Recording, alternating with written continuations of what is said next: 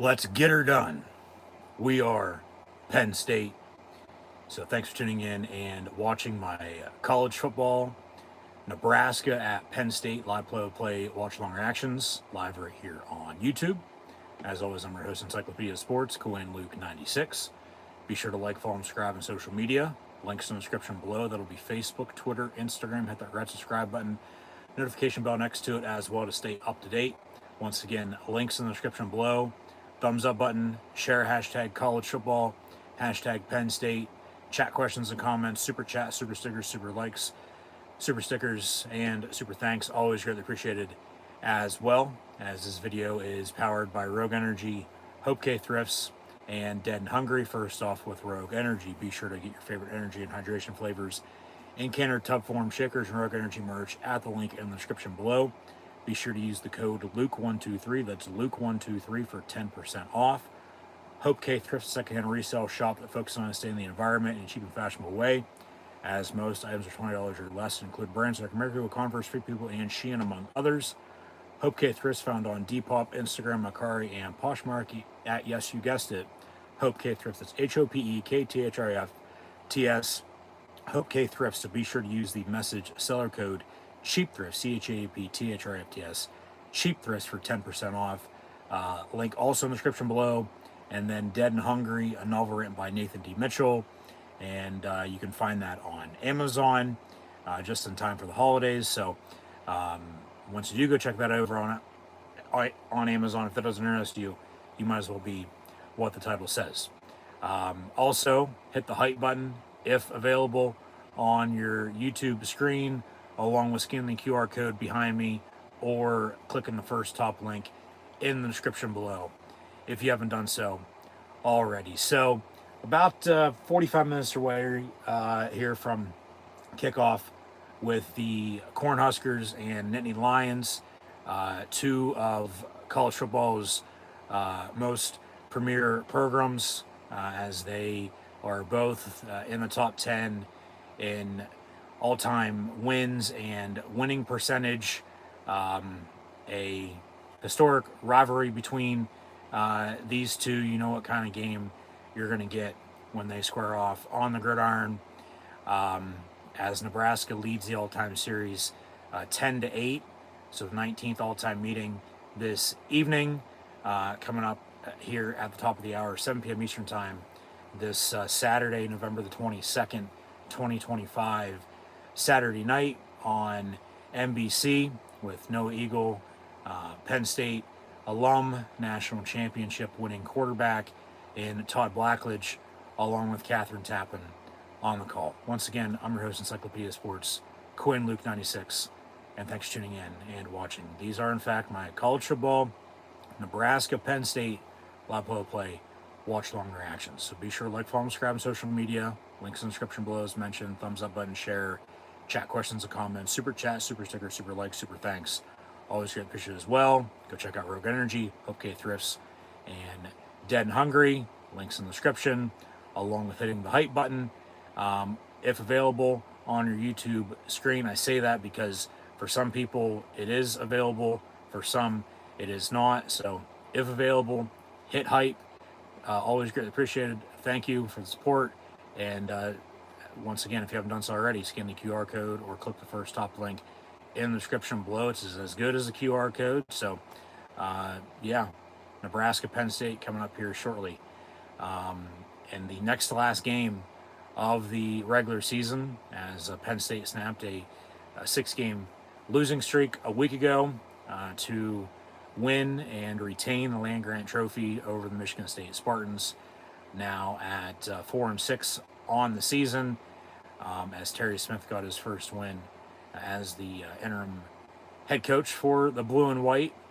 Smith was actually an assistant under Matt Roll at Temple in 2013 before he's been on staff at Penn State since. But Matt Roll in his third season in Lincoln as the head coach of the Cornhuskers, as he played linebacker at Penn State back in the mid-late 1990s, and then got into coaching, was an assistant under Al Golden, was the head coach at Temple, head coach at Baylor, head coach of the Carolina Panthers in the NFL, and then he's been back in college at Nebraska the past 3 seasons, and his name has been brought up for the Penn State job, just not by myself the past decade, but a lot the past month and a half after James Franklin was fired.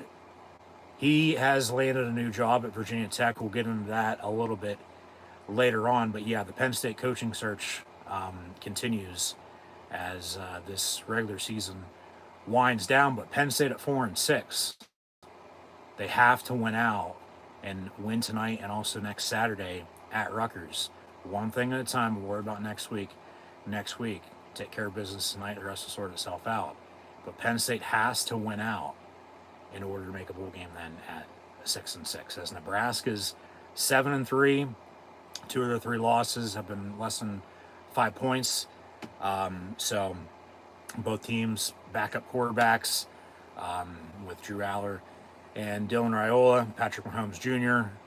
Out for the season with injuries, but both teams have strong running games, so it very well could be your old school, Big Ten football game, a low-scoring defensive showdown, and what defense is going to bend doesn't break, along with relying on special teams in order to win. So we'll see what happens, but we're going to dive into everything here now. We got some time here before we kick off. I wanted to jump on and start this stream a little earlier than I normally would because of as many notes as I have, along with discussing for one final time. We will not be talking about James Franklin anymore after with what I have planned to say this evening, because it's time to turn the page, if you will, and move on. So long and lonesome highway east of Omaha, eventually you'll enter Happy Valley, but Operation Visine this evening, and the blue and white are going to try to keep the red out as Nebraska comes to town. So once again, thanks for tuning in and watching my college football Nebraska Penn State live play. Watch longer actions live right here on YouTube. So yeah, for Penn State, let's get her done. Shout out to Larry the Cable Guy, big Cornhusker fan. I mean, you have the rest of the blue collar comedy tour with Foxworthy being a Georgia Bulldog, Ron White. I would assume Hook'em down in Lone Star State. They're up on Woo Pig Suey, Arkansas at the moment. As we'll go back in time with Arkansas and Texas, obviously, Penn State and politics. Joe Pa telling the president to shove it, because at that point in time, they had, the top 25, but didn't have a national championship game being played that year. And obviously from then until now, the playoffs only been around for the past decade or so, about to enter the second year of the 12-team playoff. But 31 years ago in 1994, on January the 1st, 1995, Nebraska had won the Orange Bowl and crowned themselves national champions. And then Penn State defeated Oregon in the Rose Bowl the very next day, January the 2nd, 1995, to cap off the undefeated 1994 season. And Penn State still trying to settle the score from 94 against Nebraska, as Penn State did not officially, unfortunately, be crowned the national champions, because they didn't even play a national championship game, that year either, even though they very well, could have. Who knows who would have won? I think we all do know that answer, though. We are, but hell, they weren't even crowned co-national champions. But we are Penn State, so I mean, is what it is. I mean, there's a fifth down play when these two met back in the 80s, I might add, as well. So it's either going to go one way or the other. But on the field, take care of business. as both teams did then, but just because of how the roles are, yeah, that game was never played. We've talked about in the past, touched on it just now a little bit, but I mean, really, it's not about that. It's about right now. And I mean, Nebraska under Matt Rule, they have been and are going to a place and time that they have not been in quite a while. And that's back to back winning seasons, back to back bowl game appearances. I mean, they've had Tom Osborne, had Frank Solich, but then after Osborne retired, fired Frank Solich, and then from Bill Callahan to Bo Pelini to Mike Riley and Scott Frost, and then Matt Rule. I guess Nebraska needed a Penn Stater to get their program turned around and get back to their winning ways. But yeah, like I said, Nebraska's 7-3. They were ranked, as Penn State was in the top 25 earlier this season, but both have fallen.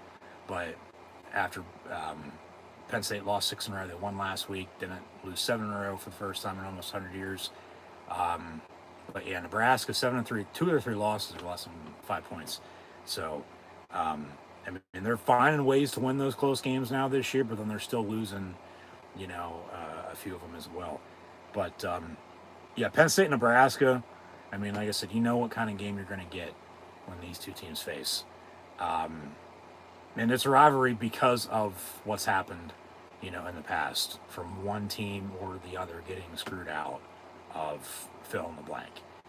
And then obviously the fan bases, are top notch, arguably, 2 of the best, if not the 2 best in the entire nation. I mean, some others would probably beg to differ, but very loyal, fan bases. And,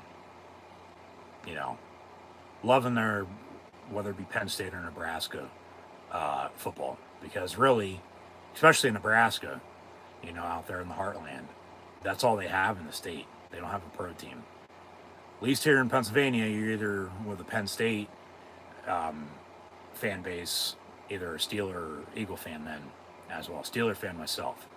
But yeah, so very loyal fan bases and 2 of the top 10 winningest programs, as mentioned, in all of college football. Winning percentage wise and total victories, as they're both nearing 1,000 career program wins, and will achieve that over the next 5 to 10 years, I'd have to say, just depending on how seasons go, win-loss record-wise. Obviously, it's all going to add up, but yeah, they're going to play tonight for the first time since 2020. That was during the shortened COVID season. It was Big Ten only. That was actually the last time Penn State finished the season with only 4 wins. Now, unless you don't want to count the COVID season in 2020, that was 2004. Then we'll get more into that in a little bit. But first meeting inside of Beaver Stadium in 8 years, 2017. Hard to believe, but that's just how the schedule's gone, And that's what with this matchup, it's like you take it for granted while you can get it, because you don't get it too often. I mean, when Penn State goes to Nebraska in 2028, it'll be the first time that they do so, obviously in 8 years, back to 20, but the first time since 2012, Nebraska's second year in the Big Ten, that they'll go out to Lincoln Memorial Stadium in front of fans. Because remember, nobody was allowed to attend those COVID games in 20, home or away for that matter. But like, they have a rich history. Obviously, tonight's the 19th overall meeting. Nebraska leads 10-8, but they met a lot, 70s, 80s, and then the 94 situation that never happened. But 02, 03, they split. The home teams won, and then Nebraska left the Big 12, joined the Big 10, and they actually came to Penn State the Saturday after Joe Paterno was fired and won 17-14. And then Penn State went out there in 12, and Nebraska came back in 13, and Nebraska 3-0 in those 3 games. But then Penn State won in 17 before they lost in 20. So, I mean, Nebraska has had Penn State's number, as of late. But yeah, first meeting since 2020, first meeting inside of Beaver Stadium since 2017. And then this is also a night game. Obviously, here we are, 6:30 Eastern time, 7 o'clock kick on NBC. It's about a half hour or so away from kickoff. But figured this game was going to be either at noon or 3:30, but then after the 6-day hold with the Big Ten Conference, then after last week's game, scheduling all the kick times for this week's game, they surprisingly made it a night game. So I'm sure Nebraska's not happy about that, but what can you do? I mean, it's actually going to be the latest kick time for a Penn State home football game in program history tonight. We'll get more into that here in a minute as well, but it's also the first time Nebraska's playing at Penn State at night since that 2002 game. And we know how that went with Brad Nessler on the call as Jamal Lord was picked off and Richard Gardner down the sideline, touchdown Penn State. So settle the score from 94 some more. Why not? So yeah, Operation Visine, keep the red out. I mean, we'll see if it turns into the whiteout that the fans were sort of calling for on social media or not. I mean, it's cold, bundle up, whatever you're wearing, just stay warm. But yeah, Nebraska leads the all-time series 10-8 all time. And then the next time they'll play after tonight is in 2028, another 3 years from now in Lincoln. So who knows the next time Nebraska's even going to come back to Penn State at this rate. But yeah, this home game for Penn State tonight, it isn't the latest date that they've had a home game, whether that be in the regular season or the playoff, obviously. The latest date would be December the 19th and December the 21st. December the 19th, 2020, when they played Illinois. And that was a 5 o'clock kick. But remember, as it snowed and we got a blizzard here in Central PA a few days earlier that week, there was no fans in attendance. So they didn't give a shit. They didn't care what time the game was going to kick off. And then later on that night, after Penn State won, put up 50 plus on the Fighting Illini, Penn State declined to go to a bowl game and finished at 4-5. So technically a losing season, but I don't count the shortened 2020 COVID year because it wasn't a full schedule. It was only Big Ten only. But we'll get more into that in a minute as well. I have more details on that. But then, SMU last year, 4 days before Christmas, Penn State hosted the Mustangs in the first round of the college football playoff. In the first year of the 12-team college football playoff. It was. Second year this year, Penn State not going to be in it. As they're fighting for their lives, to make a bowl game, got to win out. But, that was December the 21st, 2024. And then remember, that was a noon game. But tonight, here we are, November the 22nd, 2025. Penn State's on the road next week. This will be the final home game of the year. They'll get back to the stadium construction as well. Get more into that a little bit later on as well. But a 7 o'clock kick, and it's going to be in the 30s tonight. We'll see if wind's a factor. But this will be officially the latest kick time for a Penn State home football game that I can recall. If you want to argue with me, beg to differ, think I'm wrong, pretty sure I'm right. I'm not patting myself on the back by any means, but from what I can remember, and knowing Penn State football through thick and thin, top to bottom, left to right, this is the latest kick time for a home Penn State football game that I can remember once more. I mean, there's been plenty of 3:30, 4 o'clock games this, time of year, and then it's dark by halftime. It's okay when the sun goes down and gets cold once again. We'll see if the weather with the wind plays a factor tonight, if there's any at all. There might be, there might not be. It just, you don't know until it just pops up out of nowhere. But a night game this late in November never happened before. Once again, from what I can remember, I mean, yeah, mid-November before, Iowa in 2016, Washington last year in the whiteout. But like I said, I think that's it. I really do. Because remember also, the Big Ten hasn't been playing November night games for that long, maybe a decade. So, I mean, Penn State won those other two that I just mentioned at night in November. Third time be the charm here tonight. We'll see. But, yeah, this, in fact, I do believe will be the latest home kick time for a Penn State football game. What's it matter? I mean, or just go out and find a way to win. All right, that's what matters. It is November the 22nd, so all time on this very date, from what I could find out, Penn State's 10-2. They won 10 games and lost 2. And this is also the first time since 2013 that 2 former Penn State alumni, Letterman winners, 2 former Penn State football players, are squaring off against each other as opposing head coaches. And interim head coach Terry Smith for Penn State and Matt Roll at Nebraska, as he's once again in his 3rd season. And Terry Smith was on Matt Roll's first staff at Temple in 2013 as a wide receiver coach.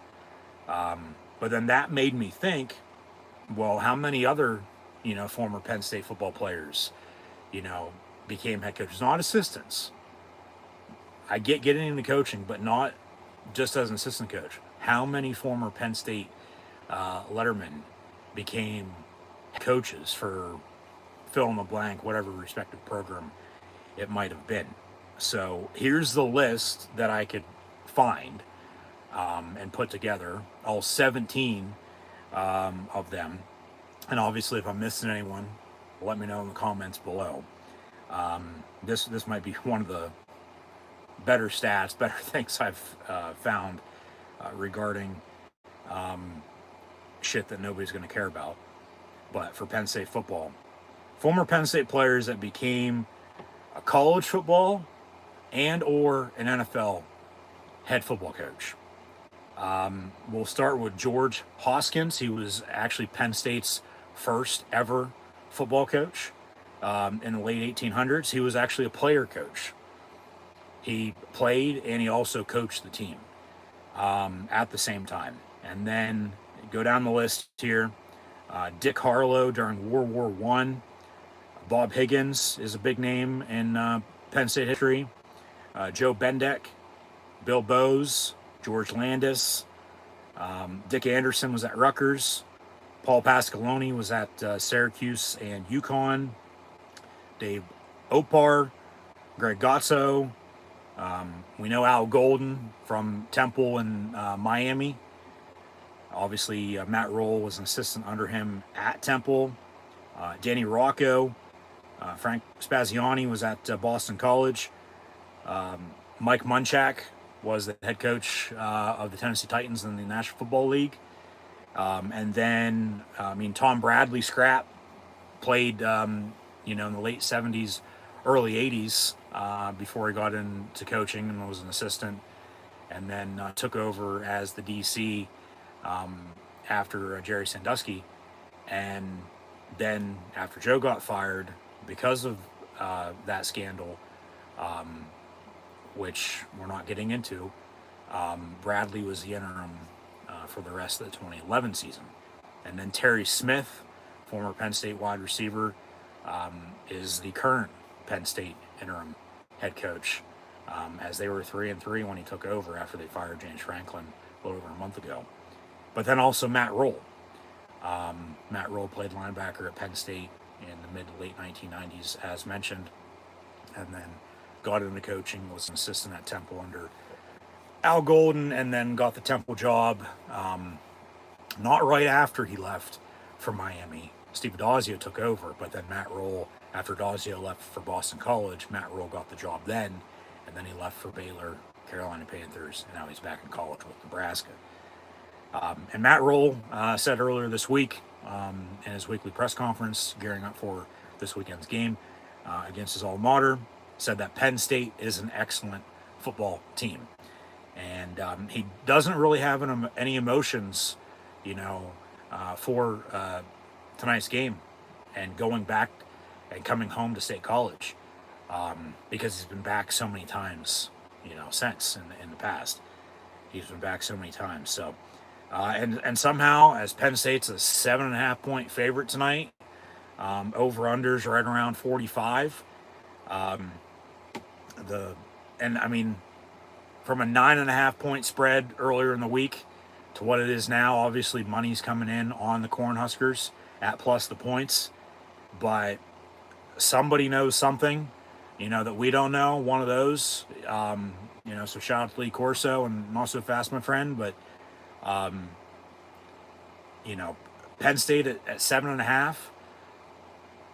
I mean, probably because they're playing at home and it's a night game. That's the only reason why they're probably as big of a favorite as a touchdown and a half, as they are. But yeah, somebody knows something. Nebraska once again 7-3, coming off of a bye week. Second straight road game though. They went to the Rose Bowl and beat UCLA, something Penn State couldn't do earlier this year. But Penn State did snap a 6-game losing streak, as mentioned last week, at Michigan State, defeating the Spartans 28-10. Luckily, they didn't lose 7 in a row for the first time since 1931, because obviously, if so, then tonight with a potential loss, if they had lost 7 in a row, obviously the season's over. Even if you would win out, you're still not going to bowl game then. But Penn State then they would have lost 7 in a row last week. Potential loss once again tonight. Would have lost 8 in a row, and they have never, ever in program history ever lost 8 games in a row. So it would have been history in the wrong way tonight if so. But that's not going to happen because they snapped that 6-game skid, and they got back to their winning ways. So they're now 4-6, and Penn State has to win out here tonight at home against Nebraska, and then also next Saturday afternoon at 3:30 on the Big Ten Network at Rutgers, who lost at Ohio State earlier today. But really, take care of business. The rest will sort itself out. All right. One thing at a time. Just find a way to win. But about 15 minutes or so away from kick, the Notre Dame game that was on NBC here prior just wrapped up. They beat Syracuse, and then talked about Arkansas, Texas a minute ago with Nebraska at Penn State tonight. And the Nittany Lions getting screwed by, that trio in the past. I'll digress. We'll move on. But, yeah, we'll have Nebraska at Penn State coming up here shortly. Pitt's also on at 7 o'clock, so we'll probably have that on as well, because there's some games on, that are good this week's schedule that are on at the same time, and then there's some games that aren't. It's like, I get some weeks are going to be like this. I mean, obviously next week will be rivalry week, be the conclusion, the finale to the regular season before the bowl games begin. Obviously, I have conference championship games in 2 weeks, but it looks like those are probably going to be 2 games we're keeping tabs on tonight, which obviously eat shit Pitt. They're at Georgia Tech tonight, but main focus, main attention, as always, we are Penn State, watching the blue and white Penn State Lions here. About 15 minutes or so away from kick on NBC. So, yeah, they're back in the studio, and they'll take us to Happy Valley here momentarily. So, the last time Penn State finished the season with only 5 wins was 2001. They ended the year at Virginia because that game had got rescheduled due to 9/11, because America was under attack in a day we will never forget. God bless the United States of America, and And shout out to our troops, Army, Navy, Air Force, Marines, and Coast Guard. Thank you for your service. But then the last time Penn State finished a season with only 4 wins, technically was 2020, but remember it was a shortened, conference-only COVID season.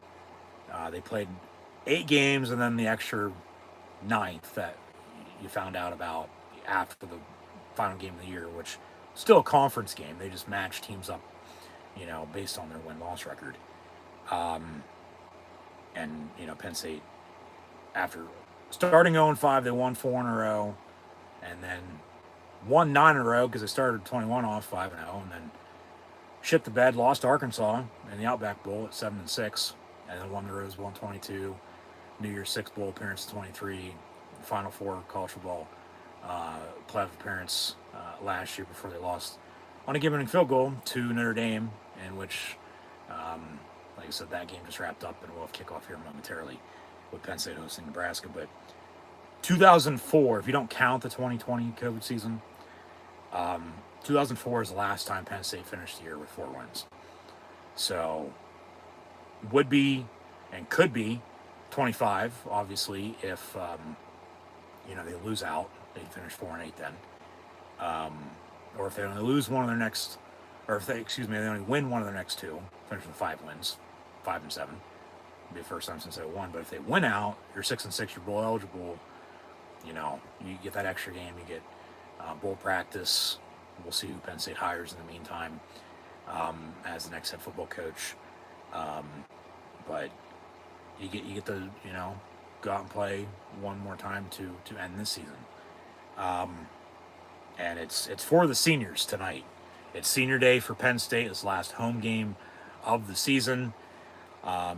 So they'll be continuing on with the stadium renovation in the coming days and weeks, as Thanksgiving is next Thursday. So hopefully everyone has a happy Thanksgiving. Obviously, Merry Christmas, Happy New Year as well, or Happy Holidays if you're one of those people. But it's senior day for Penn State. So shout out to the seniors, and thank you for your contributions to the blue and white over the course of your career, whether you were a part of the 21, let alone 22 recruiting class, and have played your whole entire career here, or you transferred in, or whatever the case may be. You're a member of the team, and you'll graduate and be a Penn Stater for life and join the largest alumni association in the world. We are Penn State. But yeah, shout out to the seniors. It's senior day, as festivities with pregame will continue here. But Penn State needs to build off the momentum with the win from last week, no doubt about it. Continue to play Penn State football, okay? One play at a time. It starts up front, control the line of scrimmage, run the football, open up this passing game a little bit here tonight, but defensively, stop the run, force pressure, create and capitalize off of turnovers, take your points while you can get them, especially in a game like this. And it's no longer what do you have to lose. Yeah, your backs are, still up against the wall. You got to keep fighting and finish. But you got to play smart. Okay? You got to find a way to win. You got to win out if you want to go play in the postseason and play in a bowl game here to end this year once again. So, as Terry Smith said after last week's win, his first career win as the interim head coach of Penn State, it's we're playing for our life to make a bowl game. And he's right. And he's staying humble with being the interim head football coach of the blue and white Penn State Lions. We are Penn State. It's been night and day from James Franklin and Terry Smith at the helm. But, yeah, one play at a time, run the football, stop the run, feed off this crowd as always, hostile environment. Matt Roll, 1-2 against his alma mater. He has never won in State College inside of Beaver Stadium. Is one win, as they lost in Temple did 14 and 16. Almost had them beaten 16 after they beat them in 15. But Penn State, went down to Temple, down to Philly at the Link to start the 15 season off 10 years ago. And the Owls upset the Nittany Lions. But just stop the run. Nebraska's got a good running back, force pressure on the backup quarterback, TJ Lateef, and Creighton capitalized off turnovers. Very well could be a difference here tonight. But, find a way to win. They need to, once again, win out. They're playing for their life to make a bowl game. So, and then Terry Smith also said this in a pump-up speech, whether it was pregame, whether it was halftime, it was recently, I believe it was the Michigan State game, but that they've talked about the pencil, okay, and needing to finish, and the finished product, okay? So go write the script. Penn State football is in control. Write the script. Whatever happens, they're in control. Leave it all out in the field, make a play, and finish. Okay? They need to finish. They need to win out to make a bowl game. And it continues on here tonight. And truly, Penn State with the blue and white and all the nation behind them, through thick and thin, bleed blue and white until Dad died. Nebraska with their red and white. Let's paint the town red like Clinton did in High Plains Drifter. All right? And send Nebraska back home in an ambulance here this evening. So we are Penn State. You're never as good as you think, and you're never as bad as you think. But find a way to win. That's what matters. That's all anybody cares about, is whether you won or lost. So find a way to win. So we draw closer. Once again, thanks for tuning in and watching. Be sure to like, follow, and subscribe on social media. Links in the description below. Weather report. I'm no Joe Murgo, but it's going to be in the 30s here tonight. And wind could be a factor, as mentioned. We'll see. But, NBC. No Eagle, Todd Blackledge, Catherine tapping on the call. So, a few stats before we kick this thing off. And then, like I said, we'll talk about James Franklin one final time at some point in time tonight. Thinking about talking about that at halftime. But if we get to it prior to that, or if it's got to wait until a little after that, then okay. But I have, along with everything else I've already said in the past, more to say to close out that 12-year tenure as he moves on to Virginia Tech. But if Penn State can get inside the 20-yard line tonight, get inside the red zone on offense, they should be able to score points, because Nebraska's defense inside of the red zone, Nebraska's red zone defense, they rank 133rd out of 136 Division I football teams in all of college football. So Penn State can get inside the 20. Del Grosso red zone. I'm sure everybody's kitchen is going to be smelling like a lot of different food over the next week. But, yeah, Penn State can get inside the 20. They should be able to score points. And take your points while you can get them. You know, play smart, not stupid. Take what the defense gives you. Just find a way to score and find a way to win. And then Penn State records. We'll talk about, we'll go backwards, how I have these in order. I should have done that. And put it in that order earlier, but I didn't. But it does make sense to do it this way now compared to how I had it. But we'll start off with Deni Dennis Sutton, as the Penn State Blue Band has taken the field. It'll be Big Ten Saturday night on NBC when we return. So I guess I should probably unmute this and they'll give us an aerial shot when we come back. But yeah, Deni Dennis Sutton, he has 3 blocked punts this season. 1 against UCLA, 1 against Northwestern, and 1 last week against Michigan State. He's 1 blocked punt away from tying Jack Ham and Andre Collins, 1968 and 1989, for the career record.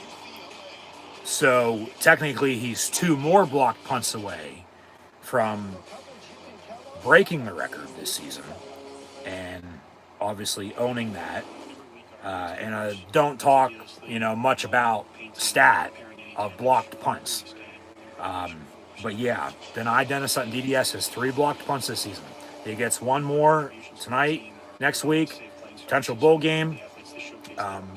He'll tie the Penn State career blocked punt record, but with 2 more blocked punts, he will break that record. And I mean, who knows? Probably stand for the test of time.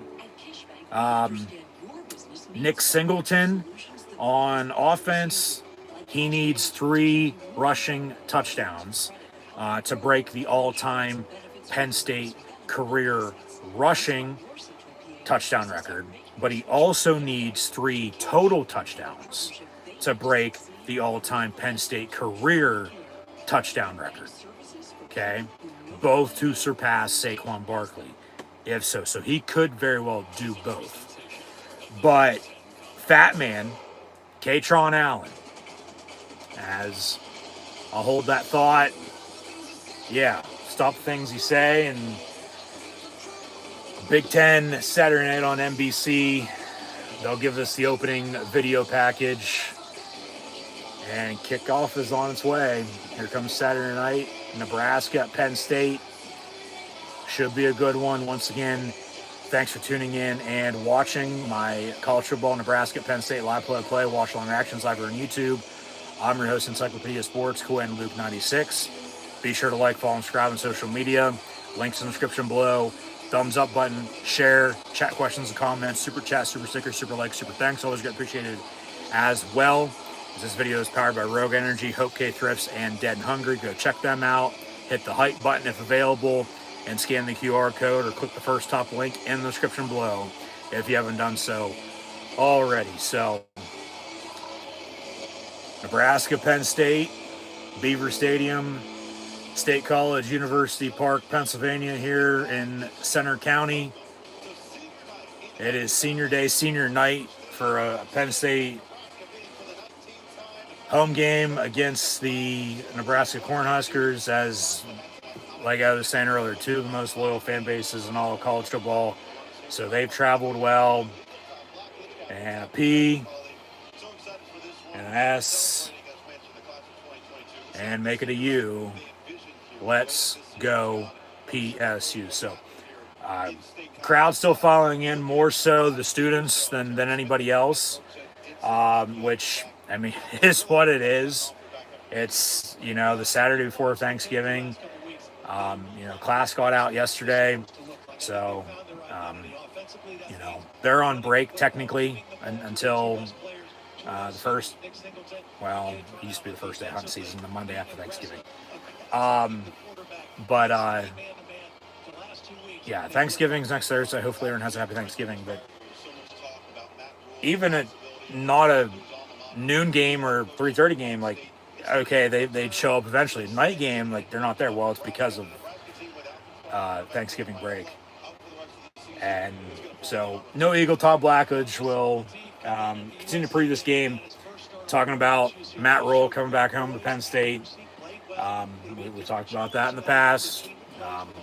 I've said my piece on everything. I still think, he's the guy, but We'll see if it happens. Probably not. Obviously, he did sign the contract extension, but those don't mean shit until they go into effect. So, Penn State about to take the field. But as I was saying, you have the fat man, Kaytron Allen. Needs 83 yards rushing tonight to break 1,000 for the season. As Nebraska's actually going to come out of the visiting tunnel first.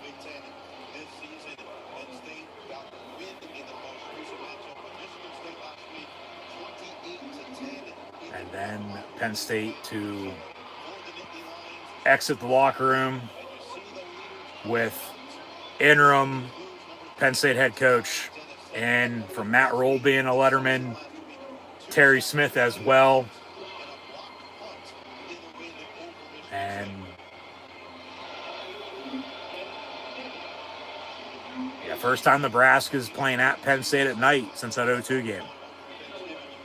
And Nebraska's had Penn State's number since then.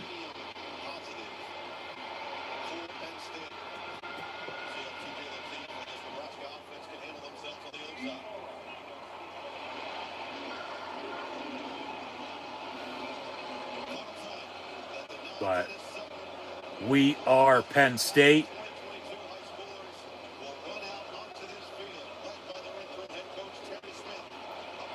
Go find a way to win, boys. Got to win out, make a bowl game. And we are. So Terry Smith leading them out as the blue band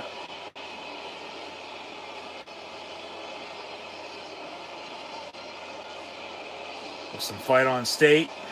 There's Matt Roll and the Nebraska Black Shirts. He's just like Johnny Cash tonight, back home at Penn State, man in black himself. Catherine Tappan down the field, going to interview one of these two head coaches, if not both of them, pregame. But yeah, like I said, Matt Roll's 1-2 against Penn State. Never won inside of Beaver Stadium. They lost in 14, lost in 16. Temple beat Penn State at home in 15, but he hasn't played against Penn State since. Coached against Penn State since.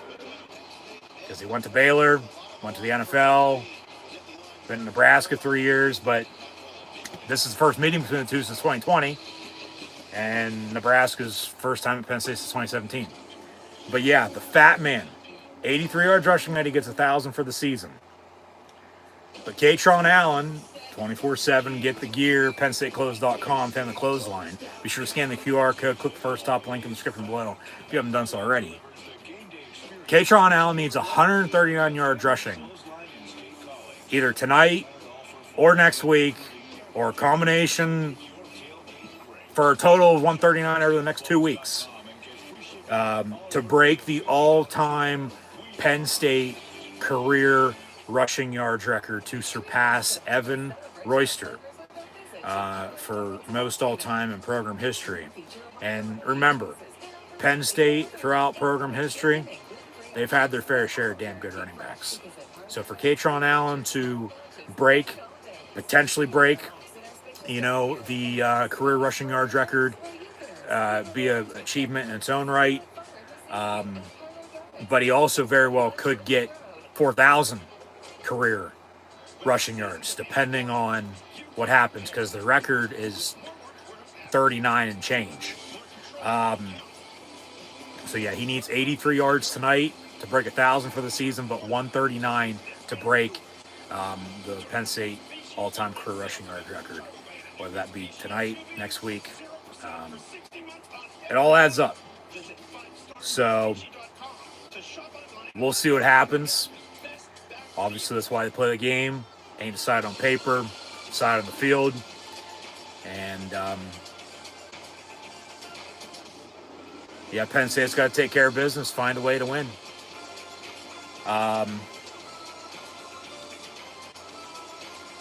So, like I said, we'll talk about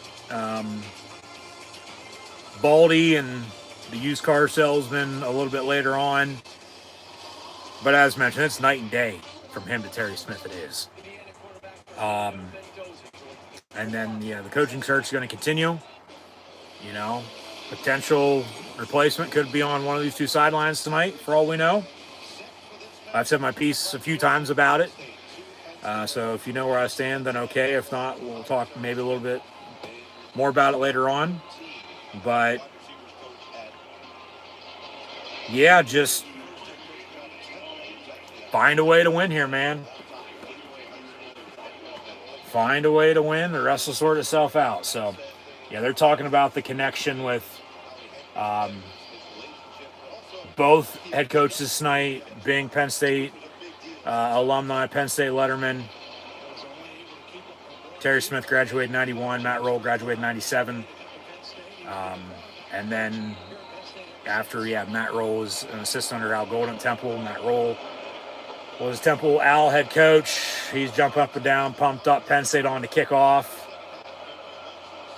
So Nebraska getting the ball here. Kick off north to south, left to right across the television screen right in on dial, and from the goal line on the kickoff return. Nebraska out to about the 30-yard line. That's where they'll set up shop. 1st and 10 with TJ Lateef in for Patrick Mahomes Jr. and Dylan Raiola.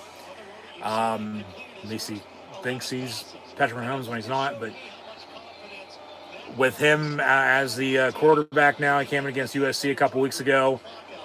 They went to UCLA and one had a bye. So, I mean, he's gotten, time to get accustomed now to the offense as a starter. But Emmett Johnson, their running back, I mean, they're trying to get a Heisman campaign going for him. He's a damn good back.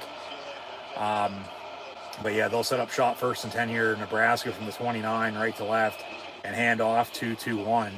And he gets a couple yards up the middle. So Nebraska in their road, white and red. Penn State in their home, blue and white. And we'll see what happens. But Matt Roll was the head coach at Temple and had Terry Smith as an assistant in 2013, and then Terry Smith's been at Penn State ever since.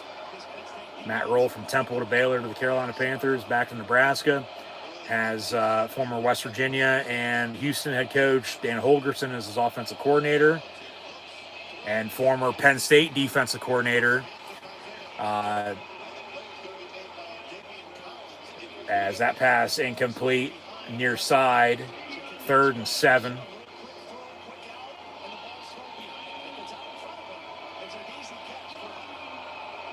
Davian Collins on the coverage. Receiver must have heard footsteps. It's incomplete. 3rd and 7 out of the gun. Trips far side from the 32.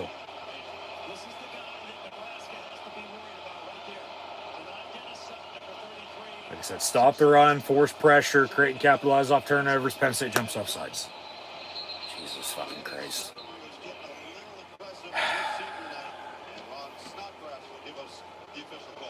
So offsides on 3rd and 7, make it 3rd and 2. They'll replay the down.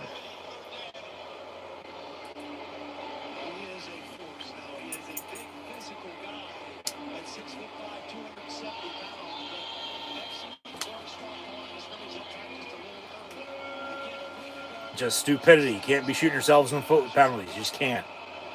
Both these teams are in the top 20 in avoiding penalties. They don't really, cost themselves that much in the penalties. Nebraska with a backup quarterback will hand off to Emmett Johnson. He's off to the races inside the 20 before he's pushed out by DeJuan Lane. So, big spark for Nebraska. They're trying to, on the road, establish a run game and shut this crowd up. And, more power to them. You got to give credit where credit's due. And, he just hit the hole and off to the races.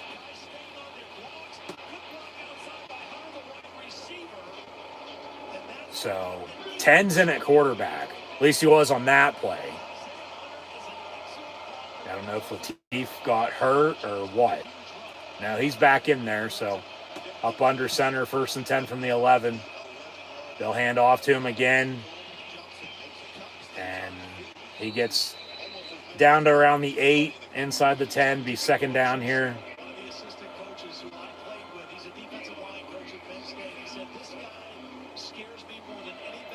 Yeah, Johnson is, his name's Emmett, so he better be a good fucking running back. Also with the last name Johnson. Penn State had Larry run for 2,000. in a game like this back in 02. 2nd and 7, officially from the 8. And they'll run them again up the middle. And it'll be 3rd and about a yard and a half, 2 from inside the 5. And the thing is now Latif at quarterback, and for Raiola, like, Matt Rule doesn't have a problem playing freshman quarterbacks. He's done it everywhere he's been, and he's had success. So, but it starts up front. You got to be able to run the football. And he knows that. They're doing that. Penn State's backed up on defense, and now that number 10 quarterback's back in the ballgame. 3rd and 2. So I don't know if Penn State's ready for this, but they'll run it again up the middle. And I don't know if he got it. It might be 4th and inches. Yeah, he's short. Now what do? Do they go for it? They kick a field goal, take an early 3-0 lead.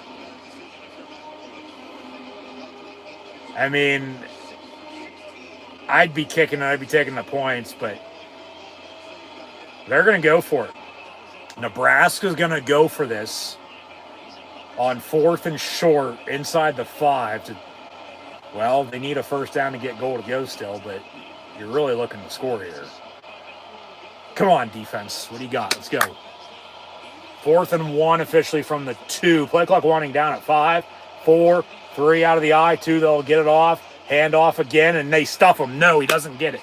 Turnover on downs. So the big run doesn't get him anything. The Penn State defense holds with 11:29 to go in the first. But now Penn State's going to have to go the distance if they want to do anything. But then if you got to play a field position game, then by all means.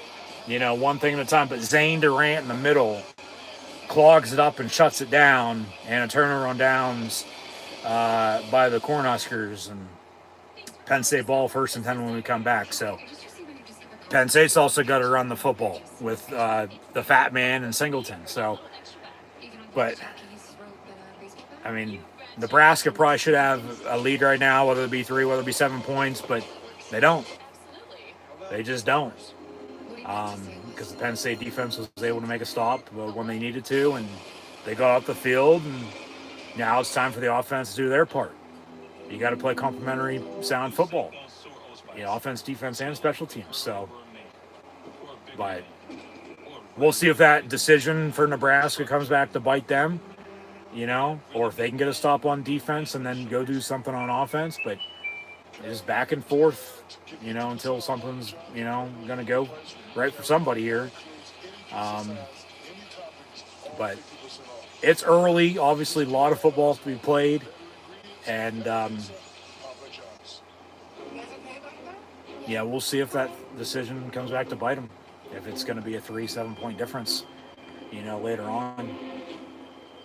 So, we'll get back to the action here in a minute, but be 1st and 10 Penn State from, around the 5-yard line, inside the 5-yard line. Going to have a ways to go get points here.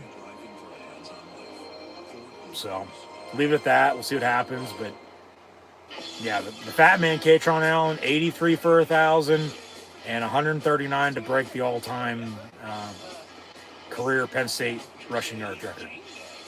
So we'll see if he gets it here tonight or not. Let alone, even next week. Who knows? If there occurred, day last week, 181 yards and a couple touchdowns, maybe he tops that. Obviously he'd get it then at that rate, but maybe he doesn't come anywhere near. I mean, I think he's going to get it. It's just a matter of when. It very well could be tonight. They're going to need a couple big runs out of him, though, if so. But then if they keep running them, the carries add up, the yards add up, then, over a 60-minute game, he could get it.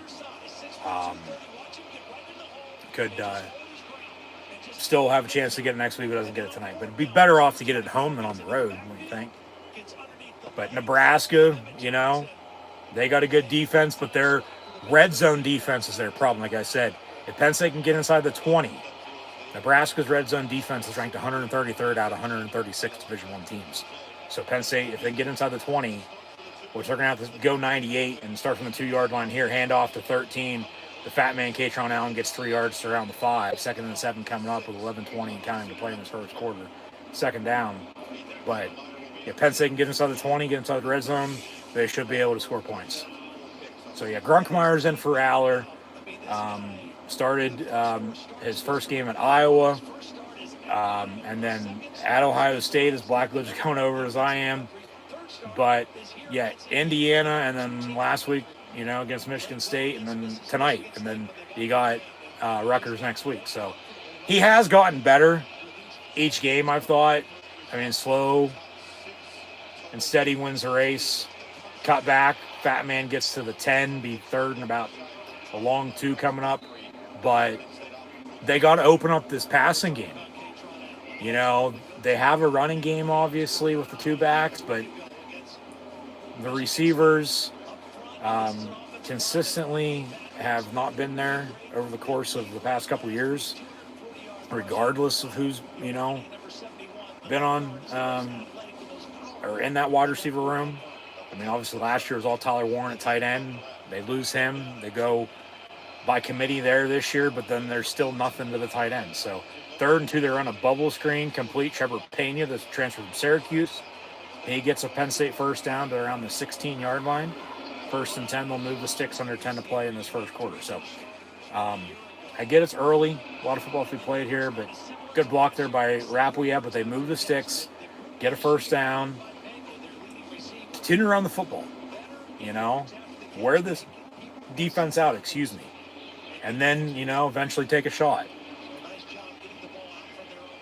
But from the 16, 1st and 10, Penn State out of the pistol. Grunkmeyer down the middle and high, but caught. And number 3, Kobe Howard, true freshman from the Sunshine State in Florida, makes the catch. So they have had him and Tysier Denmark step up recently behind 1, Kyron Hudson, 5, Devontae Ross, and 8, Trevor Pena. Obviously, you have Liam Clifford, Little Red Dog, as well. But Howard with a big catch. And Penn State 1st and 10. Where are they going to spot him out at? 47-yard line. Dinkins in motion. And a handoff. Fat man, Katron Allen. Down the far sideline, off to the races. See you later. 30, 25, 20, 15, 10. And he's going to be out inside the 5. There's a big run for you. So both offenses, a big rush, to get into the opponent's red zone. But Nebraska obviously couldn't capitalize. They went for it on 4th down because the Penn State defense was able to hold and, not allow a single point. They didn't force a kick. Nebraska went for it, didn't get it. But I don't think he stepped out at all. We'll see the yardage here in a minute. But he very well could get the record now tonight with a big run like that. Be 1st and goal Penn State at the Nebraska 3. Remember, this drive started at the Penn State 2. They've almost gone the distance. Handoff, stuff them, no gain on the play. So 2nd and goal from that same spot. And, okay, well, he just passed Saquon Barkley for 2nd all-time. He's now at 38-52.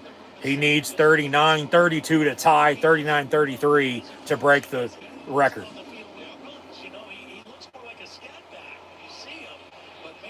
He very well could get 4,000 when it's all said and done and become the first ever to do that because the record's obviously 39-32. From the 4, 2nd and goal, and they'll throw it in the flat to the tight end, Andrew Rappleyea, and he walks in, touchdown Penn State. And they take an early 6-0 lead with 7:22 to go in the first quarter. Extra point to come on down, Ryan Barker. And, hey, they're getting the tight ends involved now. I mean, it took them till November to realize and figure it out, but fake the run. Yeah, good block. And then right on the money in the flat. Grunkmeyer with a passing touchdown, 17-87 for 6. And here's the extra point. 98-yard touchdown drive on 7 plays. took up almost 4 minutes and 9 seconds. So Barker for the extra point. And Nebraska, I mean, they could have had 3. They could have had 7, but the Penn State defense stopped them. And the extra point is good. So Penn State leads Nebraska now 7-0 with 7:22 to play in the first quarter. We'll update some stats here in a minute. Got a flag on the play. Just once again, thanks for tuning in and watching. See what the penalty is here. Personal foul, face mask on the Penn State offense, on the kicking team. So, probably have to re-kick. Or was it after the play?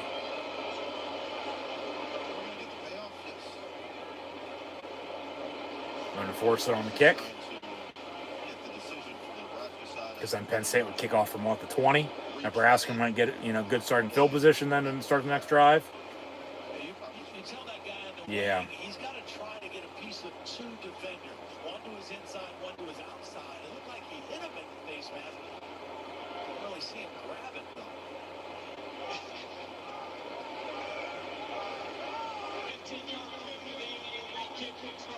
though. Okay, Penn State's going to re-kick. Matt Roll's going to make Penn State re-kick the extra point. 1 point could be a difference. You don't know.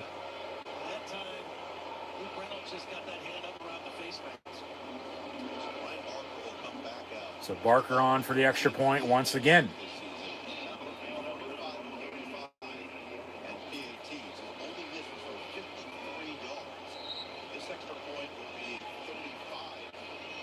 So this is like an NFL extra point after the penalty for the Penn State extra point on the touchdown drive. Snap, hold, kick is still good. So it's still 7-0 Penn State with 7:22 to play. Another penalty on the play. Jesus Christ, come on. Offside on Nebraska. Penalties declined. Tries good. Yep.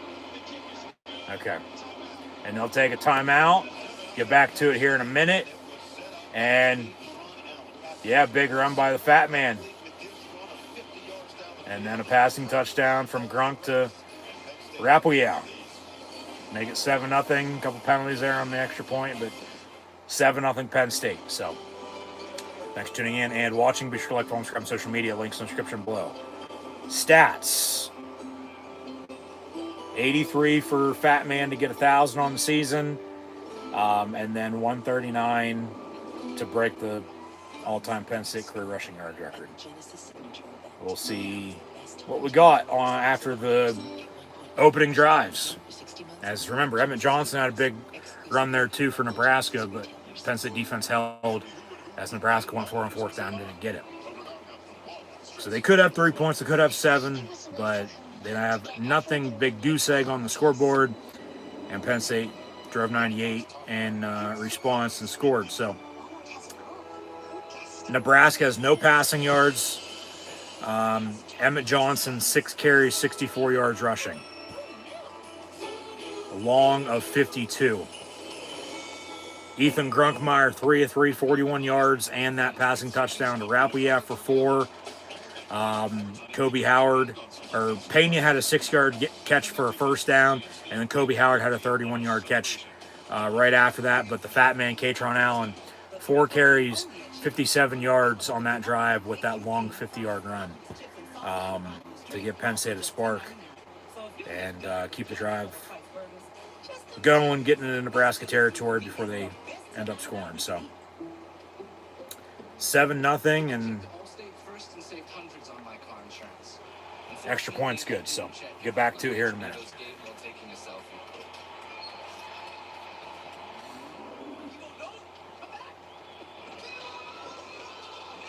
Checking all state first was really smart.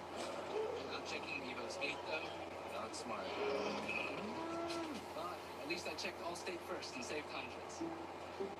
Hook 'em. Who is the winner of this knockout? I'm really torn. I know you're gonna say Buble doesn't know anything. Even though he's incredibly handsome. Everybody stand up. This is new Monday on NBC and Peacock.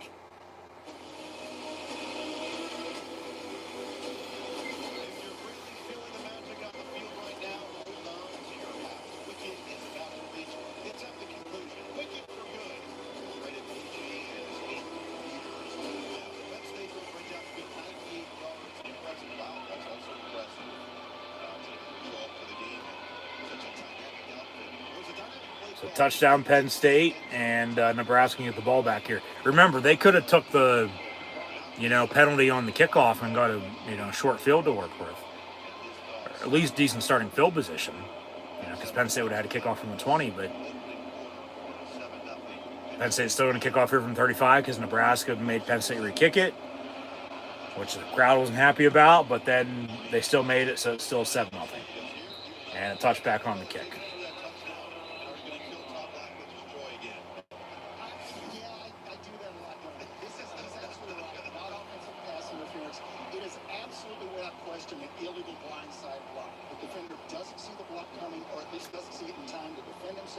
It's forcible contact, shoulder to shoulder, puts him on his rear end. That's a 15-yard penalty for the illegal blindside block. Well, guess what? They didn't call it. So touchdown Penn State, 7-0, and 1st and 10 Nebraska from the 25. Come on, defense, let's go. Got to stop the run. Stop the run. Force pressure, create and capitalize off turnovers. So Nebraska will run it again, and a tackle for loss.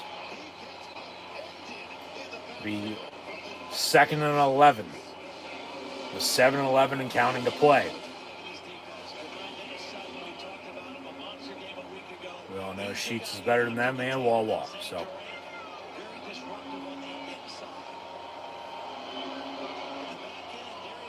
come on, boys. Come on, defense. Let's go.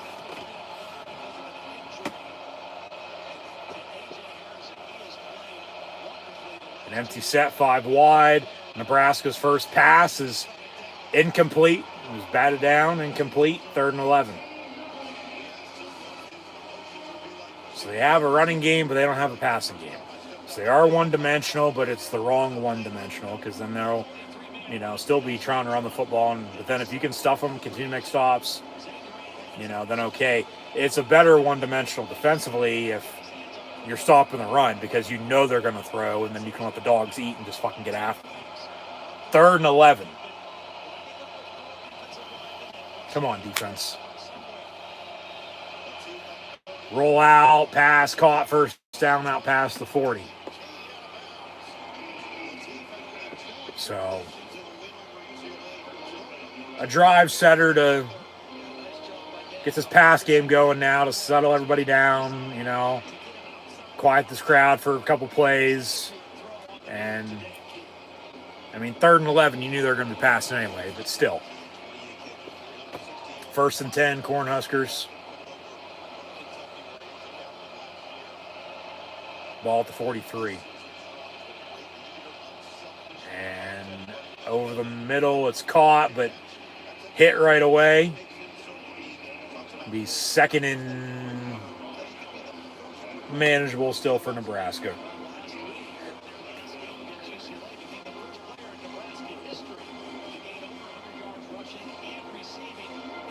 Or about 2nd and 6, if I have to guess.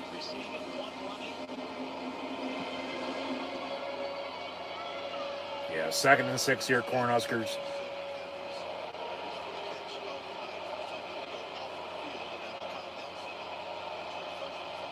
Ball at the 47, out of the pistol. They'll motion the tight end. Run it. And they get a 1st down run. And then some, so they'll move the sticks here again. And another 1st and 10 for Nebraska. So it's just that smash mouth football. Run on both sides. The difference is the Penn State passing touchdown though. So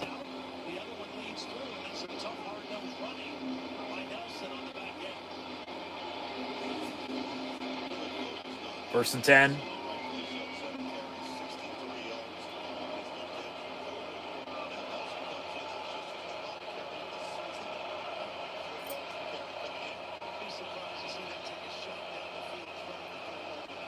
And they'll run it again. But then a tackle right away. And 2nd down and 9.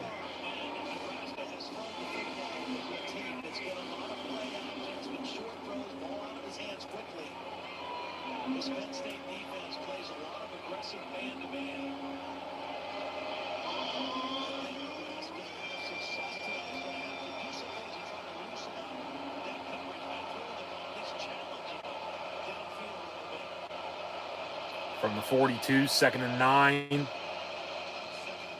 And they run a screen. It's almost batted down, but caught. And then Amari Campbell with a tackle for loss. So back to 3rd and 10.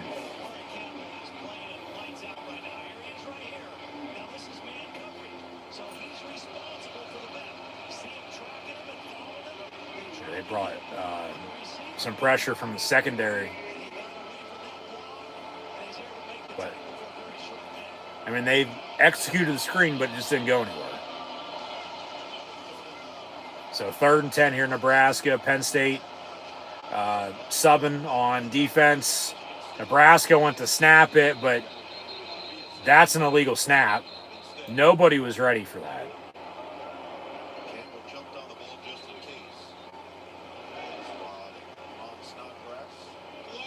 Delay a game on Nebraska.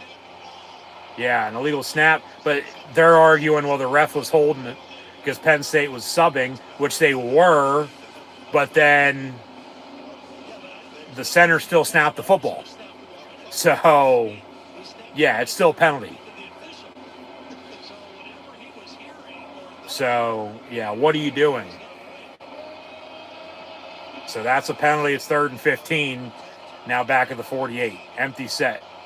They'll motion the back into the backfield.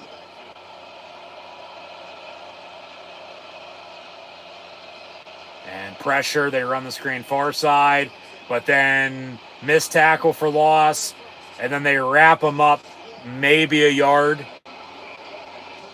So some pushing and shoving now on the Penn State sideline. Get out of there. Just move on. 4th down. You got off the field. Force the punt here.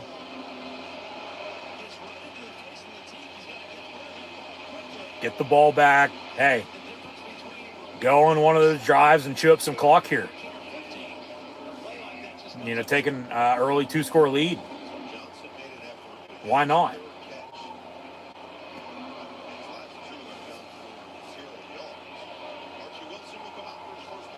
So it's 4th and 14 from the 47. Nebraska will punt for the first time tonight. Penn State fair catch at the 10-yard line. So they're going to have to go ways again here. I mean, but remember, the last drive started at the 2. And they went 98 and scored 7. It's going to start at the 10. Don't have to go as far, but still length of the field if they want to go score. So, I mean, if I'm able to get 3 points on this drive, I'm taking it. You know, if you got to settle for 3, okay, so be it. 10-0 leads, 2-score, game. You know, pressure's on them to do something. When they could have points, remember they went for it, didn't get it. And then Penn State responded with a touchdown. So even better if you can go score another touchdown. But go work clock. Go move the ball. But if you got to play field position, I get it. It's early. But the defense they're making stops. So if they can continue to make the stops they are, the length of the game, they might be all right, but it's still early. A lot of football to be played. So run the fat man, get them the rushing record here tonight at home rather than next week at Rutgers. Once again, take care of business or else sort itself out. You still got to win out. Win tonight next week to make a bowl game. If you lose one of the next 2, you're not going to a bowl game. Unless at 5 and 7, there's not enough bowl eligible teams, and then maybe, just maybe, you get an invite. Doubt it, but yeah. Because there's been 5 and 7 teams that have gone bowling before, but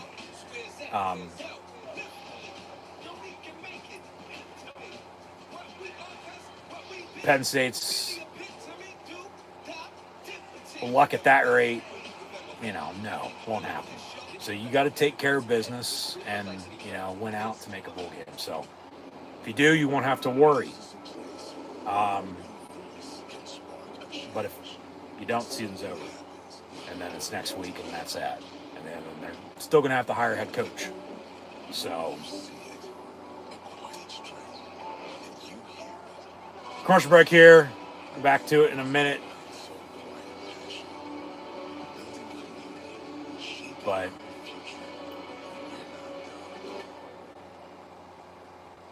just one play at a time. Keep it simple. Balance, consistency. They have momentum. You know, they got to maintain it.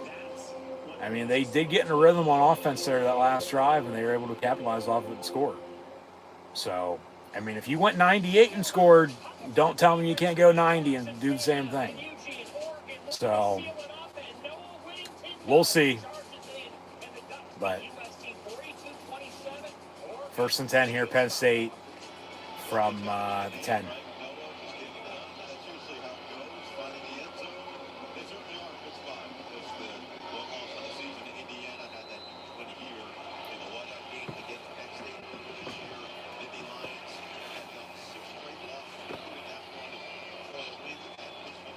And they'll run a reverse with Trevor Pena. He gets about 2 yards. He's 2nd and 8. And Catherine Tappan for the first time tonight.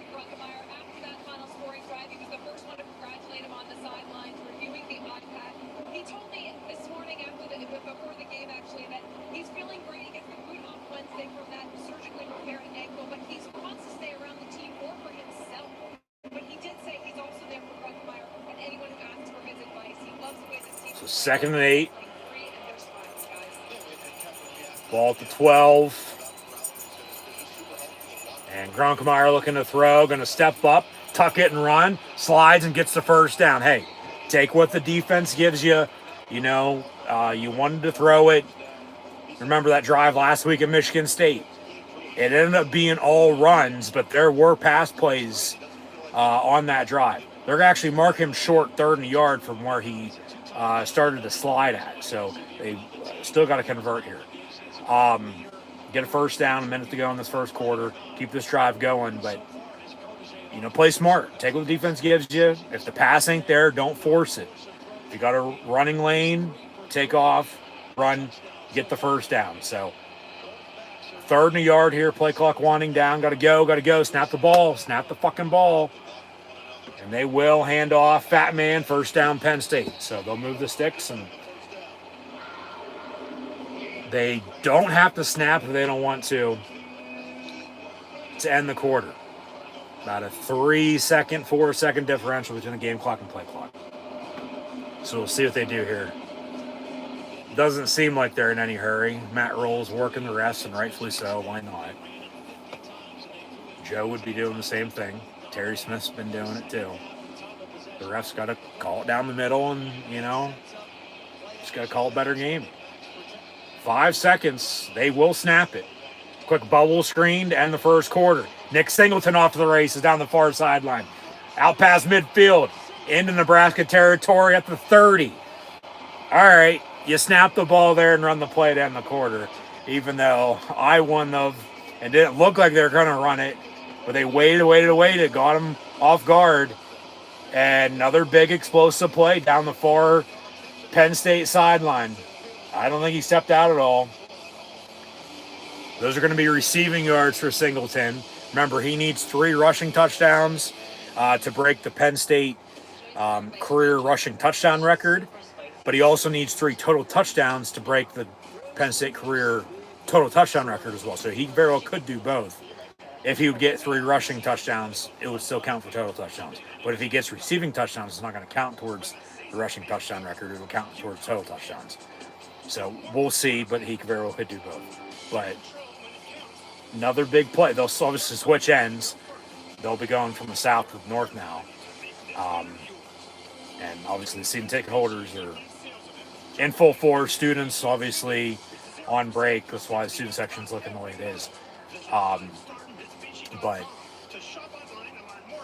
1st and 10 for what? We'll see what they mark at. Around the 30, 35-yard line. And, yeah. You got to capitalize off of it. You have a chance now to go up 2 scores early second quarter. And then Penn State's also going to get the ball back to begin the second half because they, remember, kicked off to begin the game. Nebraska got the ball to begin the game, went the distance, but came up just short when they could have had 3 points. Could have had 7, but Penn State's defense stopped them. So, 7-0 lines here, 15 minutes in. And big play to end the quarter. Had a big play on the touchdown drive. Get back to the run game. Keep wearing them out. Run down the damn throat. And that bubble screen's working tonight. It is. I mean, they had Pena on a bubble screen for a first down. Had that bubble screen go. What a good 50 yards, 60 yards. And, now they'll get a break, and you got to capitalize on it, though. You have all the momentum in the world right now. All the momentum in this game is on your side. You got to score. Extend the lead to 10, 14. 2 scores. Pressure's on Nebraska to do something. And then your defense is, doing what they're doing. Yeah. So.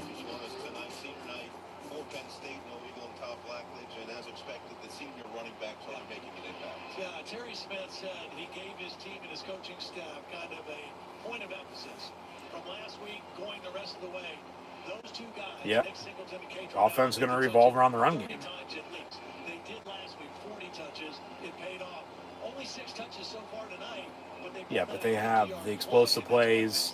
They have momentum. It's one thing at a time still. But, yeah, just keep it up. Don't let this slip.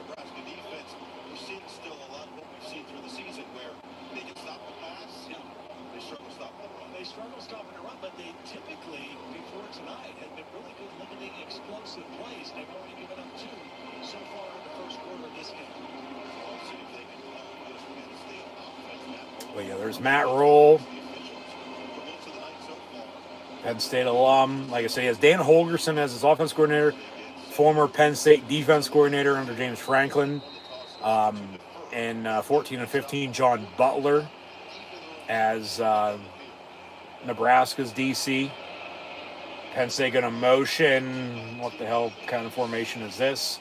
See, now they're trying to get tricky and, special with it. A little toss play. Singleton gets 2 yards out of it. So at least it went for a positive rather than a negative. But there's no need to be getting, all gadgety with it. Just keep it simple, man. I get you want to catch them off guard, but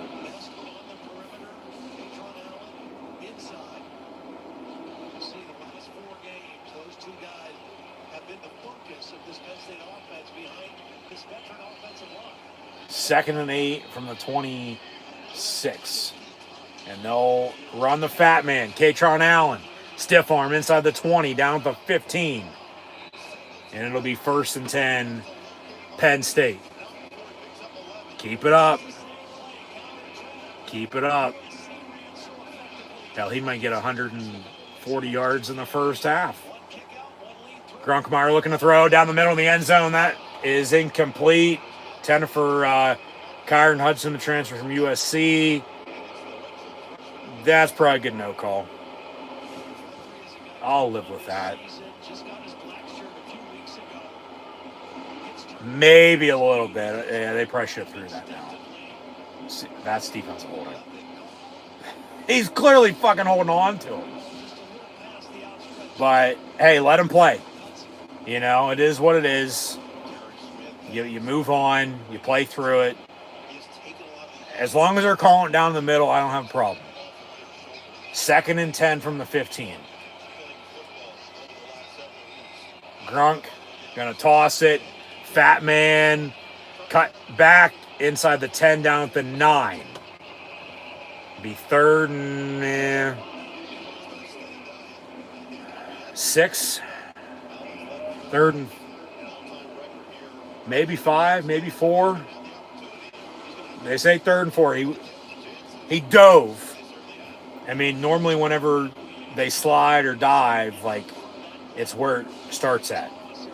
So I guess you can say gave it forward progress, 3rd and 4. And there are the students with the trend that's ongoing, and you take your shirt off and wave it in the air.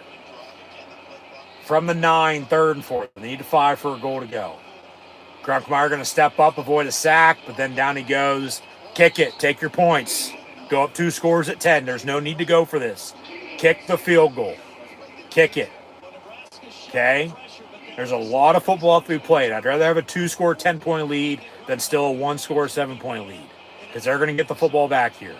You got to play smart. Kick the field goal. And they will. Here comes Ryan Barker. Made the extra point earlier. After the penalty. This will be from 26.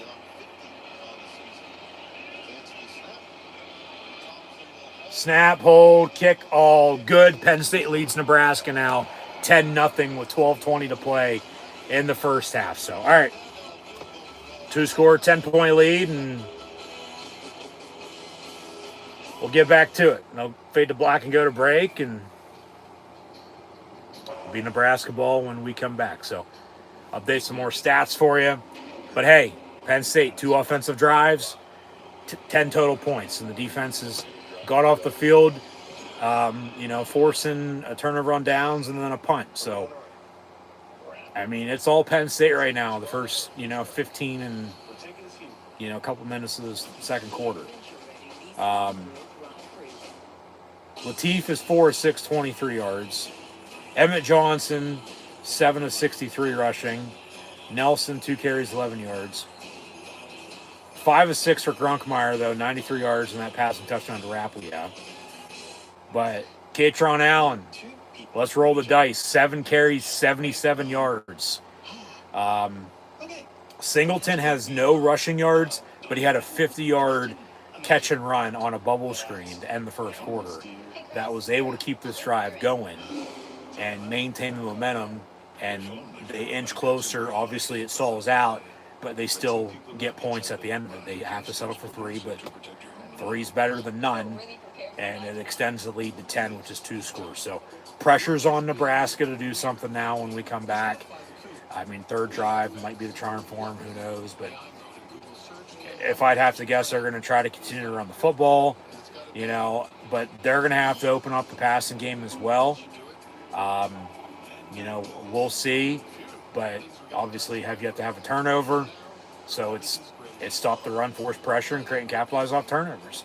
If Penn State can get a turnover or 2 in this game, already with the lead they have, and capitalize off of it, score off of it, like, it's going to add up. It might be a difference in the long run. And just, I'm not saying this is turning into the 0-2 game by any means just yet, but I mean, and remember, it was all Penn State that night. And that was right after Nebraska the year prior had played in the national championship game, and then they come to Penn State to begin the season. It's like the second and third game of the year. Remember, non-conference at that point in time still. And Penn State just put it to them. Obviously pissed off from 8 years prior, and still 31 years later, but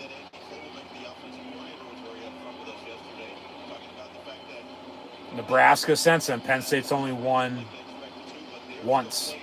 Well, twice since, if you want to count 0-2. It was 2017, but Nebraska's won all the other games. 11, 12, 13, and 20. So, they've all been close. They've all been one-score games.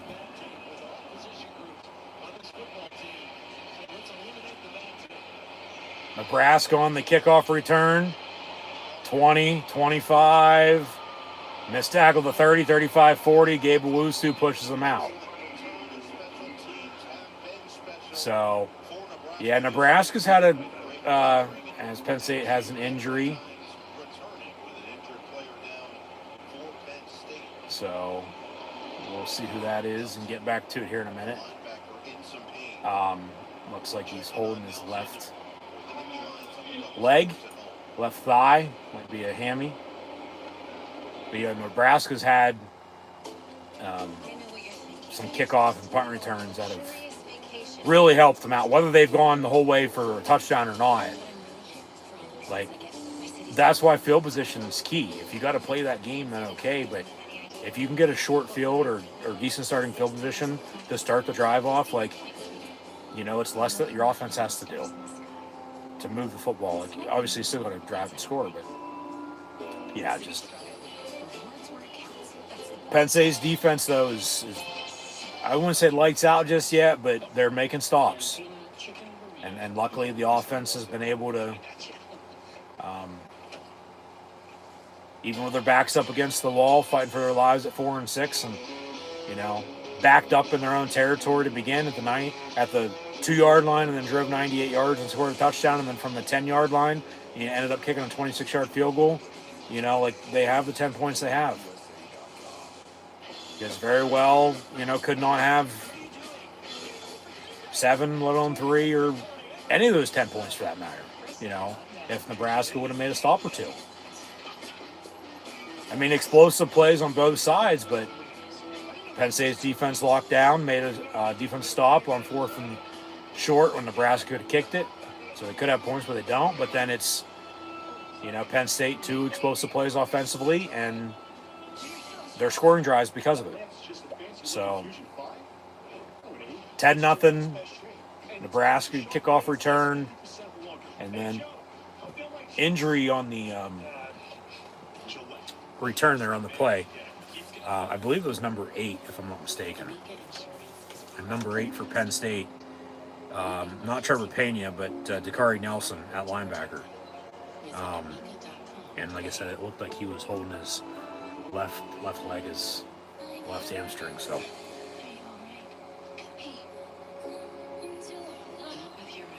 Yeah.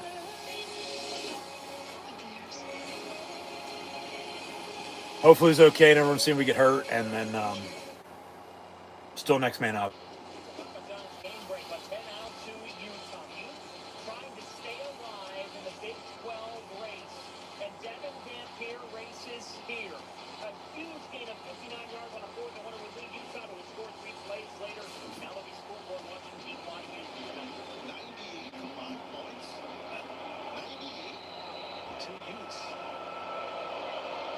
The 2 Utes. All right. Let's go way down south here. 1st and 10 from the 40. Handoff for a yard. Oh, my. I wasn't expecting that tonight. But defense here. Got Nebraska in a 2nd and 8. As Nebraska's actually going towards the south end zone. Early second quarter. See if the defense can continue to make stops.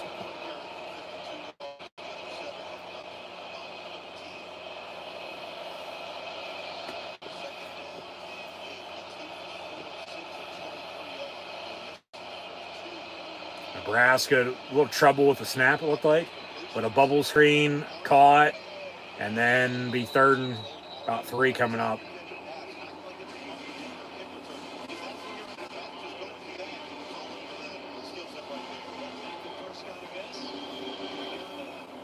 Come on, defense. Let's go.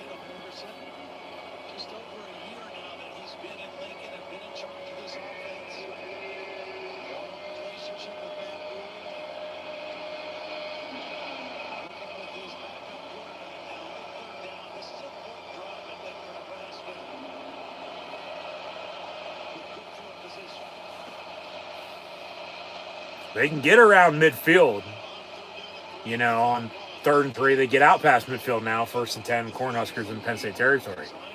But remember, even on that opening drive, they went the distance. They still came up short.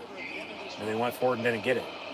But their other drive had stalled out around midfield. But they convert there on 3rd and 3, get a 1st down, and move the sticks. Dom DeLuca and Elliott Washington on the stop. Be 1st and 10.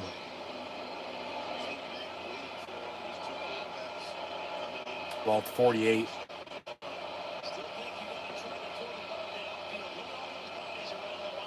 And slant.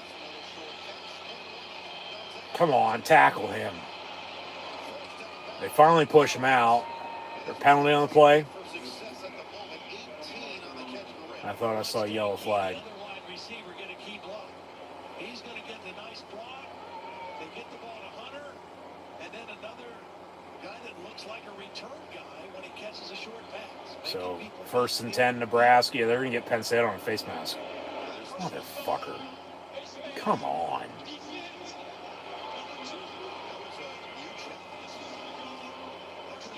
Offsetting face mask. It looks like that was the mutual face mask. They rolled that all over. So they call it on Collins. So, 15 yards, automatic first down for Nebraska. Take another look here. You see the offense and the defense both have face masks at points there. There's the better look at how much Hunter truly got. Your 1st and 10 at the 14 now after the penalty. Handoff for 2, maybe 3 up the middle. 2nd down.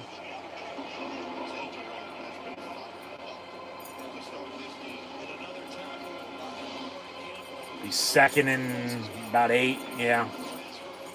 As we near 8 o'clock, top of the hour. Remember, this is 7 o'clock kick, not 7:30, not 8 o'clock. So, both teams still all 3 timeouts, 2-minute warning as we near halftime. Under 10 to play in the first half. 2nd and 8. Well, 12. Empty set. And quarterback going to keep it. Roll out. And then throws it late. It's incomplete. Well, yeah, was that an illegal forward pass? They're going to let it slide. It's incomplete, 3rd and 8.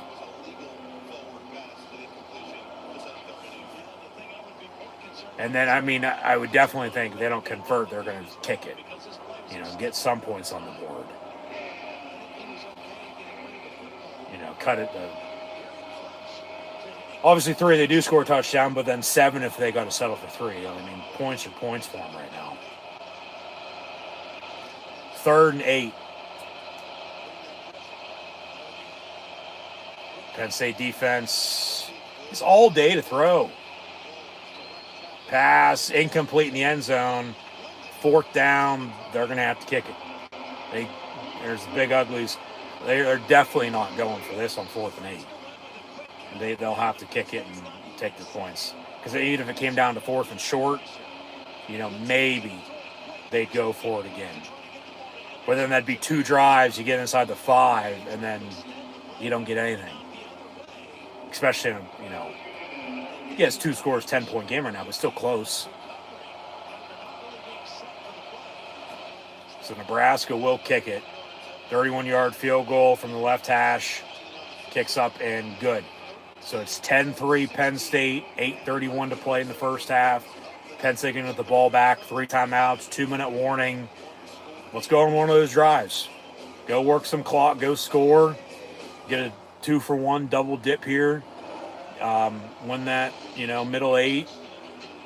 You know, it's at 8 minutes to go in this first half, but then that final 4 and first 4, because Penn State's going to get the ball back to begin the second half.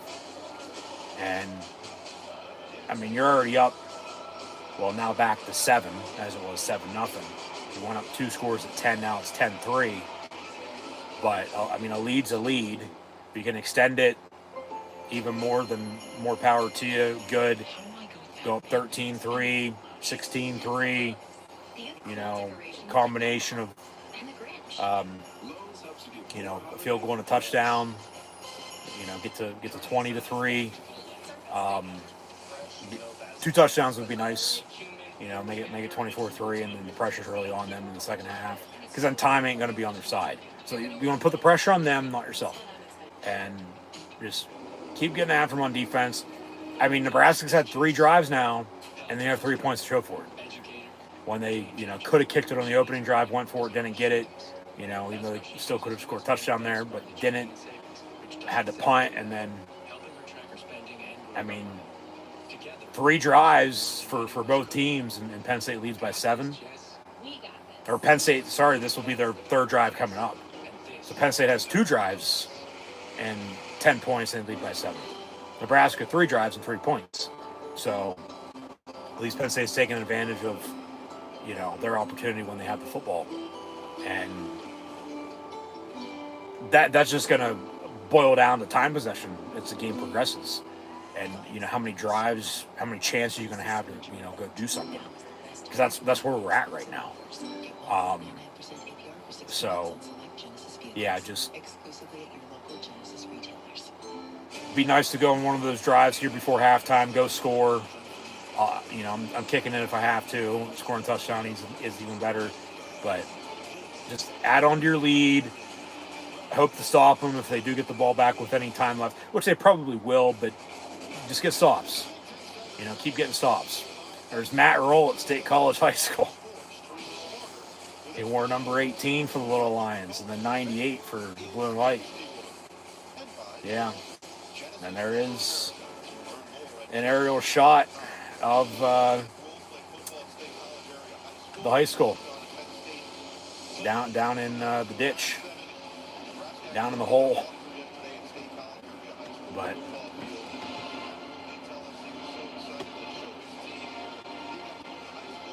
so Nebraska practiced at State College High School yesterday, is what they just said? I mean, I'm not surprised. Villanova did earlier this year. Oregon stayed in Altoona, for God's sakes. But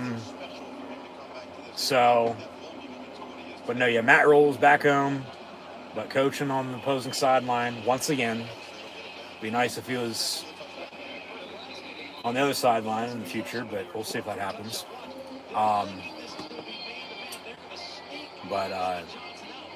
They almost score on that with the defense read it. Yeah, they wanted a wheel route and it wasn't there. No, but once again, go on one of those drives here before halftime.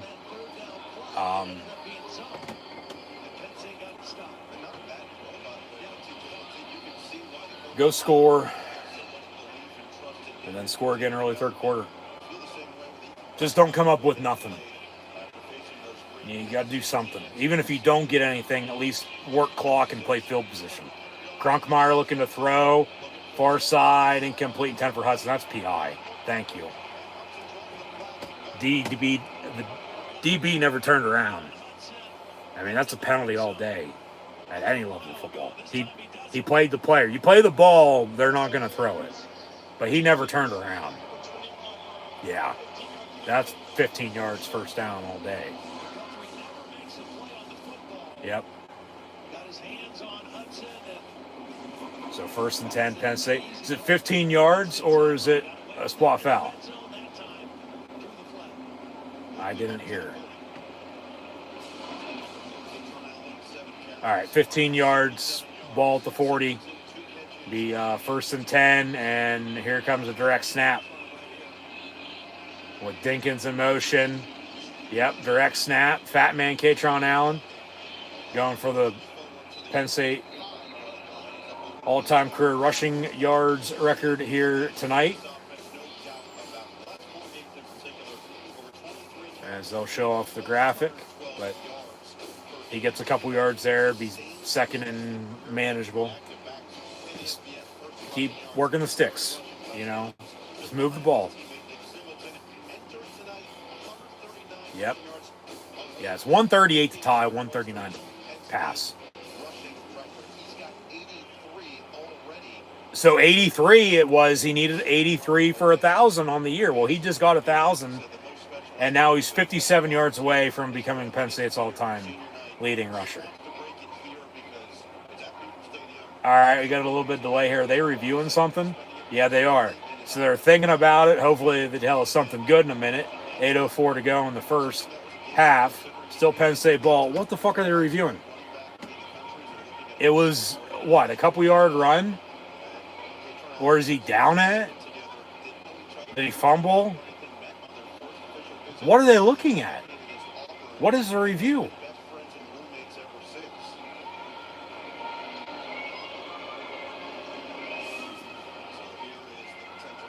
Oh, targeting.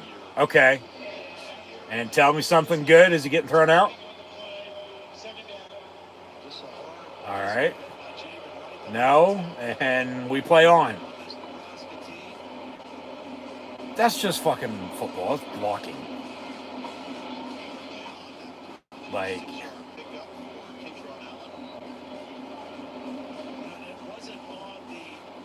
yeah, just you don't see that too often. So, be 2nd and 4, Penn State. After the 6-yard run, and then the review there, but they'll run it again. Fat man for another 2-3 yards up the middle, be 3rd and short.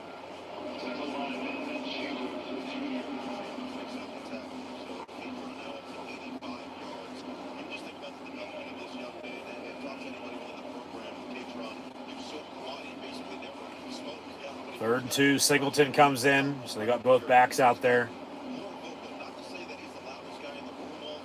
Just get 2 yards, get 3 yards, you know, get a first down, go out, work out of that.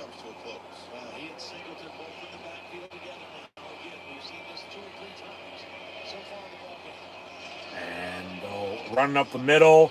Is that Fat Man? Once again, Katron Allen spins and gets a Penn State first down.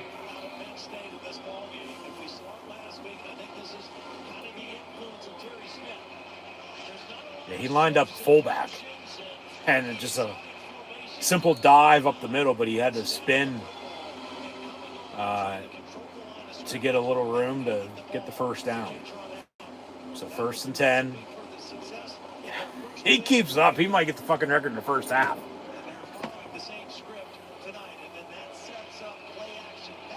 Yeah, exactly.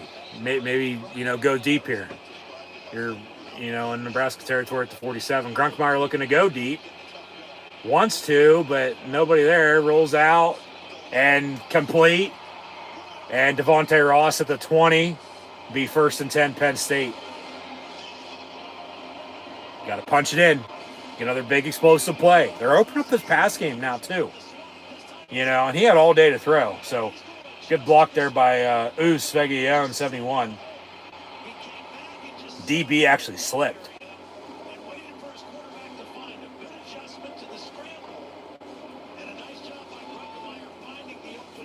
So 1st and 10. Get back to the run game. From the 19, 1st and 10. And they'll run it again up the middle for about a yard. 2nd down. You got to capitalize, got to score. Got to score. Touchdown's better than a field goal, but if you got to kick it again, then so be it. Get back to your 10-point lead you just had.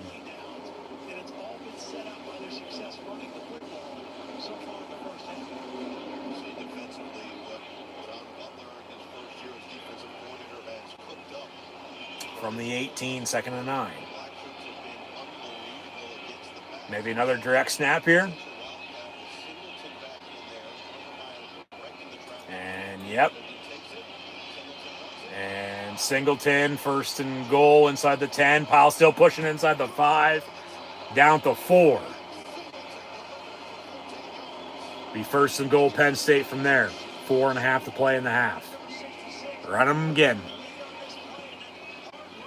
Wildcat for the Nittany Lions. They'll go hurry up out of the pistol. 1st and goal from the 4. Handoff. Singleton. Touchdown, Penn State. 16-3 extra point to come. He's now 2 away from the all-time Penn State career rushing touchdown and Penn State all-time career total touchdown record. Both to surpass Saquon Barkley, if so. 16-3 extra point to come. So they're running the ball well. There's the first rushing touchdown. Obviously had the passing touchdown on the opening drive. Had to settle for 3. But hey, 3 for 3 and 17 points. And Nebraska has 3 drives and 3 points. Yeah. Another, you know, long touchdown drive too. Barker extra point. With guess what? 4:09 to play in the first half. Penn State leads Nebraska 17-3. We are Penn State. So, I mean, shit, they both Might break all those records tonight for all we know. You know? Fat Man, I don't think he's going to get the rushing yard record now in the first half. It'll be early third quarter. Unless they get the ball back and he breaks one for like 80. You know? Because he's at, 90, I think, right now. He needs 139. You know, so that's, you know, give or take some yardage here and there. But, yeah, Singleton did a hat trick tonight to break the touchdown record. But remember, in 2021, Penn State could not run the football whatsoever. They couldn't. They were one-dimensional, and no wonder they lost, you know, all those games they did, you know, in those 2 years. But they got back to the run game in 22. You know, won the Rose Bowl. You know, the wing tee. And then obviously 23, 24 of playoff appearance last year. You have the running game continue this year. 2 running backs that are both fourth-year seniors on the same team. You don't hear about that often. And, I mean, they don't, you know, care who's the number 1, who's the number 2. Like, especially nowadays in college football, like, that just doesn't happen. It doesn't. Because everybody's, well, I'm not playing. I want out. I want to go elsewhere. You know, have an opportunity somewhere else. So that just shows you their character, you know, who they are. But yeah, we're inching closer. Just not to another potential Penn State win. And back-to-back wins. They still have to win out to make a bowl game and win next week if they win tonight. But inching closer to some records being broken. And Penn State's been playing football for a long time. A long time, since the late 1800s. And Penn State's had their fair share of damn good running backs. That list is too long to even go through. That's how many damn good running backs they've had. If you know, you know. But for a set of backs to potentially break, you know, career rushing yards and career rushing touchdowns and total touchdown record, you know, around the same time, that's just impressive. That just shows you everything they've done. So, Singleton, yeah, paint getting chipped. Just helmet to helmet, yeah. The helmet's not broken. But yeah, not too often do you see that. And Spider, obviously, equipment manager. As Gabe Wusu will kick off. He'll want to go out there and play with that helmet the way it is. I mean, unless they say, no, you got to wear this new helmet now. You know, just because of the way it is. No, that's just, boom, big hit on the kickoff return Nebraska ball at the 10. So, come on, defense. Let's get a turnover now. Extend this lead. But, yeah, boom. Just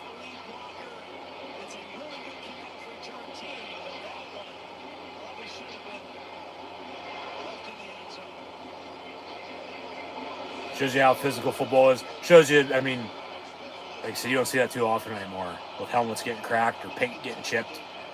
Because, I mean, physicality's there, but it's not what it used to be with a big hit like that. But he still was able to punch it in and get the touchdown.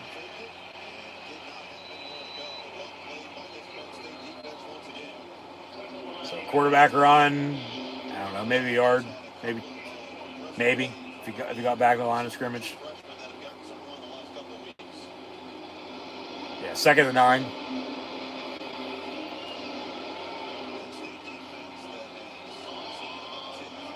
And normally, you know, you're going to see defender helmets like that, not offensive players' helmets like that.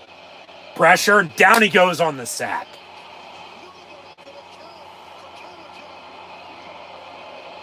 Be 3rd and mile from, we'll see where they spot that at, the 1 yard line. 3:17, 3:16, and counting to play in the first half. Give me a hell yeah. Penn State leads 17-3. Yeah, simple play action, and they went right after the quarterback. Unblocked, wasn't touched. Just quarterback was falling down as he saw him, and down he goes on the sack. Come on, defense. Let's get a fucking safety now. 3rd and 17 from the 3.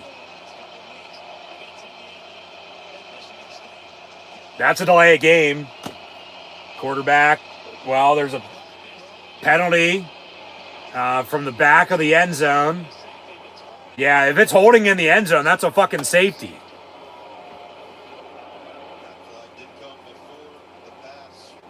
They didn't get him on delay of game. Pass was a deep ball, incomplete. We'll see what the penalty is here. Legal block in the back on Nebraska. Penalties decline. 4th down. So it wasn't a hold in the end zone, but if so, it was going to be a safety. It'd be 19-3.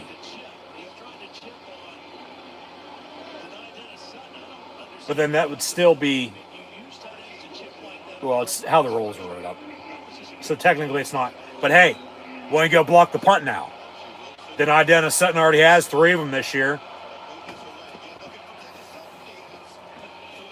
Nope. But Penn State from midfield on the punt return. Maybe take one to the house. 40, 35, 30. Trevor Payne out of bounds. That's a late hit. Come on, where's the penalty? Thank you. That's another 15 yards. Pushing and shoving on the Nebraska sideline. And now it's, hey, a punt from the 3-yard line. And Penn State's going to have the ball to 15 going in. And 2:25, 3 timeouts, 2 and a warning.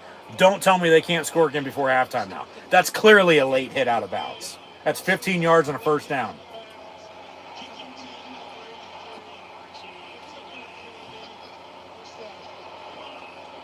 So Penn State ball at the 15-yard line now. 1st and 10. Or half the distance. Well, it's still 15 yards anyway from the 30 to the 15-yard line. And with a 17-3 lead, 2:25, 3 timeouts, 2-minute warning, getting the ball back to begin the second half. It might be getting ugly here. Might be turning 2002 all over again. And Nebraska at Penn State at night just doesn't work for the Cornhuskers. But it's still early. Not even halftime yet. You got to play a full 60. Ain't over until it's over. But Penn State ball, 1st and 10 here. We'll see officially where they spot this at after the punt and the punt return and the penalty. Well, they almost got a safety and a blocked punt. But from the 14-yard line, 1st and 10, Penn State out of the pistol. Run the goddamn ball. And they will. Fat man, nowhere to go, 2nd and 10. Taking the 2-minute warning. Have a 2nd down from there. And then figure out on what you want to do. And it looks like they will. Yeah, they're not going to stop here. So 2-minute warning, Penn State, 2nd and 11 when we come back, up 17-3.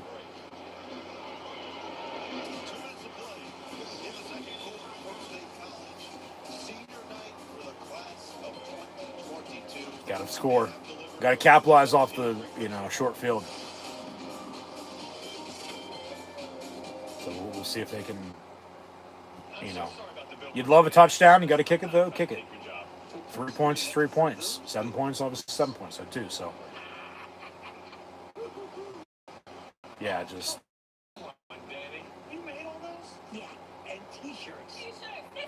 We'll see what the score is here. Obviously at halftime, but also, early 3rd quarter. Because Penn State's been in full control of this game from the get-go. They have. And like I said, Nebraska has 3 drives and 3 points. Like Penn State's just, it's offense, defense, and special teams. They're playing as a team, they're winning as a team. So we'll see the draw up here coming out 2-minute warning. We'll go from there. Just punch it in. I don't care how you get it done. Just score. And tack on to this lead. And yeah, we'll go from there. Ever switch my number once? I start every warm-up with a pass with the same guy. So, Kurt? Hopefully it's not 17-3 at halftime, is all I'll say. As long as it's 2024, I'll be happy. I mean, I'll still be happy at 17-3. It's still just a 2-score game, though. You know, if it's 20-3, it's a 3-score game at 17. You know, it's still a 3-score game. Then, you know, it's 21 if they do score another touchdown. We'll go up 24-3. So, but then once again, Penn State's getting the ball back to begin the second half. So, like, they're making the most out of when they have the football, and I mean, it's damage control. I mean, Nebraska's in trouble. They are.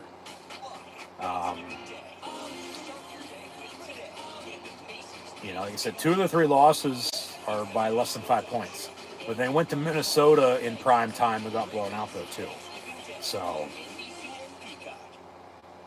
it's like if they lose, you don't know how much it's going to be by. But then they win, wins a win. Like, it doesn't matter then at that rate how much you won by. But, yeah, Penn State with the explosive plays. You know, they've scored. And then, like I said, almost just had the safety, the blocked punt, good punt return, got a penalty, 2 minutes to play here, 2nd and 11, run the football, score, and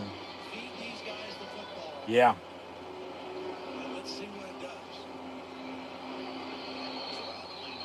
Maybe go back to that bubble screen, go back to something in the flat. Just don't turn the ball over, you know? So 2nd and 11.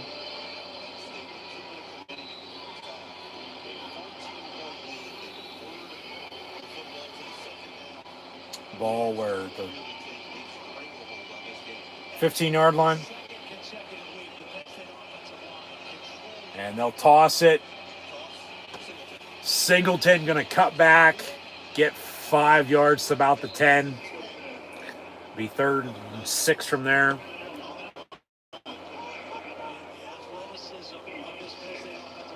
Got some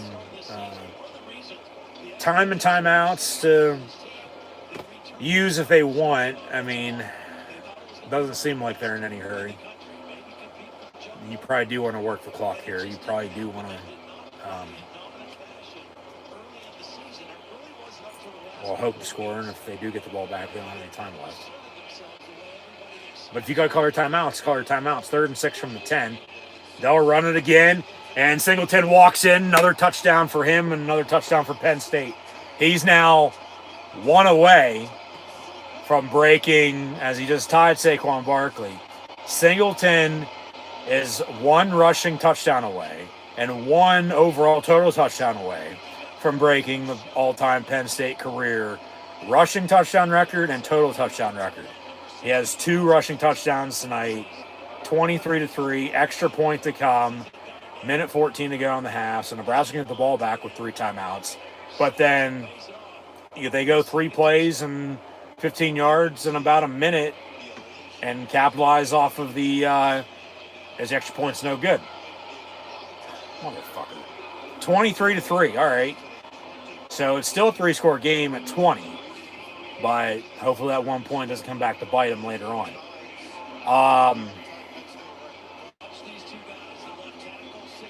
But yeah, they're 4 drives and 4 scores, and Nebraska's playing football during the Civil War right now. Gettysburg ain't too far away from Happy Valley. But yeah, Singleton just tied Saquon Barkley in both those categories. 1 away. Once again, Nick Singleton is 1 touchdown away from the all-time Penn State career rushing touchdown record and the all-time Penn State career total touchdown record. Yep. And then Fat Man Katron Allen, he needs 139 yards tonight on the ground, 139 rushing yards to break the all-time Penn State career rushing yard record to surpass Evan Royster. They very well could both break both records tonight. At this rate, I mean, it's not even halftime yet, and we're almost there. So who says they can't? You know, it's 23-3. Minute 14 to go in the half. So Nebraska's going to want to hope to do something here before halftime. You know, because they're not going to get the football back until mid-third quarter because Penn State's getting the ball back to begin the second half. So Penn State, 4 drives and 4 scores and 23 points. So Nebraska ball, 1st and 10, down 20, 23-3. About a minute to play and 3 timeouts. So we'll see if they do anything here before half or not.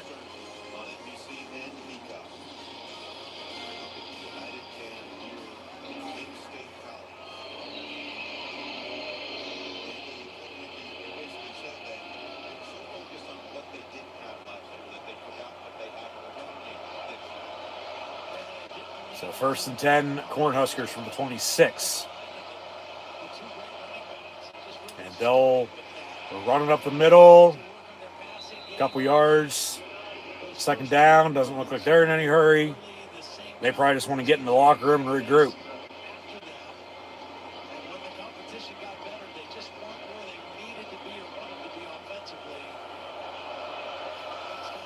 Empty set. 2nd and 7. Over the middle, it's caught. Dom DeLuca, Mark Campbell on the tackle. 3rd and a yard. Clock still ticking. Somebody called timeout. Who was it?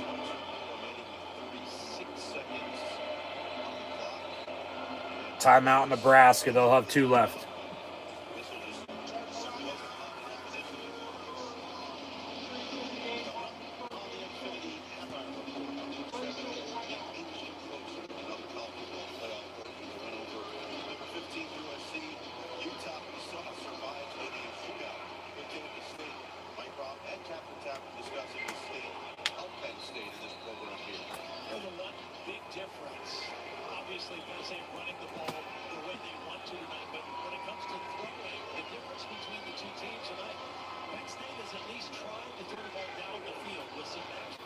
Yeah, they've opened up the pass game tonight, too. Yeah, they have. But they still have the running game, though, too. Exactly. So it's like offensively, where the hell has all of this been, you know, all season?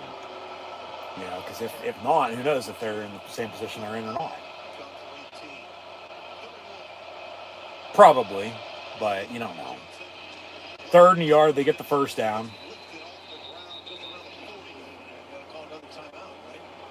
I would think so, yeah. I mean, they'll let the clock run here after they reset the ball. Spot the ball, after, you know, from the 40. You know, clock's ticking, tick, tick, tick, tick. Obviously, we're under 2 minutes here, so clock will stop if they get a 1st down. Then it does, but then slant caught about 5 yards. They'll call another timeout with 20 seconds.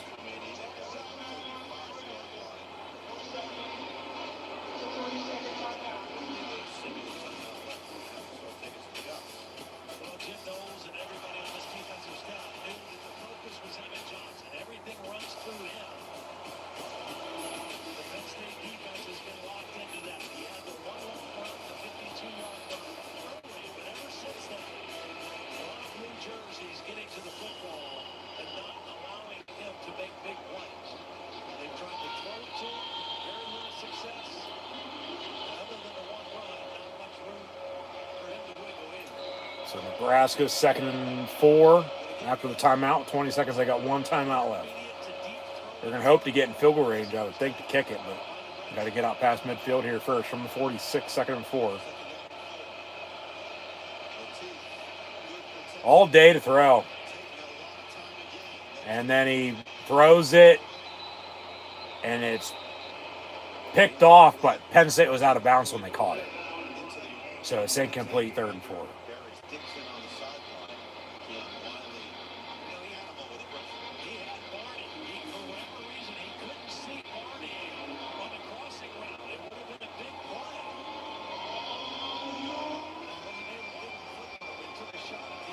Yeah, Darius Dixon picks it off, but he was out of bounds, so it's incomplete. Be 3rd and 4.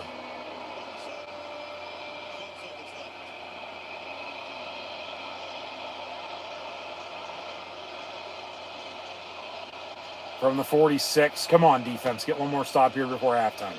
They bring pressure. Pass incomplete and picked off. Picked off at the 35. It was incomplete, and then Penn State from behind bobbled it, and they got the interception 35. Now some pushing and shoving. Who was that? Wheatley? 6 seconds. Like it's going to matter. I mean, you can chuck it deep, but did he pick that? That's incomplete. Rolling on the field, though, is an interception, but it's under further review, so they'll think about it. Hopefully they tell us something good. It's probably going to be incomplete, as I initially thought. Yeah, ball hits the ground right there, and then it came up. That's why it was sort of bobbled, and then he made the catch.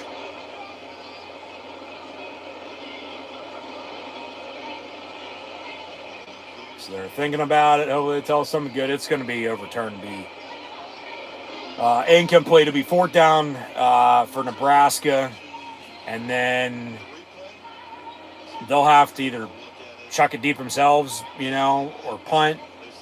6 seconds, though, you might as well go for it. But then if it is interception, Penn State ball, it's like, well, you got to chuck it deep or just take a knee anyway. So it's like, it's probably going to matter for either team anyway. Just, it won't. After review, it's incomplete. 4th down, Nebraska. So why not go for it? It's 4th and 4, 4th and 6. 6 seconds to go in the half. Chuck it deep. There's no need for them to punt.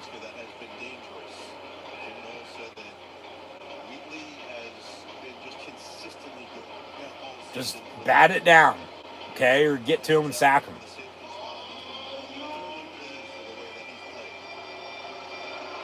Unless they run a draw or, some crosser over the middle and play hook and ladder, Penn State going to call a timeout. They're first. Yeah. So they want to make sure they're set, ready to go. I mean, like I said, we'll see what they do here.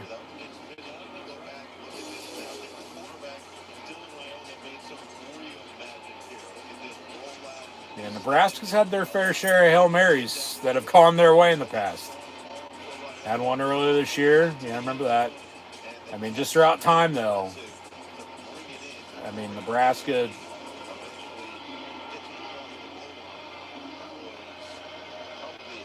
I mean, they were a power.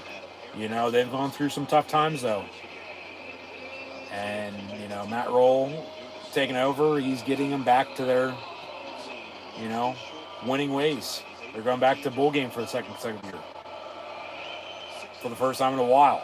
So they will still go for it here on 4th and 4. They'll just throw a short slant. Penn State wraps up, fumble. But then Nebraska recovers. Clock expires anyway, so halftime, Penn State leads the Cornhuskers 23-3. Some pushing and shoving. Yeah, is there a flag on the play? Yep, flag on the play. Just fucking get in the locker room, all right?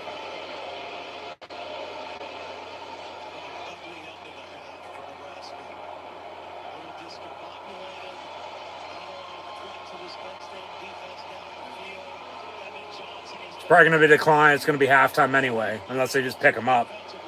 They're not going to bring everybody back out to run another play, and you can't transfer it over into the second half. It's halftime, 23-3, but we have a penalty on the play. So waiting on the call from the Zebras.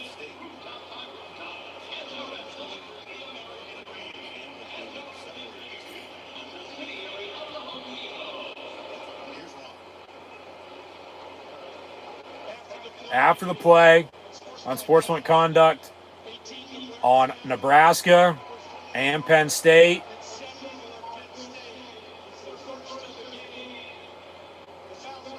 Fouls offset. It's halftime, 23-3. But remember, on sportsmanlike conduct, it's their first. If they get 2, they're gone.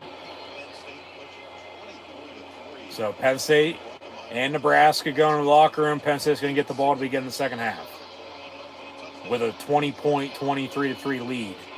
over Matt Roll and his Nebraska Cornhuskers.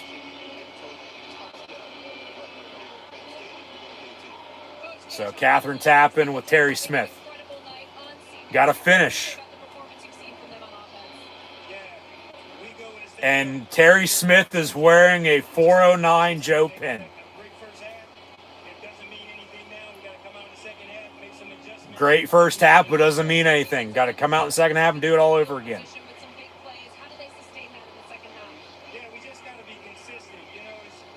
Yeah, be consistent.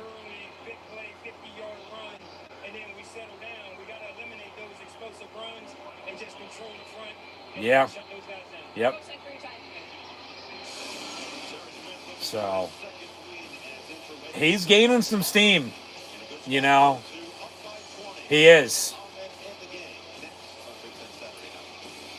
To potentially just not be the interim head coach, but to maybe remove that tag to become the full-time head football coach at Penn State. Like I said after last week's game, you know, when they lifted him up and carried him off the field, basically, you don't see that too often.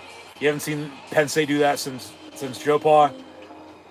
Good for him for not caring what anybody thinks, and also wearing the 409 Joe pin here tonight. You know, obviously he played for Paterno as a wide receiver. Matt Roll did as well as a linebacker. But like I said after last week's win, because as I've said in the past as well, after Joe was fired and Tom Bradley was interim, I thought they were just going to promote Scrap, and then they didn't. Hired O'Brien, and then, you know, promoted Larry Johnson, but he, remember, never coached because of O'Brien leaving right after the season to go back to the NFL, and then James Franklin took over. And then Franklin, 11 and a half years, was 3-3, and they fired him. And rightfully so. That tenure needed to end. The relationship needed to be over with. We'll get into it here in a minute. It's halftime, like I said earlier. I'm just going to talk about that one final time here, potentially at halftime. We're going to update some stats here in a minute as well, so stay tuned for that. Just once again, thanks for tuning in and watching. Be sure to like, follow, and subscribe on social media. Links in the description below. We'll actually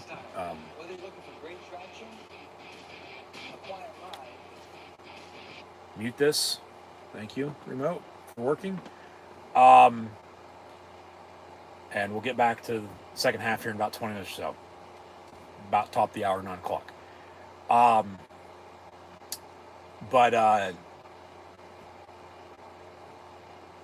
You know, okay, they go to Iowa and lose by a point.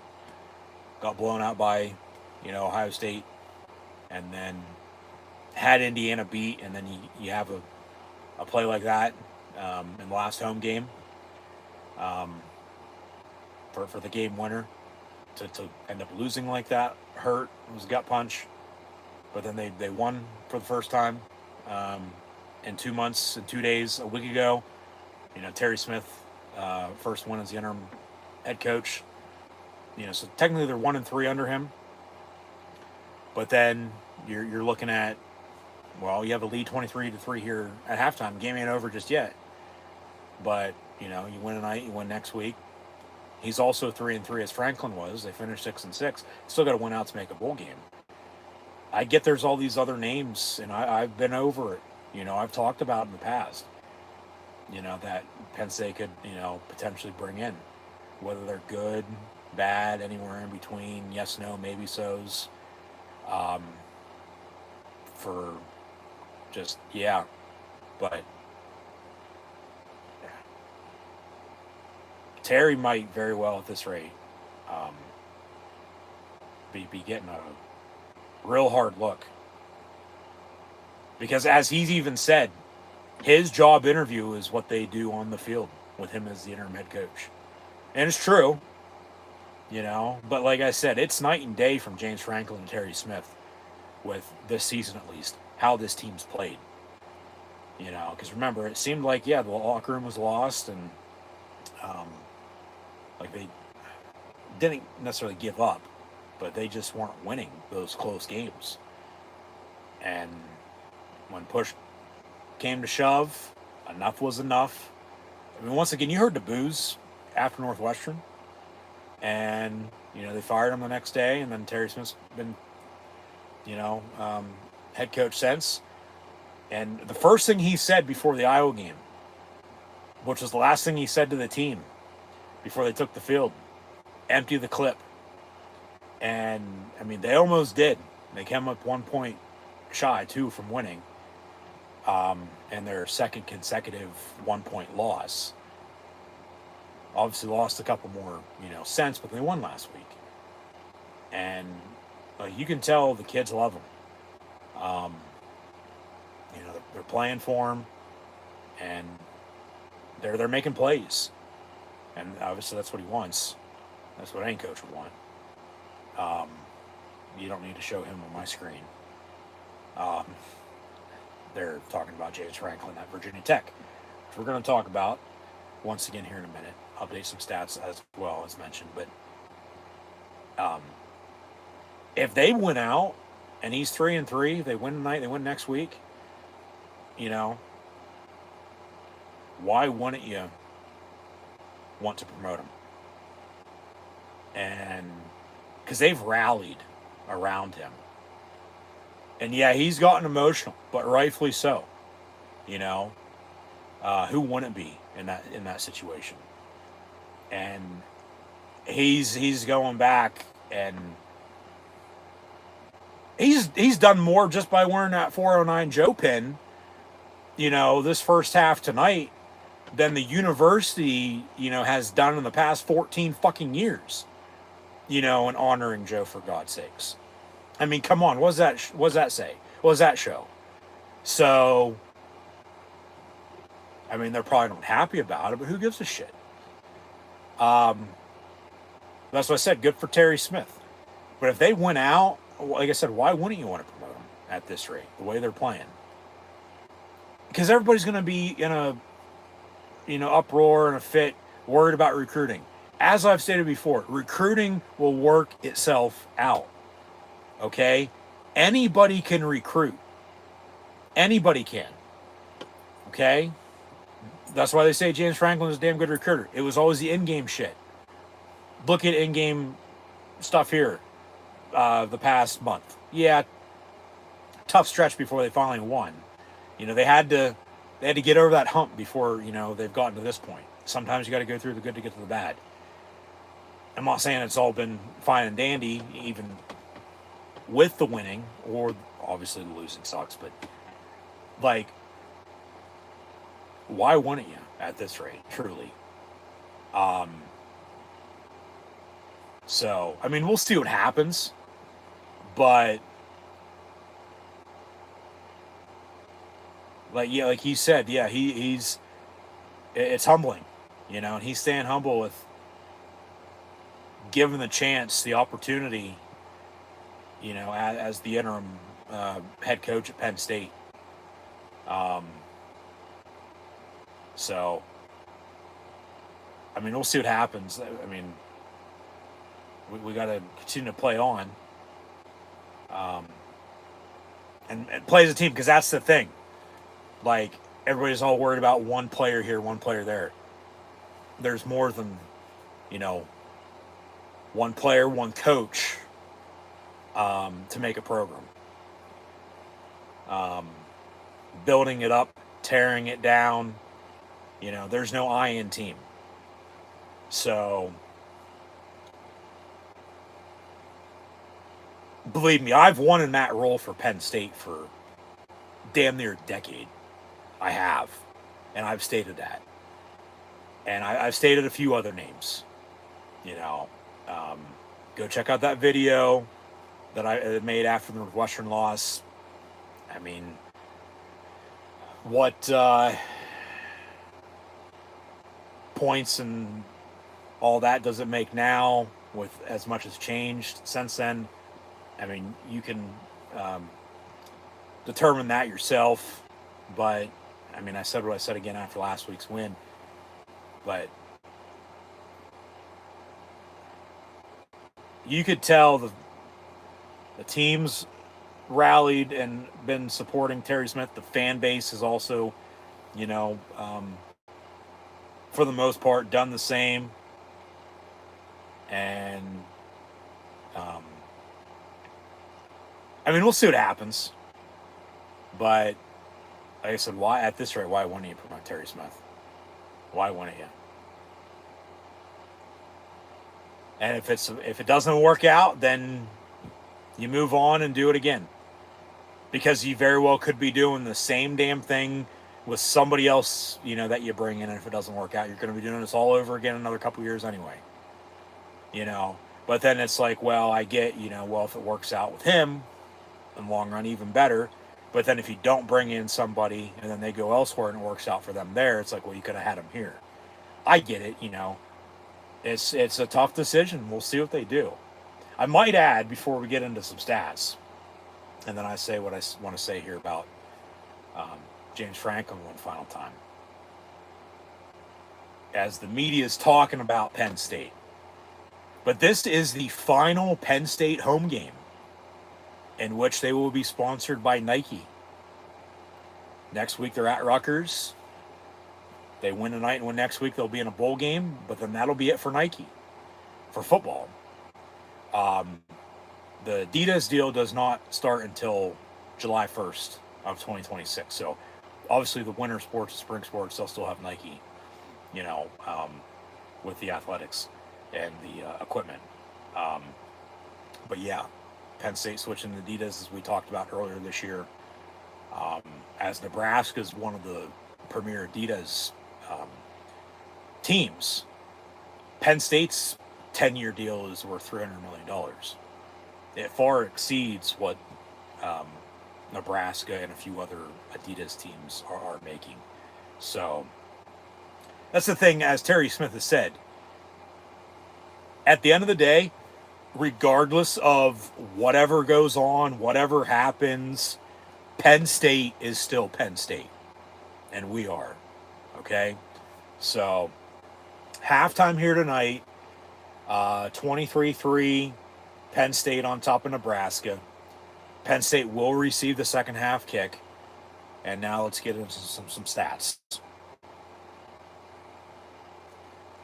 In the meantime, if you haven't done so already, be sure to like, follow, and subscribe. Links in the description below. And thanks once again for tuning in and watching. Thumbs up button, share, chat questions and comments, super chat, super sticker, super like, super thanks. Always great, appreciate it as well. Hit the hype button if available on your YouTube screen and scan the QR code or click the first top link in the description below. So at halftime, Penn State leads Nebraska 23-3. TJ Lateef 9 of 16, 56 yards in relief of Patrick Mahomes Jr., Dylan Raiola. Emmett Johnson, 11 carries, 75 yards with a long 52-yard rush on the opening drive. But then remember, Nebraska went for it on 4th and short, didn't get it. Penn State then went 98 yards to go up 7-0. Penn State, Ethan Grunkmeyer, damn near perfect. 6 of 7, 121 yards and a touchdown. The fat man, Katron Allen, he needed 83 yards for 1,000 yards on the season, and also 139 yards rushing this evening or over the next couple games to break the all-time Penn State career rushing yards record. Katron Allen in the first half tonight, as Penn State leads Nebraska 23-3. The fat man has 12 carries, 90 yards rushing, with a long of 50 that set up the opening drive touchdown, in which Ethan Grunkmeyer found Andrew Rappleyea for 6, make it 7. He has that one catch for 4 yards in the score. Nick Singleton with 4 carries, 33 yards, and 2 touchdowns, has 2 catches, 52 yards receiving as well. But Singleton needed 3 rushing touchdowns and 3 total touchdowns to break the all-time Penn State career rushing touchdown record, and also the all-time career Penn State total touchdown record. So now he's only 1 away from breaking that record, in which is held in both regards by Saquon Barkley. Katron Allen is chasing Evan Royster and Nick Singleton is chasing Saquon Barkley for the all-time career rushing yards and career rushing touchdowns and total touchdowns. Kobe Howard has a catch for 31 yards. Devontae Ross, 1 of 28. Payne has a bubble screen for 6. Rapple Yaz mentioned the 4-yard touchdown. Mark Campbell and Dom DeLuca have 4 total tackles. They have 3 tackles for loss. Campbell with 1. Yvonne Kimoju, 99, 1.5. And then Davion Collins, a half, a tackle for loss. With Kimoju, hopefully I'm pronouncing that right, even though I think I said it differently those 2 times I just said it. I know how it is pronouncing a last name, so he has the sack, I might add, as well. So Barker, 5 points. So we have a 5-3, Penn State special teams lead over Nebraska, like the Iowa 6-4 game 21 years ago. But Barker made a 26-yard field goal, made an extra long extra point, but then he missed his last extra point. So 23-3, Penn State scored on all 4 drives with a touchdown, a field goal, a touchdown, almost got a safety, but then a short field off of that punt, and the return with a penalty, and then they score again, but they miss the extra point. So 23-3. Penn State has 12 first downs compared to Nebraska's 7. Nebraska's 4-9 on third down, 0-2 on fourth down. Penn State's 4-5 on third down. Nebraska has 56 passing, 84 yards rushing for 140 total. And then Penn State with 121 and 133 for 254 total. So balance, consistency. They've had momentum. They have rhythm on offense. They're making stops on defense. They got to continue to run the football, continue to stop the run, get pressure. I'm telling you, a turnover or 2 in the second half would be nice. Creighton capitalized off of that. 6 total penalties, 3 on each team. 3 of 34 and 3 of 35, respectively, for Nebraska and Penn State. And no turnovers. Nebraska's controlling the clock by, about a minute? Yeah, 15-27 to 14-33. So 23-3 at halftime. Penn State leads. And once again, thanks for tuning in and watching. So get back to the second half in a minute. But I wanted to go over one final time and say what I have to say here about James Franklin. Whether I've said it already or haven't, about to here now, and that's that. We don't need to talk about him, see him, nothing moving forward. Past is in the past. We're moving forward, and hopefully the door didn't hit him in the ass on the way out, as he's now the head football coach of Virginia Tech. But the narrative around James Franklin has changed, okay? Which really isn't surprising if you know how the media works. But then there's also any chance the media gets to shit on Penn State, they're going to. They always have, okay? Hopefully you haven't been living under a rock, but yeah, it's been like that forever. If you haven't noticed or flat out just didn't know. But pride of the Lions. We are Penn State. It's not one person, okay? It's everybody. Now, Franklin's buyout was around $50 million, 49, 50, 52, 56. Who knows really what was true. Obviously, the contract will state that, though.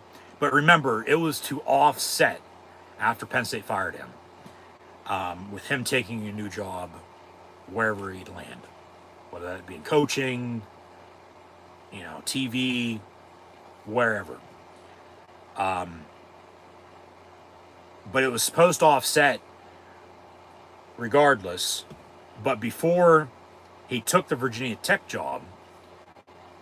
He and his team, and then Penn State, they negotiated a settlement and got it down to $9 million for a $9 million buyout. But then, get this, his Virginia Tech contract is for 5 years, $41 million.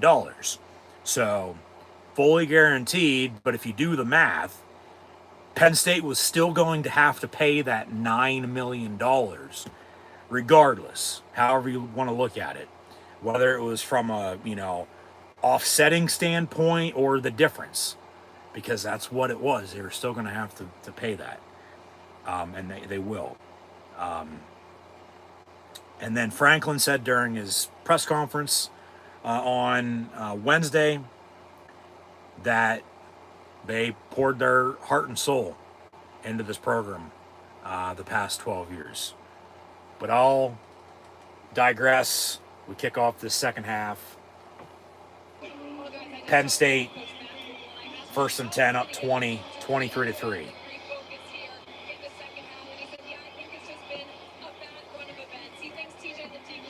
Nebraska has had a bad run of events, so says Matt Roll. 3 drives and 3 points, and then right before halftime, nothing. So, we'll dive more into that next commercial break and continue on with what I was saying about that. But 1st and 10 here, Penn State. Ball at the 25-yard line. And a handoff. Fat man, Katron Allen, for 6, maybe 7. Remember, he has 90. He needs 139 to break the record.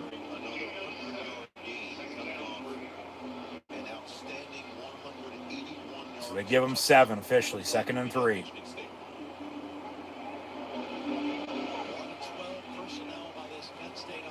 Yep.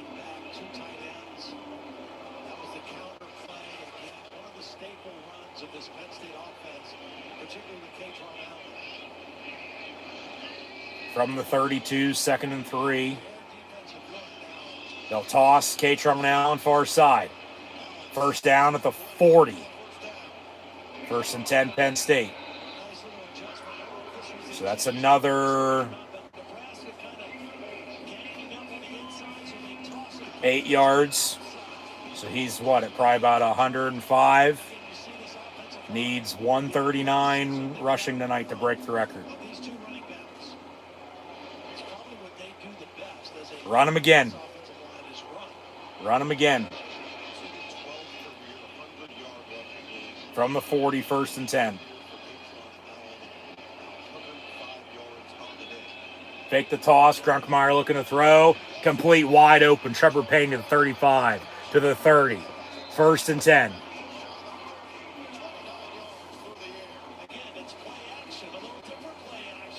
Get back to the run. Run the ball.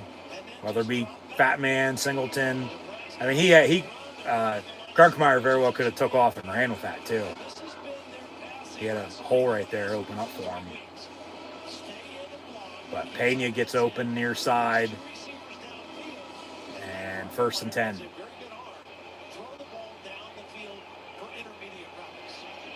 Run the ball from 31, out of the pistol. And they will. Katron Allen. And gets a 1st down inside the 20.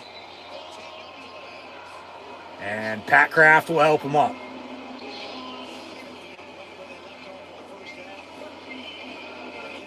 Keep running him. He's going to get the record tonight at this rate. He's so close now. He needs 139. Just broke 100. And then had that run there.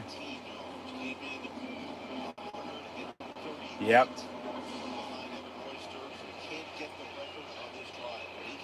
He's at 118. He needs 21 more yards.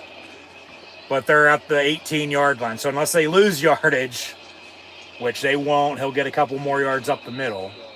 2, maybe 3.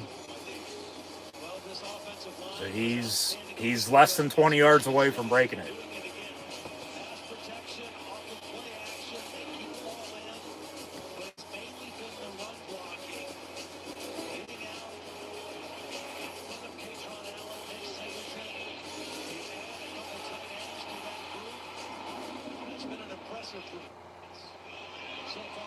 So 2nd and 7. Singleton is in there. One more touchdown would set the Penn State record. Yeah. From the 15. And pass over the middle. Pena gets to about 3rd and 2 coming up. Yeah. Here comes Fat Man. So both backs are going to be in here on 3rd and 2.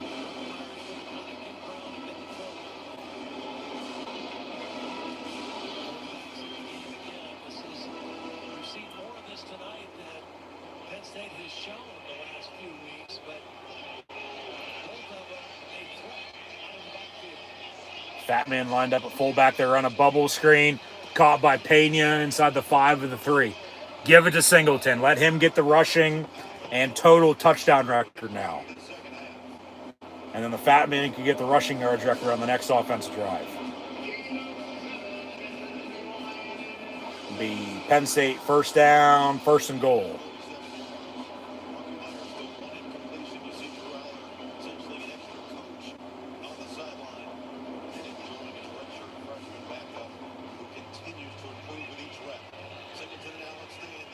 First and goal at the 3.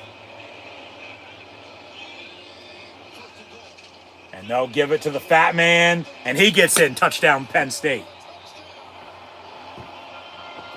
29-3, extra point to come. And he kicks the door open. And fight on State. They have now scored on every drive tonight, as they drive 75 yards to begin the second half and extend the lead. It's a fullback dive. This old school smash mouth football. So he gets a touchdown now. Singleton still needs a touchdown to break both those records. But the Fat Man less than 20 yards away from breaking the rushing yards record. Penn State leads 30-3 with 10:07 to go in the 3rd quarter. So Nebraska can get the football back now for the first time in the second half when we come back. Yeah, this is the 2002 game all over again tonight. It is. I mean, just a fucking blowout. And Nebraska's now down 4 scores. So they're going to have to do a lot if they want to get back in this game, let alone have a fucking chance to win it. This game might be over now for all we know. But we'll update some stats. I want to continue on here with what I was saying just real quick, so we can get it done and out of the way. We don't have to fucking talk about it anymore. But then Franklin did thank Penn State. Very subtle, very short and sweet. But then also said on Pat McAfee's show afterwards that very proud of what they were able to achieve at Penn State, and he's forever grateful for his time in State College. But then it's also, remember what he said on College Game Day right after he got fired, being sour about everything. So, like I said, hopefully, yeah, it's a win-win on both sides. Penn State's going to be in a better position without him, but he'll go to Virginia Tech and win now. He will. I'll get more into that in a minute, but it's still, don't let the door hit you in the ass on the way out. It is. And it's the same old with him. He's programmed that way. He's a used car salesman. He gets everybody excited and pumped up, and then he wins, but he also, comes up short. But like I said, the relationship here needed to end. It did. It's not what it is right now without him, obviously. But it's also not, Penn State football is not what it is without Joe Paterno, Bill O'Brien getting them through the 2 years afterwards. Those were the dark times. And then, from 14 until now, Franklin did as much as he did. But it's also, he very well could have been fired a few different times too, and probably should have been.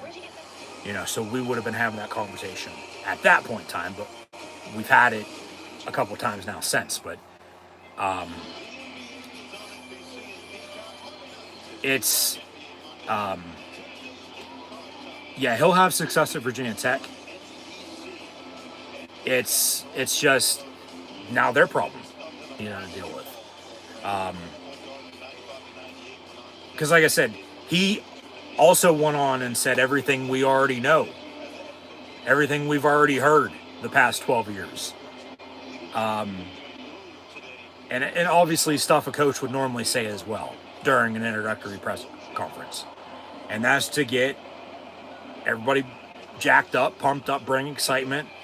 I mean, Virginia Tech hasn't won since Frank Beamer was there. Nebraska on the kickoff return. About 22-yard line on the first and 10 there, down 30 to through 10-1 to go in the third quarter here. But, yeah, here's the 82 game. Was it a catch? Was it fifth down?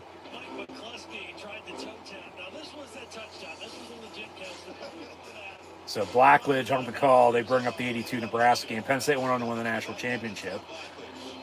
But then it's 94, and we know Penn State got screwed about that.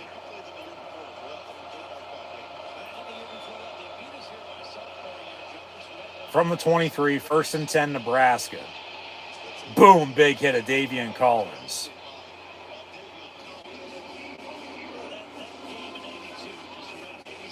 So Blackledge reliving history, telling us a story. That's what I said. These two, when these two meet, you know what kind of game you're going to get. It's going to be physical. Like yeah, great battles between these two. Another big hit. Davian Collins, Dom DeLuca, Elliott Washington comes in late. But, yeah, from Osborne to Paterno to, it was Solich, Bill Callahan, but he never faced Penn State. Bo Pelini did, Scott Frost did. Now Matt Roll is, as a former Penn Stater at Nebraska. There he is. 3rd and 2. 8:50 and counting to play in the third quarter. Come on, defense, get off the field.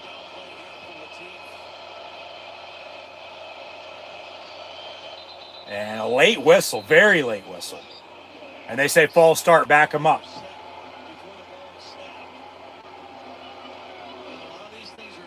So it'll be 3rd and 7 now? It's 3rd and 2, right? Yeah, 3rd and 7. The ref doesn't have a mic. What you doing, buddy? Come on, big dog. Lay down.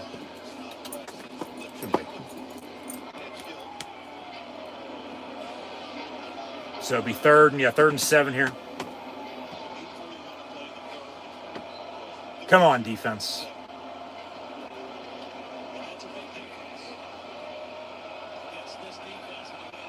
Telling you, turnover. Turnover would be awesome.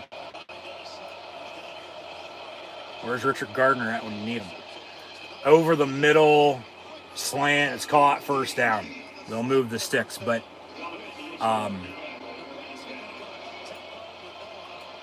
back to that real quick as this drive will continue. He clearly signed a 5-year, $41 million fully guaranteed contract. Who knows how long it lasts? If he gets an extension and moves on elsewhere, honestly, who cares? That's why I said we need to move on. I'm not worried about, anything now. We know how they're playing under Terry Smith. And that's why I said at halftime, why wouldn't you want to give it to him? Because it's night and day with, it's arrogance to realness from James Franklin to Terry Smith. Because Terry Smith knows who Penn State is. That's why I said, as Nebraska's pass is incomplete out of bounds, be 3rd down and 6 coming up. That Penn State, I was thinking they'll go, to the outside, but they'll bring somebody back who knows. They need somebody who fits at Penn State because Penn State's about fit, and they need somebody who knows Penn State and what it means and what it takes to win here. So obviously, yeah, the coaching search is going to continue. Penn State's going to hire somebody. Who knows? We'll see. I've said my piece on that, a couple times now. Once again, it's just 3rd and 6 here. Nebraska rolling out on the pass, caught, first down out past midfield. So this drive will continue. So now they got something going. Defense got to get some stops. It's the media, which is no surprise. They're two-faced assholes changing the narrative. They're the same ones, blaming him, James Franklin this is, and blaming Penn State for firing him when they're the same ones complaining to begin with. But then all know it's all, fine and dandy at the end of the day when he can move on and go elsewhere, make Penn State look like the bad guy, shit on them some more, and then, kick them while they're down, basically.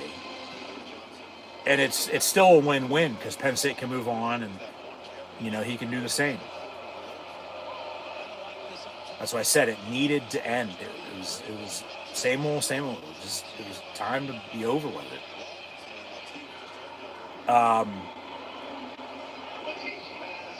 But the thing is, with him going to Virginia Tech, because when he came to Penn State, it was the perfect fit. Because you go back to that 14 coaching carousel, he was the last one at a big-time program left standing. And everybody else has, either been fired or moved on. And like he said, he was probably content with going anywhere because he's coached a lot of different places as an assistant. But another late whistle on 3rd and 4, another false start. Be 3rd and 9, or did Penn State jump off sides? Because if it's offsides, it's a first down.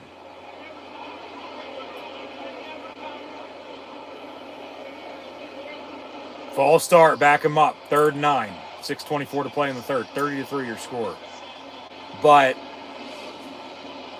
because there's obviously all these other openings. And he had his chances to leave Penn State, and he never did. That's probably why he's sour, because then he got fired.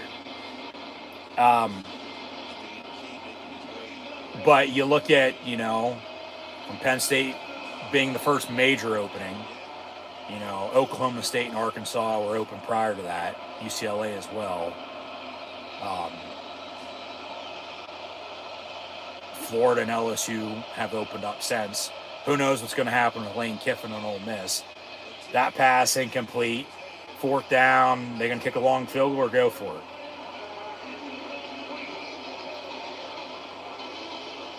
But remember, Virginia Tech was also open after they fired Brent Pry, who was obviously his defense coordinator at Vandy and here at Penn State.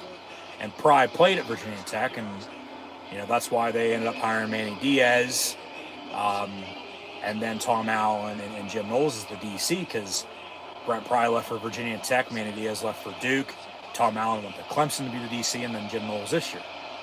Franklin went through more offense coordinators than he went defense coordinators. Nebraska will go for here on 4th and 9. And down he goes on the sack. Zane Durant, turnover on downs. Penn State ball with 6:16 to go in the third quarter with a 30-3 lead. And now officially, pull up the stats. As the fat man, Katron Allen, only needs 139 yards rushing tonight to break the all-time Penn State career rushing yards record. Katron Allen sits at 124. He needs 15 yards on this drive to break the record. Nick Singleton needs 1 rushing touchdown to break the all-time career Penn State rushing touchdown record and total touchdown record. It's 30-3 mid-third quarter. We'll be right back after this break.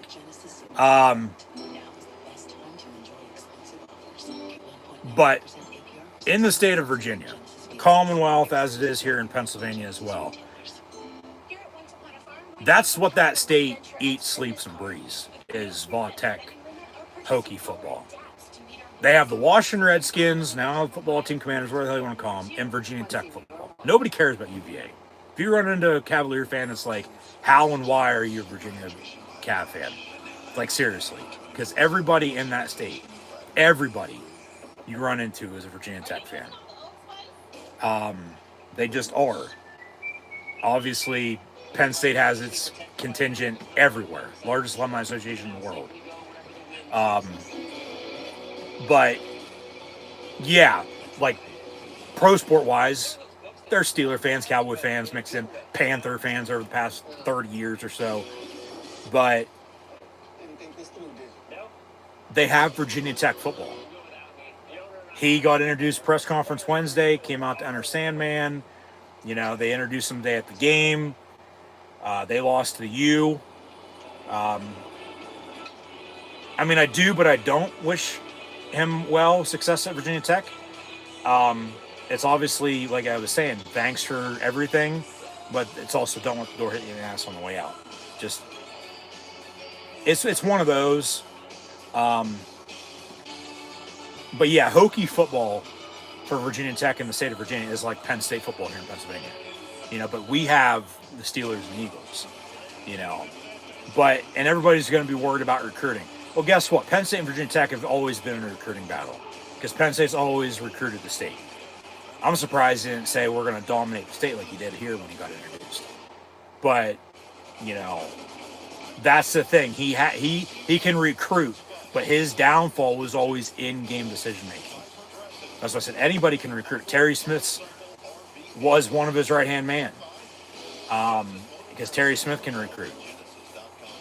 But in-game decision-making, he's figuring it out. But Virginia Tech with James Franklin is probably a match made in heaven right now. You know, that's exactly what they need at the moment, just as it was when he got hired here at Penn State. So I think it's a win-win for both sides, in my opinion. I do. And I'll leave it at that. Now, Penn State just has to make the right decision and hire somebody to replace and become the new Penn State head football coach. So, 1st and 10. Smith getting after the refs as Penn State ran a screen. But tackle for loss. Fucking bullshit. That's right. Tell him.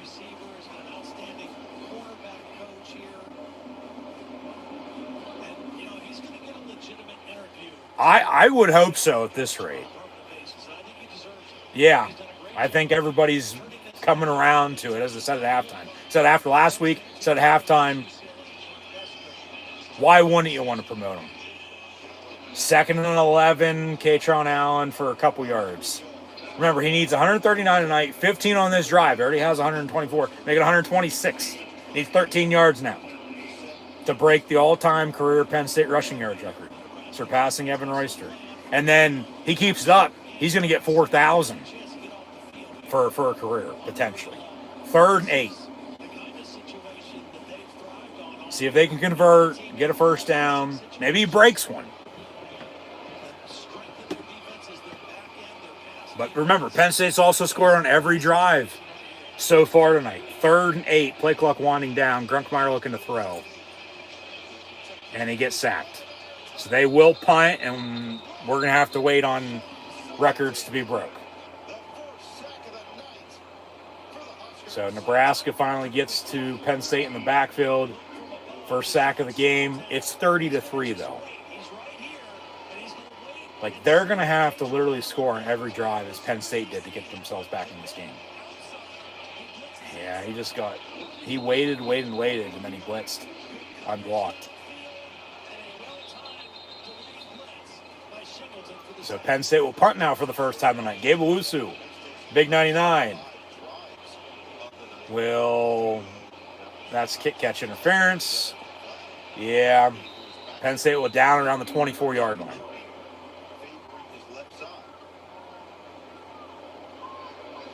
Four minutes to play in the third. Yeah, that's kick-catch interference.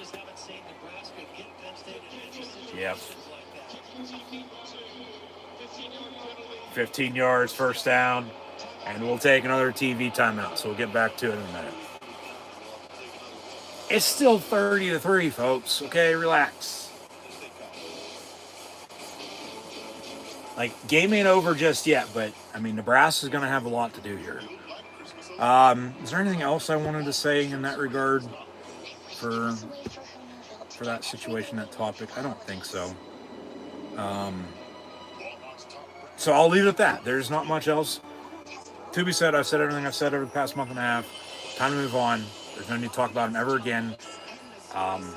You know, let alone if they get matched up, they get matched up. You know, and it's like, put it to them. But that would only be, you know, say in the playoff or a bowl game. Because remember, Penn State, Virginia Tech were supposed to play in 2020 to start the year off at Virginia Tech in Blacksburg at Lane Stadium.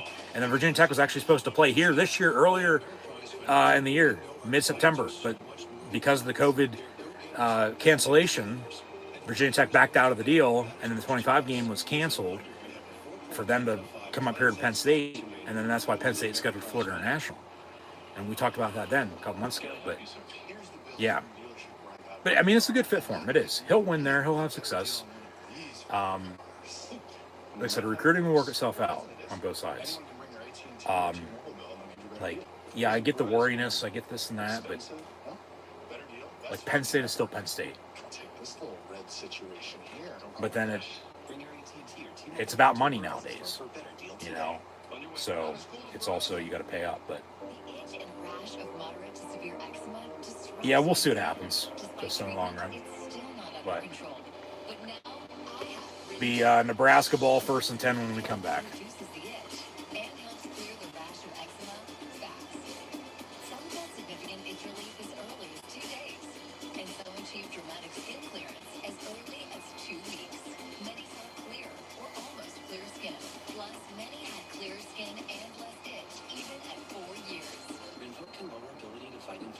Before treatment, test for TB and do blood work. Serious infections, blood clots, some fatal. Cancers including lymphoma and skin. Serious allergic reactions, GI tears, death, heart attack, and stroke occurred. CB event risk increases in age 50 plus with a heart disease risk factor. Tell your doctor if you've had these events: infection, Hep B or C, smoked, are pregnant or planning. Don't take if allergic or have an infection.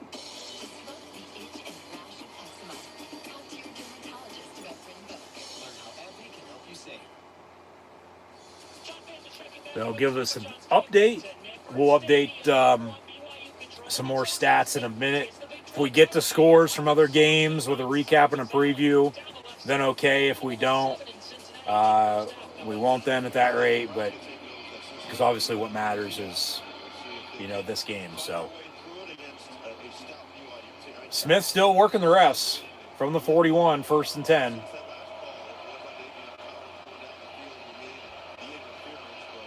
And Latif looking to throw, and it's caught at the 40. Got behind the backer, and then Elliott Washington pushes him out of bounds. So pretty big game there. Just, that's the wrong replay. Yeah, I don't know why they showed that, but they did. From the 37, 1st and 10. Handoff up the middle, a couple yards. Be 2nd and 7.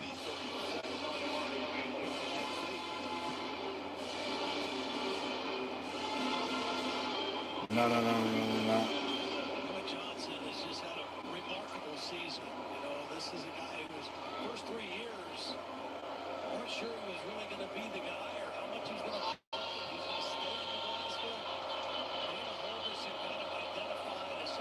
So from the 34, 2nd and 7. And pass is caught, but he slips and falls after a yard. So 3rd and 6. I mean, the closest they've got since the, say opening drive of the game. They've come around midfield and then drives have stalled out. But they've had a lot of 3rd and, manageables here tonight, 3rd and mediums.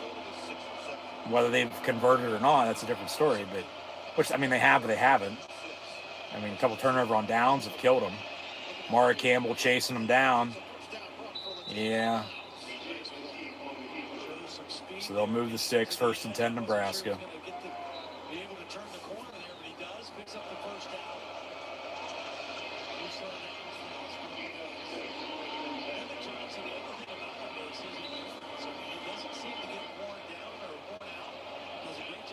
from the 27, 1st and 10. It's a false start. Oh, almost picked off. Darius Dixon almost had it. But it's caught. He turns, gets the first down. We'll see where they mark that at.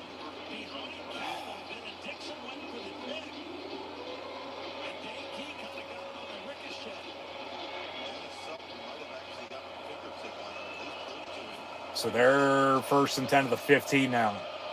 Nebraska trying to score their first touchdown of the night.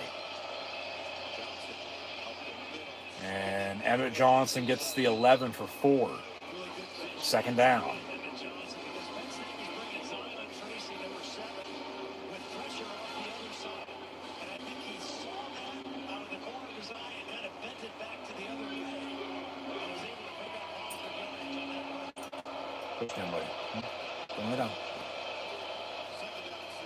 2nd and 6 from the 11.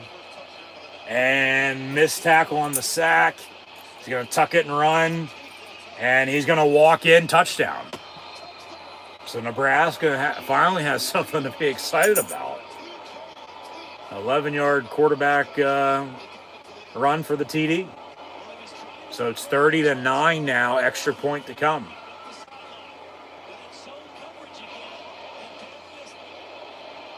Yeah, they want to run that wheel route, but it's not there. Penn State's covered it well, but he just kept the play alive and tucked it and ran. And, I mean, it's now back to a 3-score game.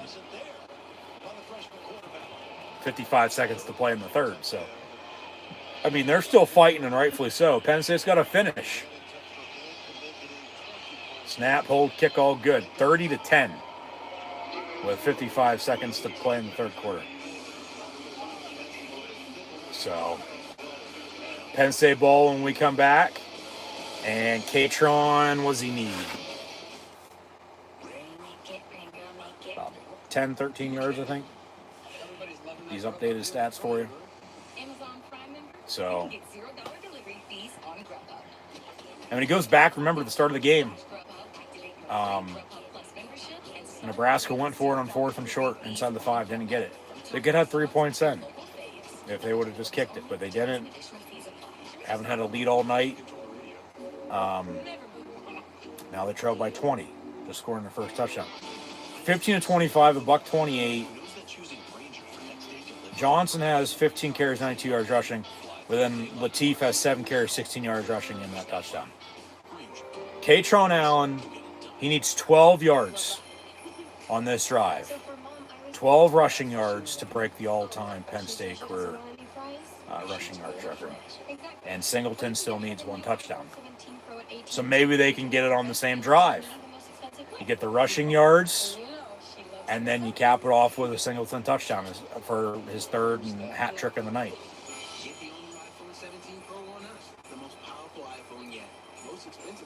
Grunkmeyer's 10 of 11, 161 yards in that touchdown pass to go up 7-0. Fat Man, 18 of 127 with a touchdown. Singleton 433 and 2 touchdowns. Also leads the team in receiving 351.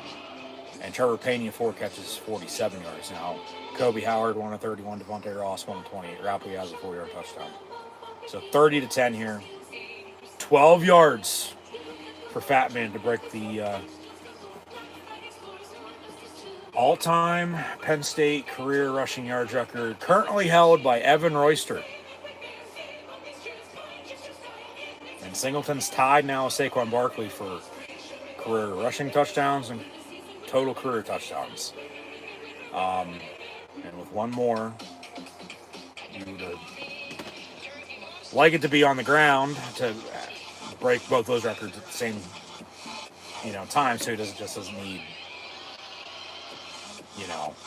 say it's a receiving touchdown, he then still needs a rushing touchdown.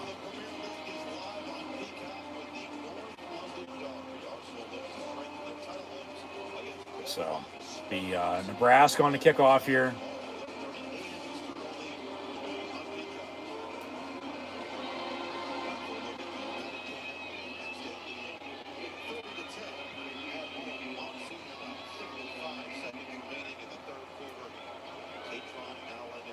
Yeah, 12 yards away from becoming Penn State's all-time leading rusher. And remember, we thought at the start of the season that very well they both could have broke the record, and then we would see who would get it at the end of the season. But the fat man, Katron Allen, just had a better rushing season this year than Nick Singleton. Yeah. Lenny Moore, Franco Harris, John Capoletti won the Heisman. You know, Larry Johnson went for 2,000 and 02. Kurt Warner, Blair Thomas, Kajana Carter, Curtis Edis, Saquon Barkley. Just to name a few. Those are the names they're showing off on the graphic. There's plenty more. As I said, that list is way too long to go over. If you know, you know, but Katron Allen, the fat man, needs 12 yards to break the record. And he gets 10 on that run. So it'll be 1st and 10 Penn State to 1st and 10 Penn State. He now needs only 2 yards rushing. How about you just fucking break one? As Liam Clifford actually was in a quarterback to hand off. That actually might do it for the third quarter, I might add. No, they do have to snap it. They do have to snap it. There's a 4-second differential between the play clock and the game clock. Actually, 2nd and inches, they didn't even give him the first down. Give me a 5-yard run. Or 3 yards. 3 yards on a cloud of dust. Big Ten football to break the record. Out of the pistol. Katron Allen on the run. Cuts it. Stiff arms. He has the rushing record. And he gets to the 45 and out of bounds. To end the third quarter, I might add, with a flag on the play. Penn State's up 30-10. And he gets a face full of dirt, too. He's a little slow to get up. He's limping. So hopefully he's okay. But he just broke the record. But remember, there's a flag on the play. So then it's going to come back if not. Personal foul, face mask on the offense. On Katron Allen. So boos. So it'll be enforced on the first play of the fourth quarter, end of the third quarter, 30-10. He got a face full of dirt. Face mask is getting cleaned up. Yeah, he's a little slow to get up. So that it's going to come off now, right? He didn't break the record, even though he did. They're going to have to replay that down, replay the play. You and your staff for all that you do. I think you guys are great. So he still only needs a couple yards, though. Sorry for getting emotional, but You know, but they say he got a face mask on the stiff arm, and that's why he was sort of drove into the dirt.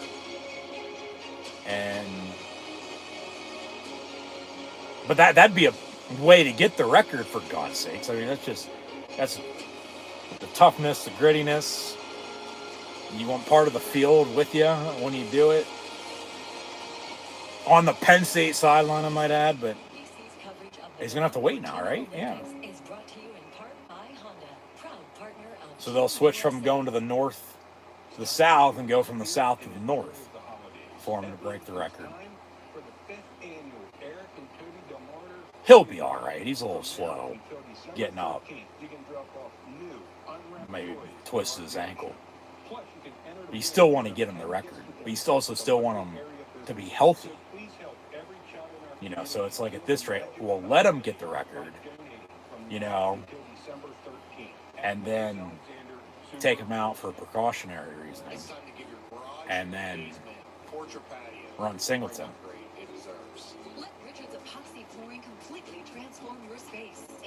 We'll see here. We'll see. But yeah, 15 minutes to go, and Penn State leads by 20. So 30-10 your score. And they just had to throw the penalty, you know, didn't they? Fucking refs. Call or visit us online for your free estimate. Before and after. Before and after. If you have a before kitchen, now's the time to call Kitchen Saver and get a beautiful after. With our custom cabinet renewal process, you can have a brand new kitchen within 3 to 5 days. We're so confident in our products that we'll back it all, labor and materials, with our 10-year limited warranty. Claim our special offer and become a satisfied customer today. Toyotathon is on. Discover holiday magic with a new Toyota.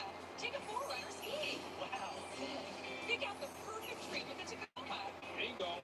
Or find the best sledding spot with a Grand Highlander. 'Tis the season for Toyotathon. Oh, Santa got my letter. Get a Tacoma right now with special 3.99% financing for 72 months. Or get 2.99% financing on a rugged full-size Tundra. Toyotathon is on. Toyota, let's go places. Forced reset trigger, weapons. Monday on 6 News at 11. Brought to you by Ford. So they give us another aerial shot.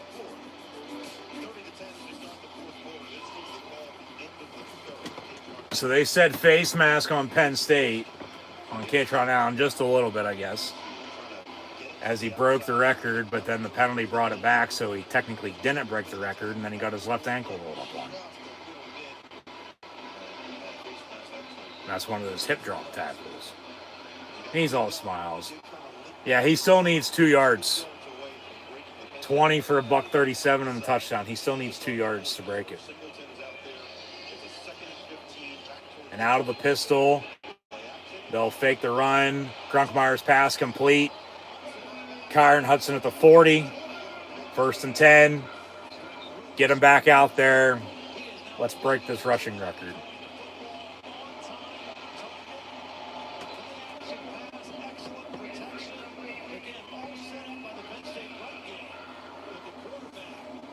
And Kaytron Allen's back out there. He needs 2 yards.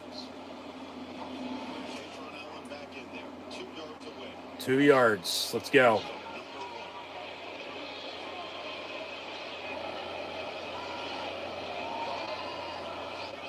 And they'll fake the run to him on 1st and 10. Grunkmeyer rolls out. He's going to step up, tuck it, and run. Gets 2, maybe 3. So 2nd and 8. As the ref's having a talk with him about whatever.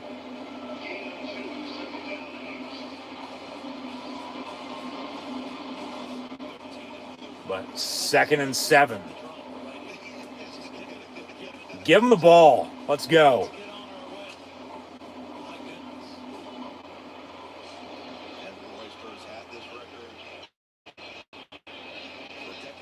Yep.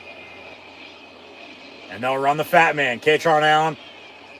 No, he gets stuffed.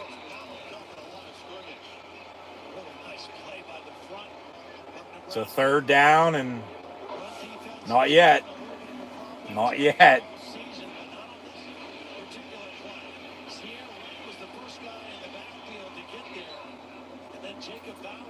How about you run one of those tosses to him?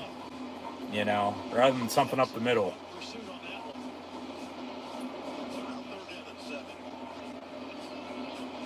He just needs 2 yards. It's 3rd and 7 from the 43.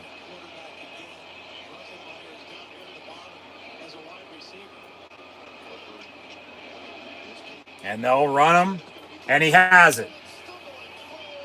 3, maybe 4 yards, but it's still going to be 4th down anyway. They're going to have to punt. But Kaytron Allen now has officially broken the all-time Penn State career rushing yards record. He is now the new all-time leader.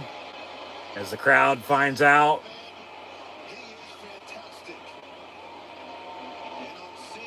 And yeah, on senior night, 39-34. So he breaks it by 2 yards on that run. Needed 2, he got 4. Penn State's still going to have to punt. Now does he play the rest of the game?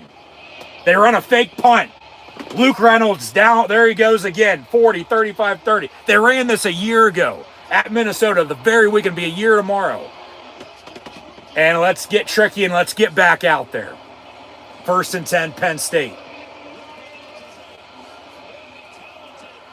Ballsy. Same thing they did at Minnesota a year ago tomorrow. And Luke Reynolds again down the sideline. Gets to the 30. Caught Nebraska and everyone off guard. Good blocking, and Holy shit. So, run Fat Man again.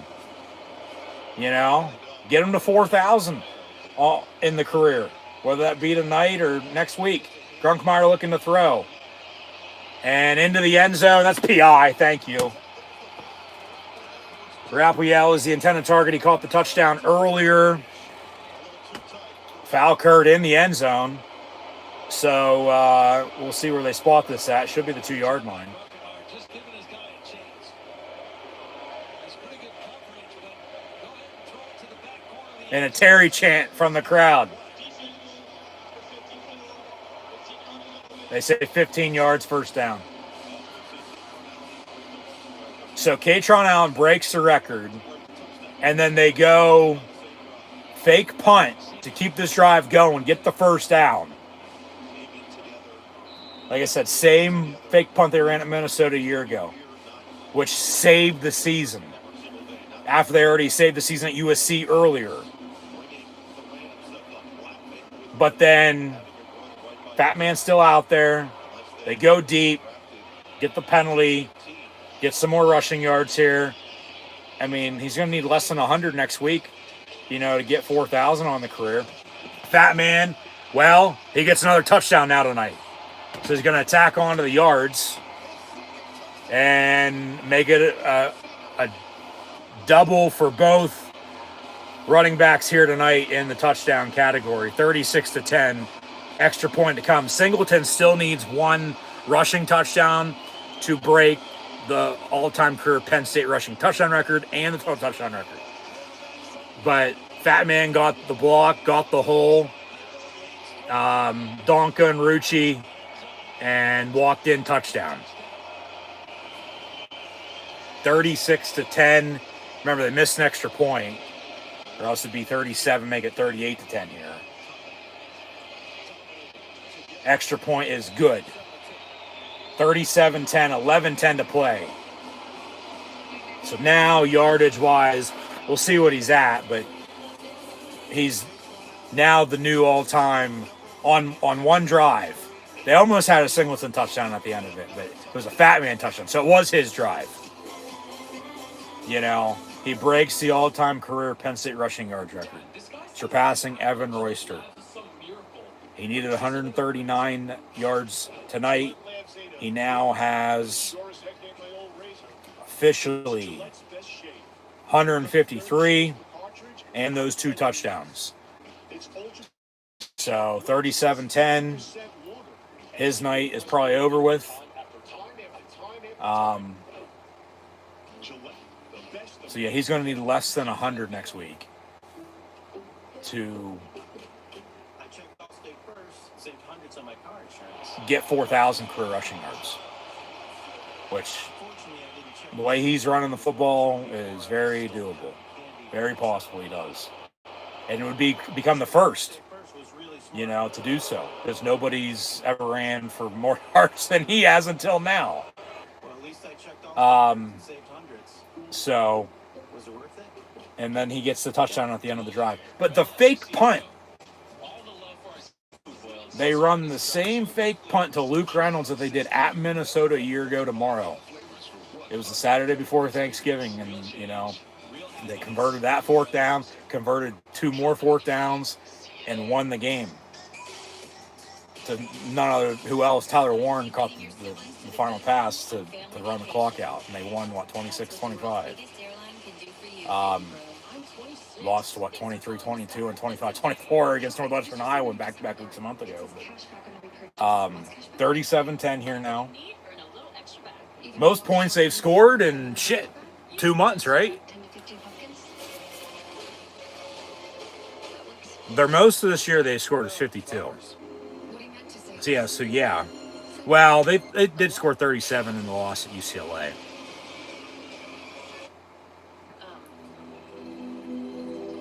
So, I mean, from 34 to 46 to 52 in wins, 37 is the most they've scored in a loss.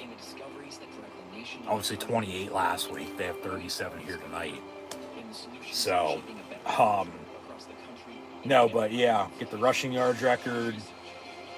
Get another rushing touchdown for the fat man. But yeah, the fake punt. From what? Right on midfield, and then just off to the races. Down around the 30, they get the penalty. And there's the graphic on the screen, and the crowd now knows for sure. Katron Allen is now the new all-time career rushing yards leader in Penn State football history. And it starts up front with the offensive line. You don't have the boys up front. You don't have a running game. You don't have protection, for the quarterback. But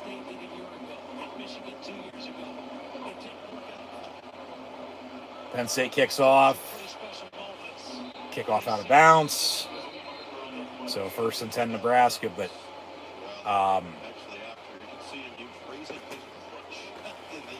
Singleton once again, as that was Fat Man's drive. And a Terry chant from the crowd. They were booing Franklin a month ago. And now we're chanting Terry for Terry Smith. Give him the job. Promote him. I mean, seriously. You now have the whole entire stadium chanting his name.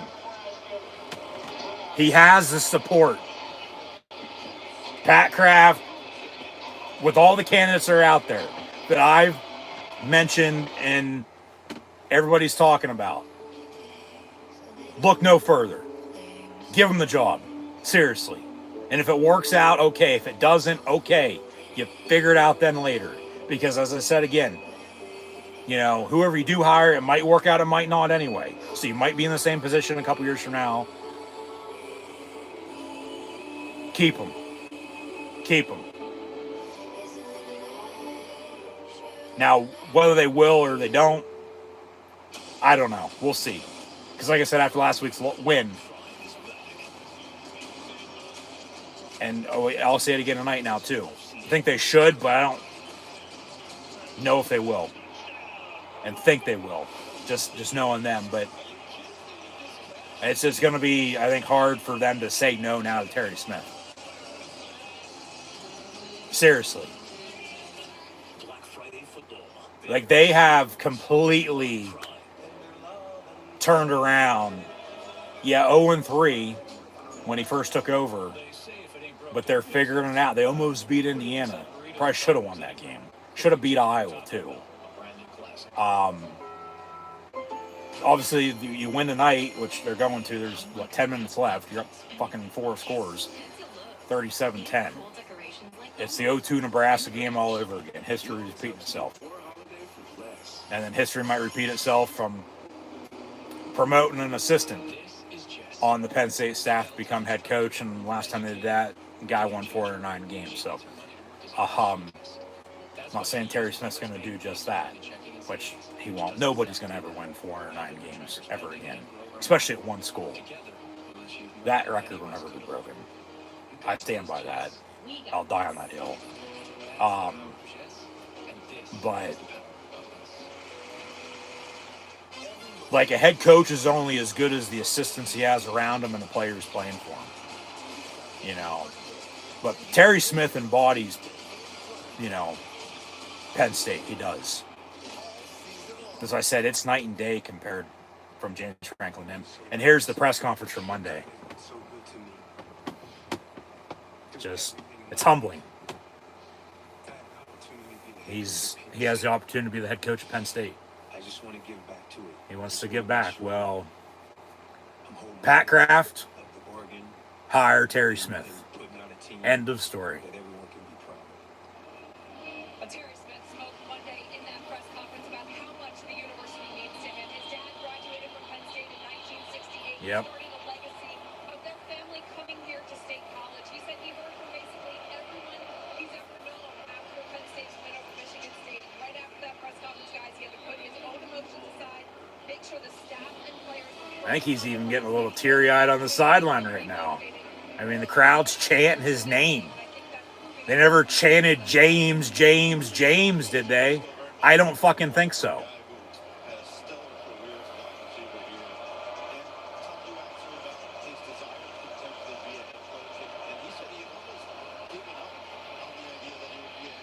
And Nebraska pass complete.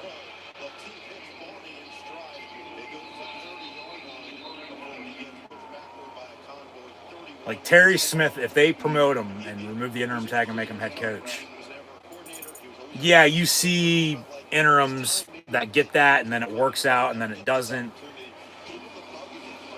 But, I mean, it's not like he's never been a head coach before. He's just never been a head coach at this level. He's been a high school head coach in the 4-1-2. He's a damn good recruiter. But, yeah, it's about leading. You know, you got to be a leader of men. Not just give the same old fucking response week in and week out. Obviously.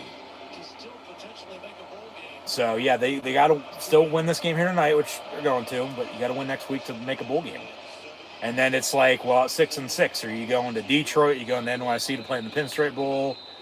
That'd be something. Franklin's career starts at Penn State with a Pinstripe Bowl, and then also, after he gets fired, finishes with a Pinstripe Bowl appearance and hopefully potential win. But, they show up the Temple staff in 2013. You know, there's Matt Roll and there's Terry Smith. Yep.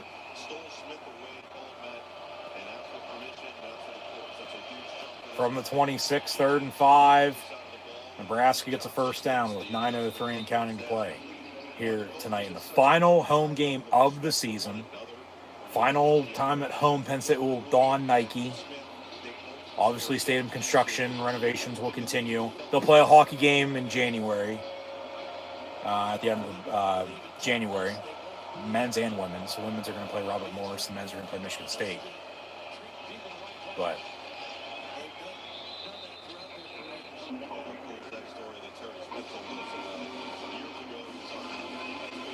like, give them the job, seriously.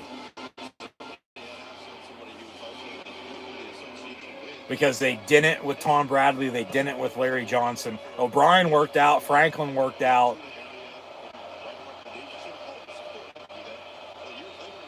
They're just now hitting stride to finish this season. It might be a flash in the pan, it might not though. You know, it might work out in the long run.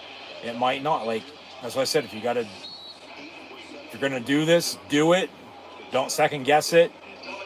And then if you got to do it all over again in a couple years, okay. You might have to do the same thing if you go hire somebody else. And then you'd have to pay them. And then pay them to... It'd be the same thing regardless who it is. And you can keep this team together for the most part. And get transfer portal, NIL, and all that. But he can recruit. And like I said, recruiting will work itself out. People need to quit fucking worrying about recruiting. And that Franklin's going to steal everybody. If he does, then okay. Whatever. It is what it is. But Penn State, still Penn State. The players who want to play for Penn State, money or no money, you'll know who the real ones are. That's why you go back to the 2012 team. That's why that team was so fucking tight with everything that went on. 1st and goal, Nebraska.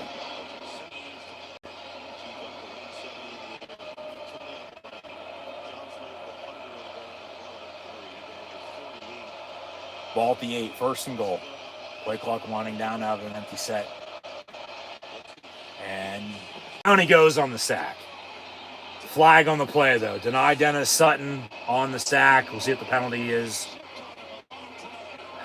Probably going to say face mask again. They've been calling a lot of those tonight.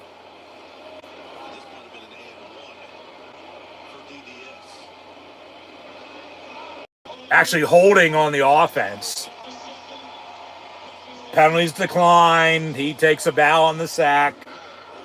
So Nebraska just really shot themselves in the foot. Offensive line's holding, yet the defense still gets to the quarterback and sacks him. That's clearly a hold on the left tackle, you know.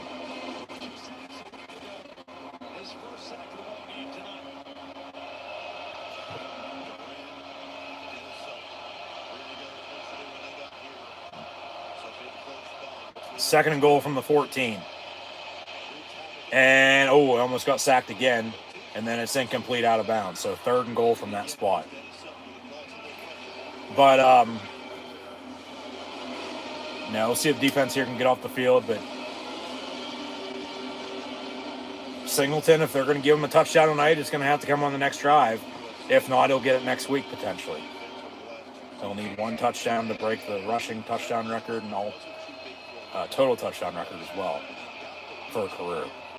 But Fat Man got the yards. They ran the fake punt, got the penalty on the deep ball, and then he still got the touchdown. So that was his drive. And then, yeah, Terry.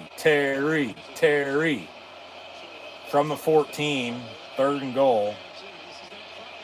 And more pressure, avoids a sack, and then he just runs out of bounds. No gain on the play either. 4th and goal. They're not going to be petty and kick it. They'll go for it. They say he got 2 yards. How did he get 2 yards? He ran out at the same spot that the line of scrimmage was. There's no way he got 2 yards on that. It's still 4th and goal. Come on, defense. Let's get a stop.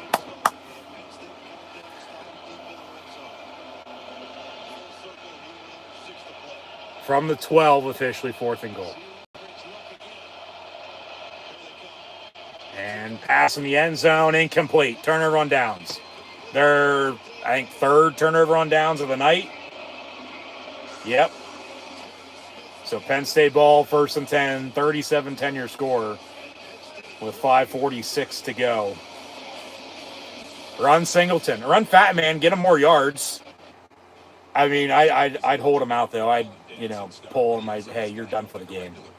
There's no need for you to risk injury. We'll get you more yards next week. Get healthy. And then, but to get Singleton a touchdown tonight, you did everything all in one game. You don't have to fucking wait. You do it at home, too. But if he's got to wait, he's got to wait. I mean, really, it's run the clock out and fucking get out healthy right now. You're up 37-10. There's no need to score. But because of that rushing touchdown and total touchdown record, with the yards record already broken by Fat Man Katron Allen, get Singleton the touchdown now. I think they were thinking Singleton was probably going to get it, but then Fat Man had the chance to score. So you're going to score. Why wouldn't you? But Penn State hasn't had a duo at running back like this since Lydell and Franco. They just haven't. I mean, they've had damn good running backs, but it's always one at a time.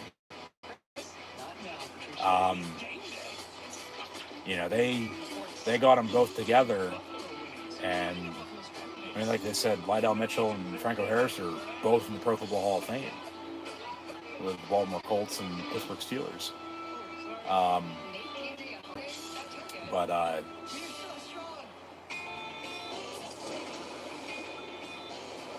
Yeah, congrats to Katron Allen, if I haven't already said that. I don't remember if I did say congrats when he broke it. Other than, well, there you go. He just did it. He broke it.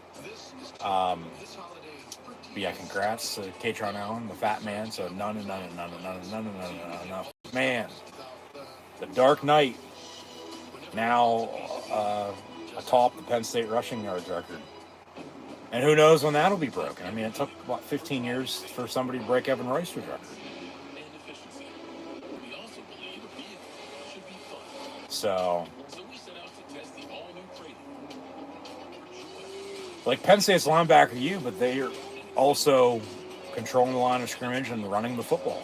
It's just an old school smash mouth. You're going to run the ball, you're going to run play action, you're going to rely on your defense, and you're going to also rely on the special teams.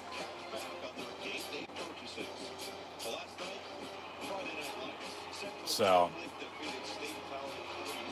yeah, PIAA high school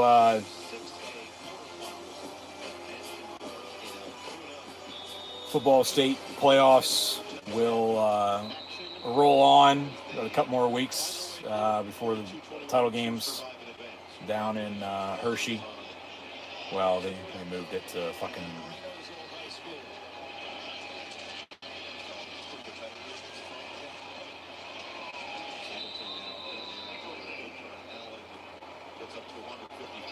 rather than Hershey Park local.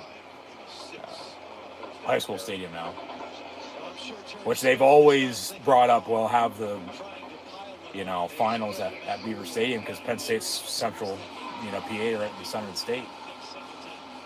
But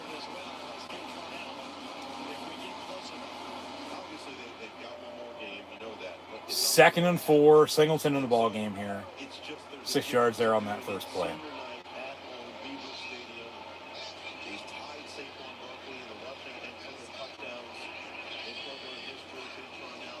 And they'll give to Singleton. He'll cut, and he'll get the first down.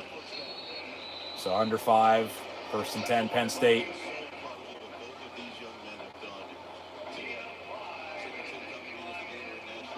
Just wait. Catherine Tappan's going to interview Terry Smith on the field post-game, because she always does with the coaches and players.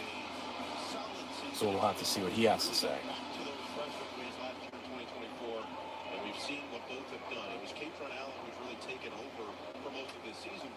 Singleton has had some moments, including that Indiana game, 2 touchdowns here tonight.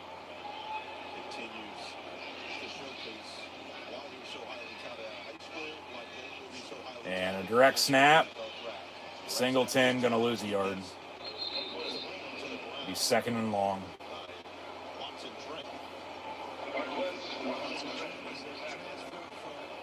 Georgia Southern.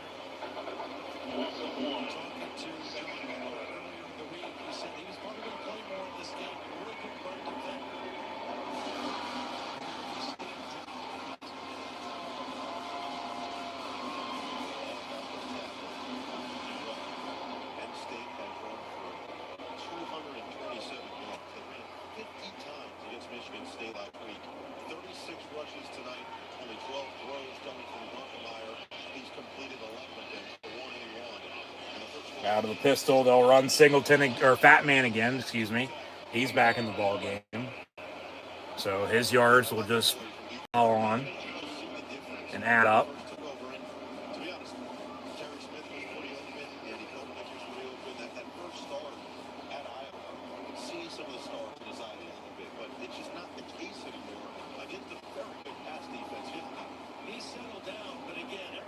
Third and 5, 2:52 to play.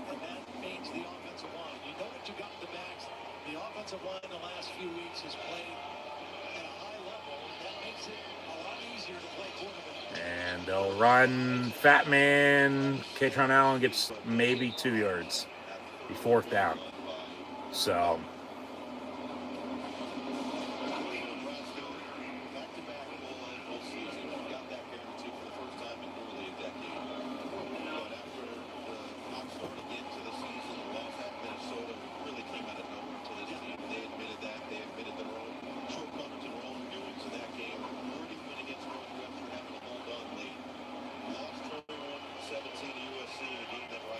Fourth and 4, they're going to take this to the 2-minute warning.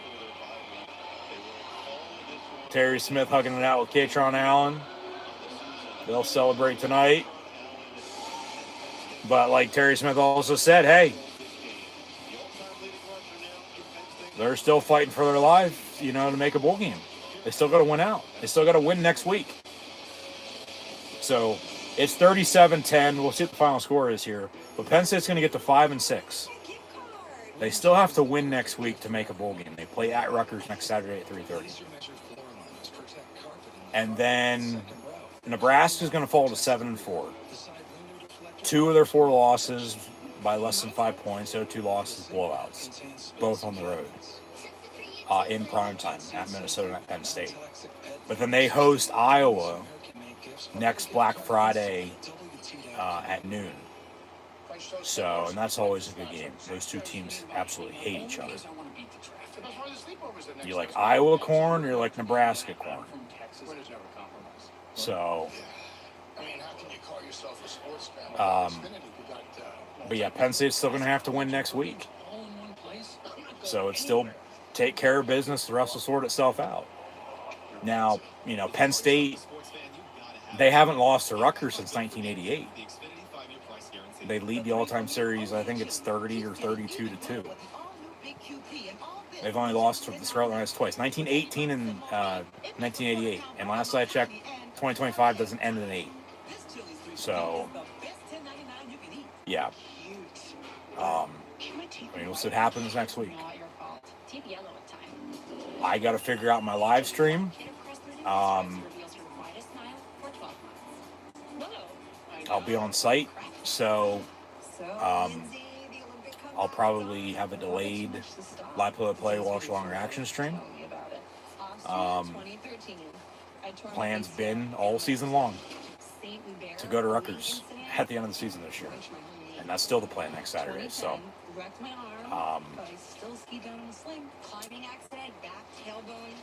when I watch the game, when I stream it and talk about it, if I just don't do a recap afterwards, jury's still out. I don't know officially what I'm going to be doing in that regard yet. Just be sure to subscribe, okay? That's the easiest way to stay up to date is, in fact, on social media. So like, follow, and subscribe, links in the description below. So, yeah.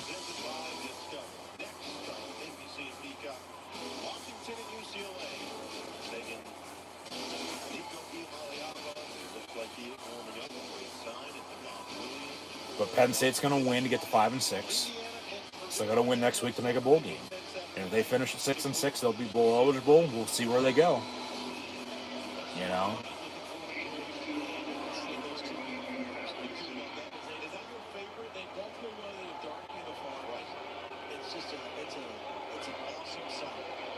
Penn State will punt with 2 minutes to go.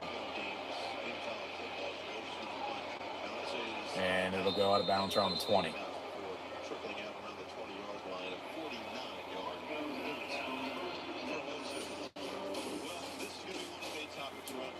So, yeah, who's Penn State going to hire? Yeah, a couple candidates for Penn State as well. Yeah, James Franklin went to Virginia Tech. We talked about it. I'm not talking about it anymore.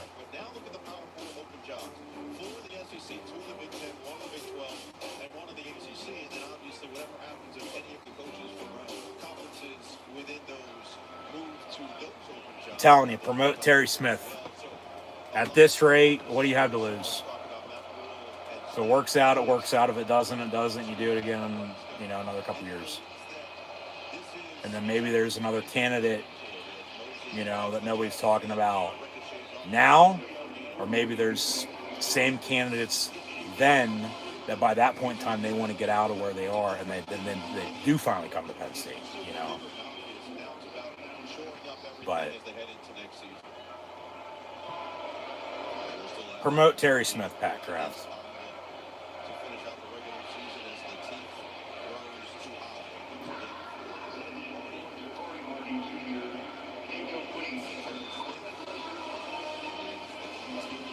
So incomplete, minute 23 to go.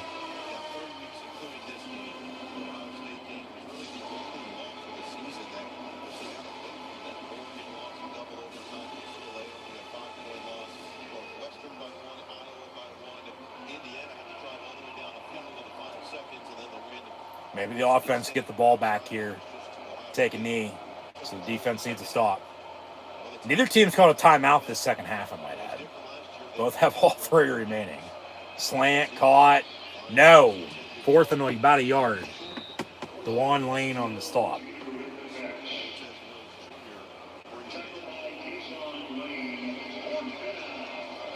They'll go for it, obviously.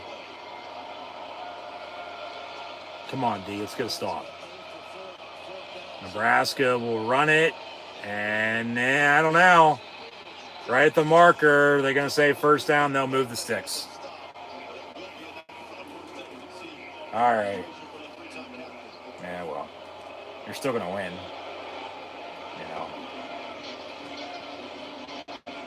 Terry. Everyone's chanting for Terry Smith.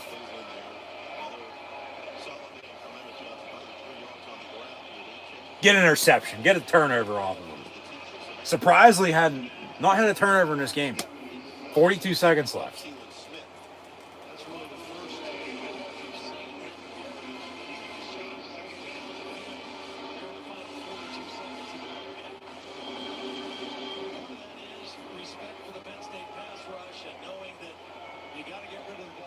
Or at least get to him and sack his ass.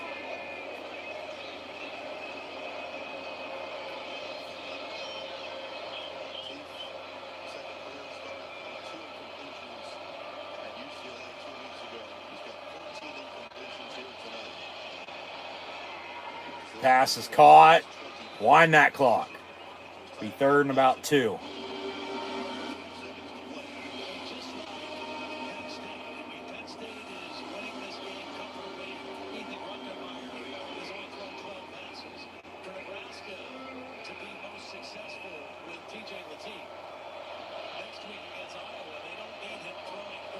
Essentially the final play of the game. Over the middle, it's incomplete. All right, 9 seconds. 4th and 2 coming up, so we'll have one more play. We have a timeout here, potentially. But this will do it for Penn State at home this year. They'll be at Rutgers next Saturday.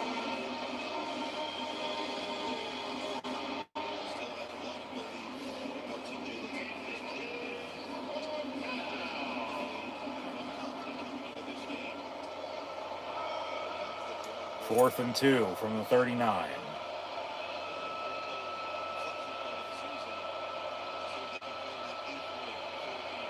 Over the middle, incomplete, turnover on downs, and the offense will get the ball back to knee it out with 5 seconds left as the defense got off the field and made a stop. Let's give him another Gatorade bath and carry him off the field. Let's go. Terry Smith going to win again as the interim head coach of Penn State. Terry chant from the crowd once again. You can tell how these guys, these players love him. They've rallied around him. Building blocks. Rome wasn't built in a day. He framed the sweatshirt from last week. All right. Penn State will knee it out. And that's all she wrote. Penn State defeats Nebraska 37-10. And a higher Terry Smith card from one of the players. He showed it off to the camera. We are Penn State. Smile. Because it's turned red out. Post-game handshakes here with Terry Smith and Matt Roll.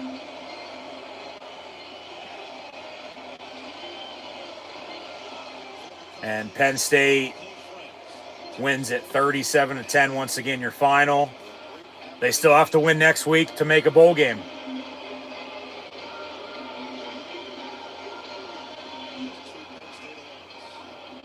Yep, we are.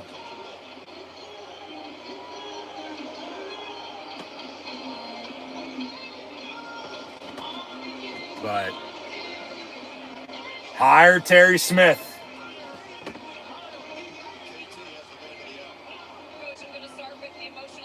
Terry Smith interview.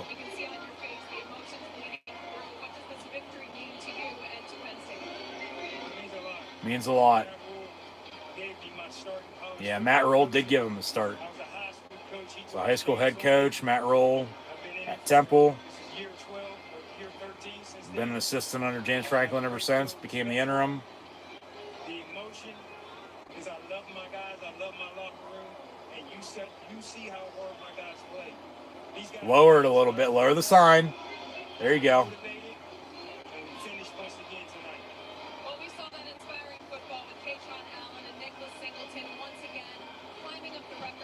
They're going to have to. And good. We've got some great running backs. Deshaun Carter, Blair Thomas. There's a Franco Harris, Lydell Mitchell. Yeah, you go down the list. Like I said, that list is way too long to name off all these backs. If you know them, you know them. Terry. And they are now, again. Means everything, chanting his name. Wearing a 409 Joe pin button on his jacket.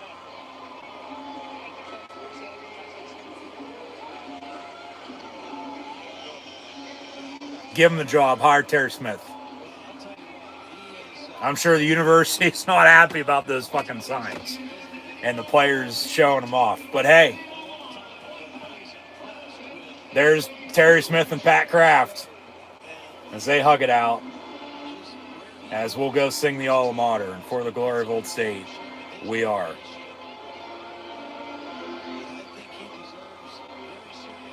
He does deserve all the consideration in the world now. Hire Terry Smith as the new head football coach of the Pennsylvania State University.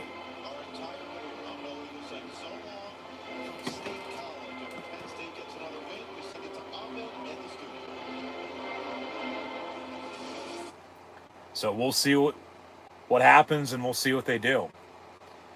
Obviously, it's the last home game of the season, so first home game of the year next year to kick off the year will be September the 5th.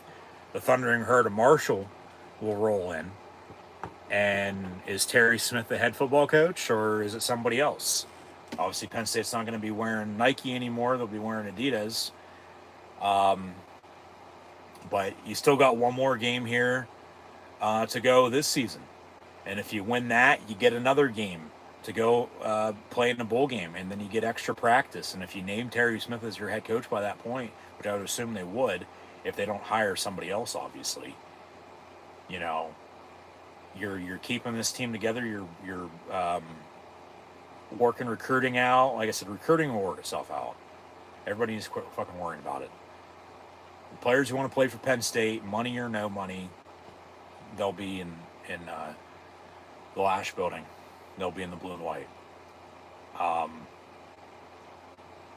Yeah, hire Terry Smith.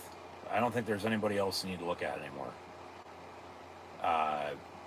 And like I said, if it works out, okay. If it doesn't, okay. And then you do it all over again in another couple years. What do you have to lose? You know, other than, you know, obviously, you know, some games here and there over the next couple years probably. But, like, Penn State hasn't gone undefeated in 31 years anyway, so there's always at least one loss every year. But he did just say, hey, we got Katron Allen the rushing yards record tonight. We're going to get Nick Singleton the rushing touchdown and total touchdown record next week. He only needs one. So if Singleton scores next week and it's a rushing touchdown, he breaks that. And the total touchdown record at the same time. But if he gets a receiving touchdown, he'll still need a rushing touchdown to break that, so then he would need two. But Penn State's now won back-to-back games for the first time in over 2 months as well, I might add. After they started 3-0 to begin the season, and they lost 6 straight. But luckily they didn't lose 7 in a row, let alone 8 in a row for the first time ever. If they would have lost last week, 8 in a row would have been tonight if they would have lost again, as mentioned earlier. But 37-10 is your final score. Penn State, Nebraska, a lot like the 2002 game here this evening, 23 years later. And 13 gets the rushing yard record. So, and I mean, Grunkmeyer, 11-12. Almost 200 yards, but they're keeping it simple for him in the pass game. But he's getting better every week. He is. Now, future starter, that's up for discussion. That's way out of left field with any concerns right now. They got to get a coach before you figure out the players. Obviously, the backs are going to be gone. Drew Aller was announced during senior day. Obviously, his career didn't end the way anybody would want their career to end. You know, you lose by a point, and you know, you get hurt on the play, and then your head coach gets fired, you know, the next day, and then you're out for the season in the meantime. I mean, he could still technically come back. You know, remember, Aller was only a fourth-year senior because he played 10 games as a true freshman. You know, but then does he get that extra year of eligibility for a medical redshirt? Probably not. So he's still done, and he'll go to the NFL now next year, as both these running backs will as well. Katron Allen, the Thunder to Nick Singleton's Lightning. Fat Man and Gatorade, as Singleton won Gatorade National Player of the Year coming out of high school. But yeah, Fat Man breaks the rushing yards record. Singleton still needs one rushing touchdown to break the rushing touchdown record and the total touchdown record at the same time. But if he gets a receiving touchdown, he'll need another one on the ground to break that then still too. But a lot to unpack here, no doubt. A lot to talk about. Thanks for tuning in and watching. We ain't going anywhere. This game just wrapped up and NBC signing off before they get into the nightcap, as they had a doubleheader Saturday night game. And but Penn State, even with the win now at 5-6, they still have to take care of business next week. They still got to win next week. If they do, they'll get to 6-6. They'll be bowl eligible. They'll be going to a bowl game. Opponent in respect to bowl game, all still to be determined if so. Bowl games won't be announced until the day after the conference title games, because that's when the college football playoff will be revealed. Whatever date that is, I think it's December 7th.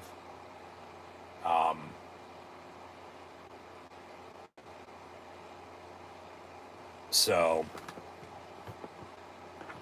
yeah, they still got to win next week, and they still got to take care of business. If they do, you're 6-6, you're going to a bowl game, which they wouldn't decline that at this rate, I don't think.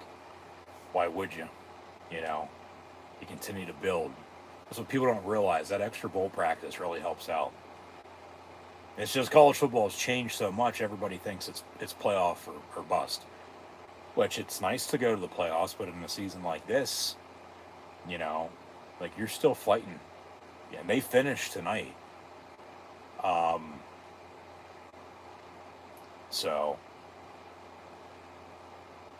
yeah, it's going to be a little hard for them to say no now to Terry Smith when the players want him, the fans want him.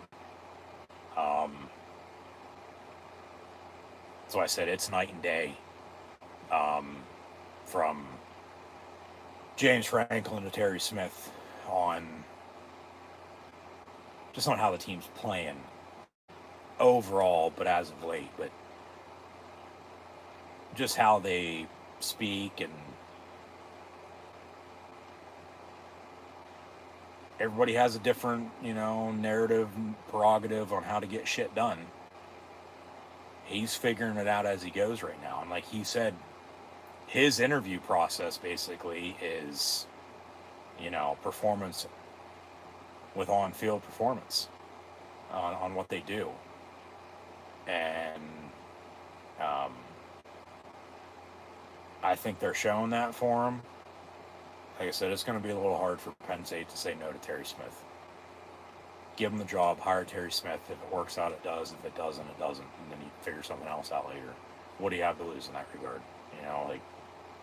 Take the chance while you can get it. Because you hire somebody else, it might work out for them too, but it also might not, and then you're still in the same boat. So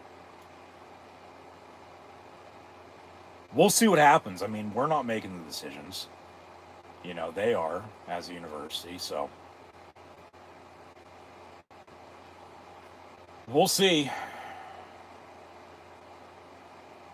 But the thing is, he played at Penn State. He knows Penn State. He knows what it takes. That's why I had, stated and hounded for Matt Roll. Among a few other candidates that would be perfect. Because Penn State's about fit. It is. Like we just saw Brian Kelly go to LSU, and look how that worked out. It wasn't a good fit from the start. It was a fucking dumpster fire waiting to happen. Look what it turned into. So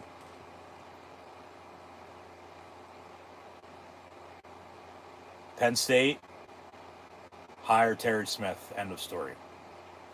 I'll leave it at that. We'll recap the game now and then move on. So, let me know in the comments below what you think, your thoughts and opinions are on Penn State potentially promoting Terry Smith from the interim head coach to the full-time head football coach, and then also what you thought of tonight's game as well. So Penn State now all time on November the 22nd? Yeah. They are 11-2 on 11-22 now all time. They won't play Nebraska again until 2028. It will be at Memorial Stadium in Lincoln. But now, I mean, Nebraska still leads all-time series 10-9 all-time. But this game tonight was a lot like Penn State Nebraska in 2002. A fucking blowout. Penn State's first win against Nebraska since 2017, I might add, because they played at Nebraska in 20 and Nebraska won. So they've, flip-flopped the past 3 meetings. Well, technically 4, because Nebraska won in 13. In O'Brien's last home game, before they went to Wisconsin and won, but then he went back to the NFL a month later. Like I said, other than 2 and 17, Nebraska, and now tonight 25, Nebraska's had, Penn State's number from 03 to 11, 12, and 13, and then 20, So, I mean, it's almost, evened out, but yeah, they won't play again until 28. And it'll be the first time Penn State goes out there in front of fans since that 2012 game. I remember Matt Lehman reached across the goal line and it was a touchdown, but then they said it wasn't. It's like always something happens with Penn State and Nebraska, and one of these two teams getting screwed. But Penn State, they got it done tonight. So get her done. And continue to get her done next week. You got to win and take care of business or it'll sort itself out. You win, you're bowl eligible at 6-6. And then Terry Smith is also 3-3 this season, just as James Franklin was before he got fired. So it's just you start off the season with 3 wins, you lose 6 in a row, and then you win 3 in a row. So up and down and up, and then moving on into the future.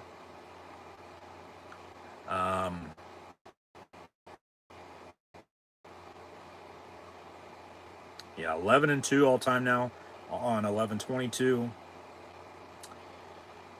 And Terry Smith gets the better of his old boss at Temple, Matt Roll, here tonight, as both are former colleagues, but both are former Penn State alumni. Letterman, having played college football at Penn State under Joseph Vincent Paterno. And obviously, first full season at home with that field named after him, unless they call it something else, which they might, I don't know. But first full home season with the stadium under construction. Now they'll get back to the renovation and construction. Have technically one more full football season to go under that, because it's supposed to be ready by the start of the 27 season. So it's still a year and a half off from being done, but they'll work their tails off from now until the start of next year.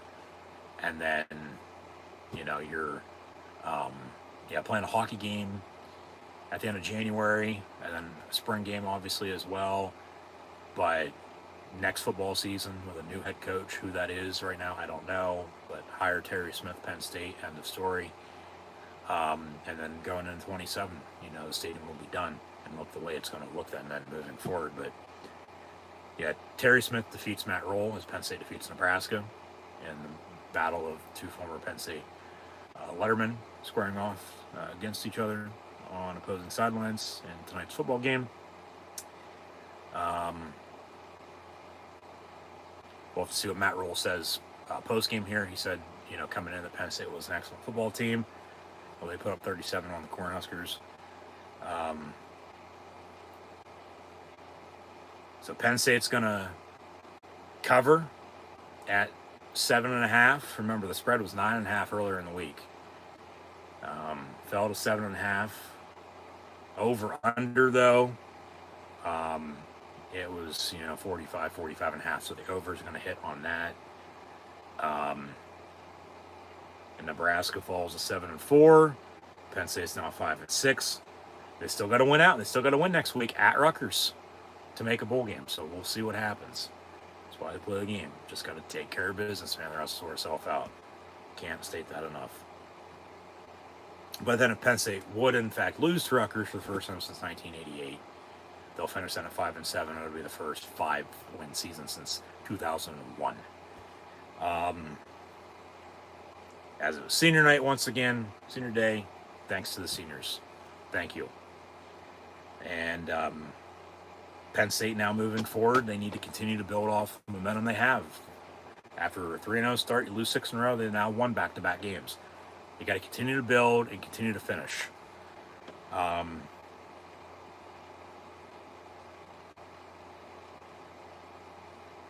mean, if they promote Terry Smith, there's going to be a lot of happy people, but I bet you any money there's probably going to be a lot of people still pissed off about it. That, oh, well, you could have went out and hired this person. No, the way and the position they're in right now, and like I said, you heard all the boos to James Franklin. And then a little over a month later, after winning back-to-back games, they're chanting Terry, Terry, Terry. Okay? The whole entire stadium is. Just not a little section or everybody. And the players have rallied around him. He's the guy for Penn State to hire. And I know what I've said in the past, but it's a situation, they're in.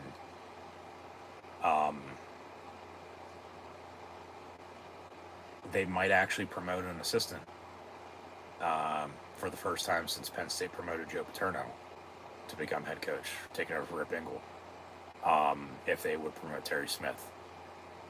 I'm not saying he's going to win 409 games, but he's won 2,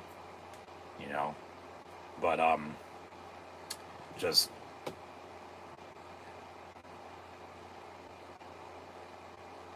he has the support, Now behind the scenes, that's a different story. I think he even said he hasn't had a formal interview yet, even though Pat Kraft said he would be under consideration. Like his on-field performance here, I think the interview, and it's showing, but what was I going to say? Just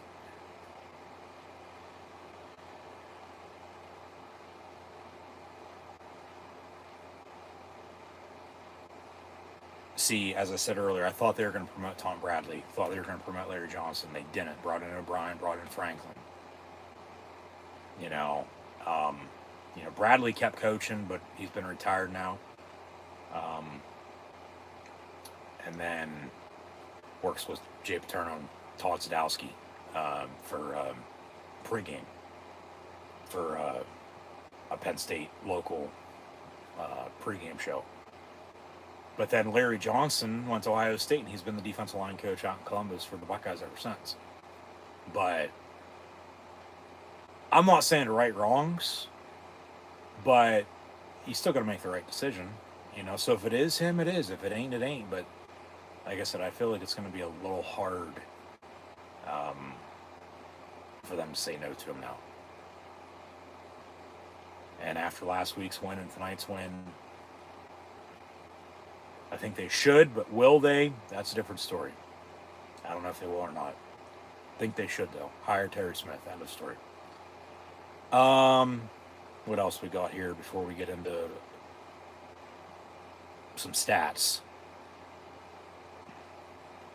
So yeah, they wrote the script. They're 2-0 now in the past 2 weeks. Got to still win next week though. Got to continue to finish. That's the motto. Continue to finish. Continue to write the script and continue to finish. We are Penn State. So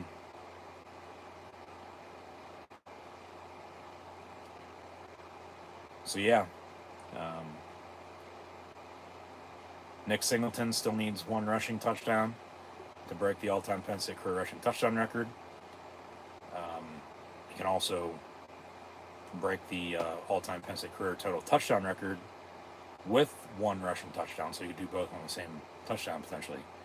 But if he gets a receiving touchdown, he'll break the total touchdown record, but then he'll still need 1 rushing touchdown to break the rushing touchdown record.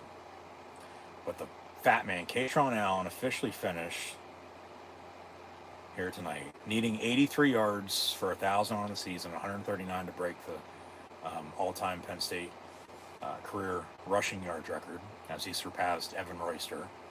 He had 25 carries, 160 yards tonight, 2 touchdowns.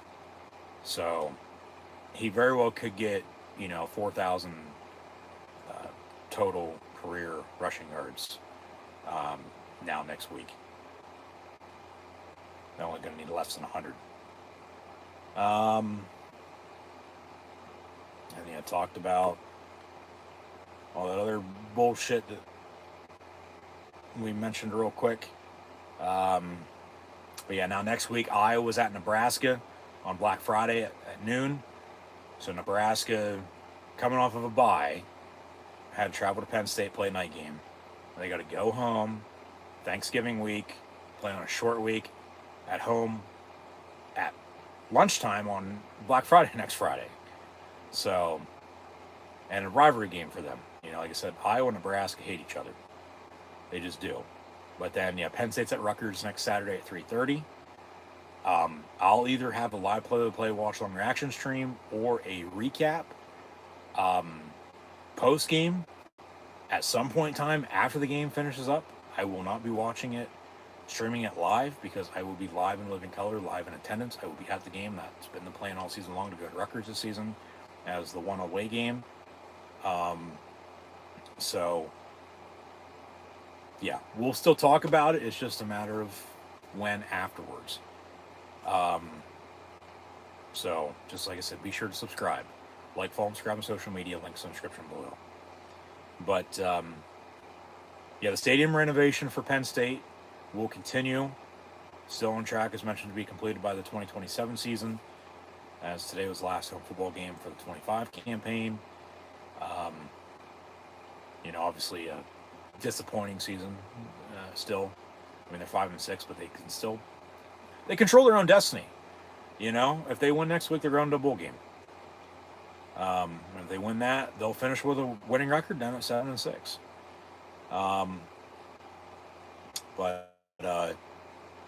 Yeah, they control their own destiny. They do, and they got to continue to write the script and control the narrative and finish. So, yeah, stadium-wise, they're going to play a hockey game at the end of January. I believe it's on the 31st. It's that Saturday. The women are going to play Robert Morris. The men are going to play Michigan State. First of its kind. Penn State's never had, any other sporting event inside of Beaver Stadium other than football. They've had graduation. They've had a couple other events. They've had 2 concerts, but Penn State will have the spring game in April. But then, like I said, Marshall, the Thundering Herd of Marshall, will come in September the 5th to kick off next season. So technically, next season schedule, the opponents are out. It's just the Big Ten conference games. There's still no dates for those. They haven't announced that yet. The 3 non-conference games are the first 3 games of the season. So we know those opponents, we know those dates. We just don't know the dates for the Big Ten foes afterwards, which we're not getting into that right now. They still got 1 more game to be played here this season. So got to win next week to make a bowl game once again. So yeah, at Rutgers next week, 3:30 on the Big Ten Network. Penn State leads the all-time series 32-2. Rutgers won in 1918, 1988, and it's 2025. So, last I checked, there's on an 8 at the end of that. So, take care of business. Refs sort itself out. They control their own destiny. They write the script. You got to finish strong. Find a way to win. That's what matters. We are Penn State. So, update some stats. 37-10 your final score. Nebraska got the ball to begin the game. And they drove, had a big run. Emmett Johnson finished with 19 carries, 103 yards, but 52 of those 103 yards was on that run on the opening drive. And then they decided to go for it on 4th and short rather than kick a field goal. Went for it, didn't get it. That was their first of, I believe, 3 turnover on downs tonight, if I'm not mistaken. And then Penn State, in the meantime, went 98 yards, went the distance, and scored. Went up 7-0. Andrew Rappel, with a 4-yard receiving touchdown. Penn State then went up 10-0. They took the field goal. That was a 26-yard kick by Ryan Barker. And then Nebraska ended up kicking a field goal. It was 10-3. Penn State, up until mid-third quarter, had scored on every drive. Nebraska had 3 drives and 3 points in the first, almost 30 minutes of the game. They did have a 4th drive right before halftime, but it didn't go anywhere. So TJ Lateef in relief of Patrick Mahomes Jr., Dylan Raiola, now making his 2nd career start. You remember, he came in against USC a couple weeks ago. They beat UCLA, coming off the bye, lose at Penn State now tonight. 21-37, 187 yards. Emmett Johnson, he had 19 carries, 103 yards on the ground. Lateef had 10 carries, 15 yards, and a rushing touchdown. That was the only touchdown of the game, and that was to make it, 30-10? Because Penn State, led 23-3 at halftime. Got the ball back to begin the second half, scored again. And then Nebraska scored, 30-10 after that. Barney had 5 catches, 55 yards. Key, 4-48. Johnson, 8-48. Hunter with a catch for 19 yards. The field goal for the Cornhuskers was good from 31 yards out. Penn State on the flip side, 181 yards passing, 231 rushing, 5 total touchdowns. Had a field goal, missed extra point. That's why it's 37-10, not 38-10. But Penn State covers, the over hits, and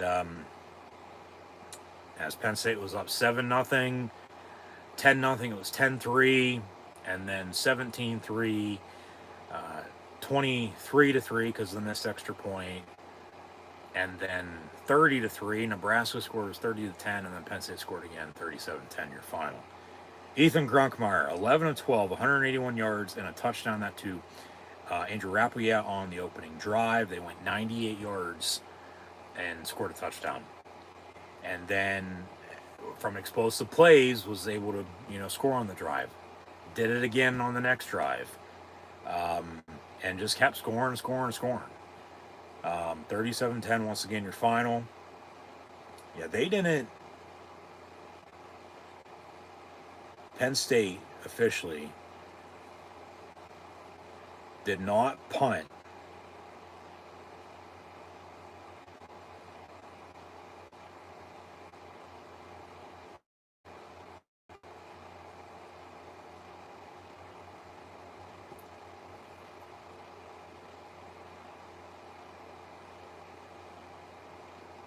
until late in the third quarter. They scored a touchdown, kicked a field goal, scored a touchdown, scored another touchdown, scored a touchdown to begin the third quarter as they got the ball back to begin the half, as they kicked off to begin the game. So, they deferred, obviously, got the ball back to begin the third quarter and scored again. Then punted, scored early fourth quarter, punted again, and then they took a knee to end it out. Those were Penn State's drives tonight. But like I said, from 7-0, 10-0, 10-3, 17-3, 23-3, 30-3, 30-10, 37-10 your final. But tonight with Grunkmeyer, 11-12, 181 yards and a touchdown. He's getting better every game he is. Tonight was about the run game and the defense. No turnovers by either team. But, relying on special teams as well. It was another team win. Offense, defense, special teams. Complementary sound football. And they didn't really shoot themselves in the foot. I mean, there were penalties on both sides, but yeah. Just Terry Smith gets the win. They chant Terry for Terry, Terry. So Terry Smith, we'll see if he's the next head football coach at Penn State or not. But Penn State hired Terry Smith. End of story. But Luke Reynolds had a fake punt for 26 yards.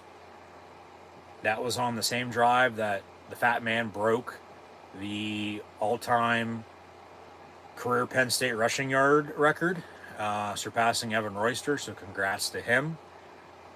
Because remember, he broke the record, but then it was fourth down. They're going to have to punt. They ran the fake punt, and then they went deep, got a pass interference, got it inside the 20, and then fat man ran it in for a touchdown. Singleton led the team in receiving with 3 catches, 51 yards, but he also had 7 carries, 44 yards rushing. 2 rushing touchdowns. He's now 1 away, Nick Singleton is, from breaking the all-time Penn State rushing touchdown record and total touchdown record. But if he gets a receiving touchdown, he'll break the total touchdown record, but then would still need a rushing touchdown to break the rushing touchdown record. So he would need 2 if that would happen that way. But the fat man, Kaytron Allen, breaks Evan Royster's all-time career Penn State rushing yards record, as he had 25 carries, 160 yards rushing, and not 1 but 2 rushing touchdowns tonight. The second coming on that same drive of the record being broken, had the fake punt, and then ended up scoring at the end of it. So congrats once again to him. Who knows when this record will be broken, if ever again. But took 15 years for somebody to break Royster's record, and Fat Man is probably going to get at least 4,000 career rushing yards when it's all said and done, because he needs less than 100 now, probably less than 50 to be honest with you, to do that. Because the record was 39-32. He got it with 39-34, and then had some more yards after that. But yeah, congrats once again to Kaytron Allen. And Penn State's had their fair share of damn good running backs, and now he's at the top. So once again, congrats. Singleton, led the team in receiving, 351. Trevor Payne had 4 catches, 46. Kobe Howard, 1 catch, 31 yards on that opening drive. Devontae Ross, 1 of 28. Kyron Hudson, 1 of 20. Rappel had the 4-yard touchdown. Dom DeLuca had 10 total tackles. Penn State had 3 sacks, 5 tackles for loss on defense. Barker made a 26-yard field goal. 4 or 5 on his extra points because he missed one of them. So he finishes with 7 points. That's as many points as Nebraska scored on that touchdown, and they had the field goal from 31 yards out of their own. Nebraska, 17 first downs. They're 50% on third down, 9 of 18. 1 of 6, though, on fourth down. So they didn't really punt a hell of a lot tonight either. Penn State had 21 first downs, 5 of 9 on third down, 1 of 1 on fourth down. Nebraska with 187 passing, 131 rushing for 318 total. Had 6 penalties for 58 yards. Had the ball for 29 minutes and 38 seconds. For Terry Smith, out of the 4-1-2, the Steel City, Pittsburgh, Pennsylvania, from Aliquippa to Monroeville to head coach at Gateway High School. Penn State with 21 first downs, 5 of 9 on third down, 1 of 1 on fourth down. Had 181 yards passing, 231 rushing, 5 penalties for 65 yards. Controlled the clock, 30 minutes, 22 seconds. So about almost a minute difference. 1 less penalty. But 412 total yards. 3 more than 409, as he wore the Joe 409 pin, Joe 409 button on his jacket tonight. And they get 412 total yards for the man from the 4-1-2. and his second win as the interim head coach for the Penn State Lions, but his first home win inside of Beaver Stadium, where Rip Engel and Joe Paterno and Bill O'Brien and the man he took over for, James Franklin, graced the sideline every year from 1950 until now. So 37-10 is your final score. Penn State still has to take care of business, though, next week. They still have to beat Rutgers to get to 6-6 to make a bowl game. If they do that, they'll be bowl eligible. Then we'll find out December the 7th. I believe December the 7th is that Sunday, because the 1st is not this Monday, but next Monday. So the 8th will be the following Monday. That 7th is the previous day, that Sunday. So, could be mistaken. I haven't looked at the calendar, but just thinking off the top of my head, I'm pretty sure that's the date. But that's when the bowl games are going to be announced. Okay? That's when the college football playoff is going to be revealed, and then the bowl games to be revealed throughout the day, afterwards. And at 6-6, based off of, some projections, if they do get there, it looks like it's going to be either in the city that never sleeps, NYC, for the Pinstripe Bowl, potentially again. And like I said, talk about James Franklin's career at Penn State. It would start with a Pinstripe Bowl appearance and a win over Boston College, 31-30, because they missed an extra point in overtime. But then also, for it to end the year that they also go back to the Pinstripe Bowl because they got fired, halfway through.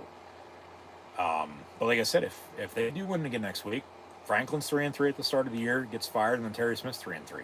Even though they had a 6-game skid, that's a win out, at 3 in a row as they started the season 3-0. But up, down, you got to go through all those, and you can't really ride the highs and the lows. You got to, stay in the middle. But it's a little hard not to at times. Don't get me wrong, especially as, diehard as I am as a Penn State fan, football fan, Penn State and the Pittsburgh Steelers. But it looks like I said, if they do win next week, and they're going to Rutgers, Piscataway, New Jersey, it's South NYC, so maybe back-to-back trips for the Blue and White to the Big Apple to end this 25 season. Who knows? We'll see. But then if it's not NYC, it might be Motown, the Motor City, Detroit Rock, and whatever the hell that bowl game's now called. It was the Little Caesars Pizza Bowl, so pizza. I'll probably go eat some here after I end this stream. But yeah, just it's going to be extra bowl, or it's going to be that extra game for the bowl game. You're going to get extra practice over the next month, if so. But then if they do lose next week to Rutgers, which they, knock on wood, don't want to jinx or anything like that, haven't lost to since 1998, yeah, they'll be 6-6, they'll be bowl eligible, and they'll be in a bowl game. So, but they still got to play the game. Ain't decided on paper, decided on the field. So once again, they control their own destiny. They got to take care of business. The rest will sort itself out. Continue to write the script and finish. So I'll leave it at that. We'll see what happens. But yeah, just find a way to win. That's what matters. That's all anybody remembers, let alone cares about. So winning's the name of the game. And we are Penn State Lions. Got her done tonight against Nebraska, 37-10, your final score. And Penn State, hire Terry Smith. Please and thank you. End of story. So, in the meantime, that'll do it for myself, your host, Encyclopedia Sports, Quinn Luke 96. Be sure to like, follow, and subscribe on social media if you haven't done so already. Links in the description below. And I'll have more college football, Penn State, and NFL Pittsburgh Steeler and professional wrestling, live play, watch long reactions, live right here on YouTube. So be sure to subscribe if you haven't done so already. Notification bell next to it as well to stay up to date. It's the easiest way to stay up to date is in fact on social media. So like, follow, and subscribe. Thumbs up button, share, and thanks for tuning in and watching this evening. Hit the hype button if allowed, if available on your YouTube screen as well, along with scanning the QR code or clicking the first top link in the description below if you haven't done so already. But Penn State defeats Nebraska 37-10, your final score. Nebraska now 7-4, hosting Iowa next Friday at lunchtime on Black Friday. Penn State at Rutgers next Saturday afternoon at 3:30 on the Big Ten Network. But as mentioned, I will be at the game, so no live play, watch long reactions until afterwards, until I get home. And even at that rate, it potentially just might be a recap. We'll see. I haven't decided yet. But yeah, just be sure to subscribe. And the Nittany Lions, once again, control their own destiny. So take care of business, trust to sort itself out, continue to write the script, and finish this 2025 campaign on a high note with a win at Rutgers to get to 6-6, to become bowl eligible, to get to go to a bowl game, and then, have another chance, one more final chance to go out and prove everyone who and what Penn State is and are. As always, we are Penn State.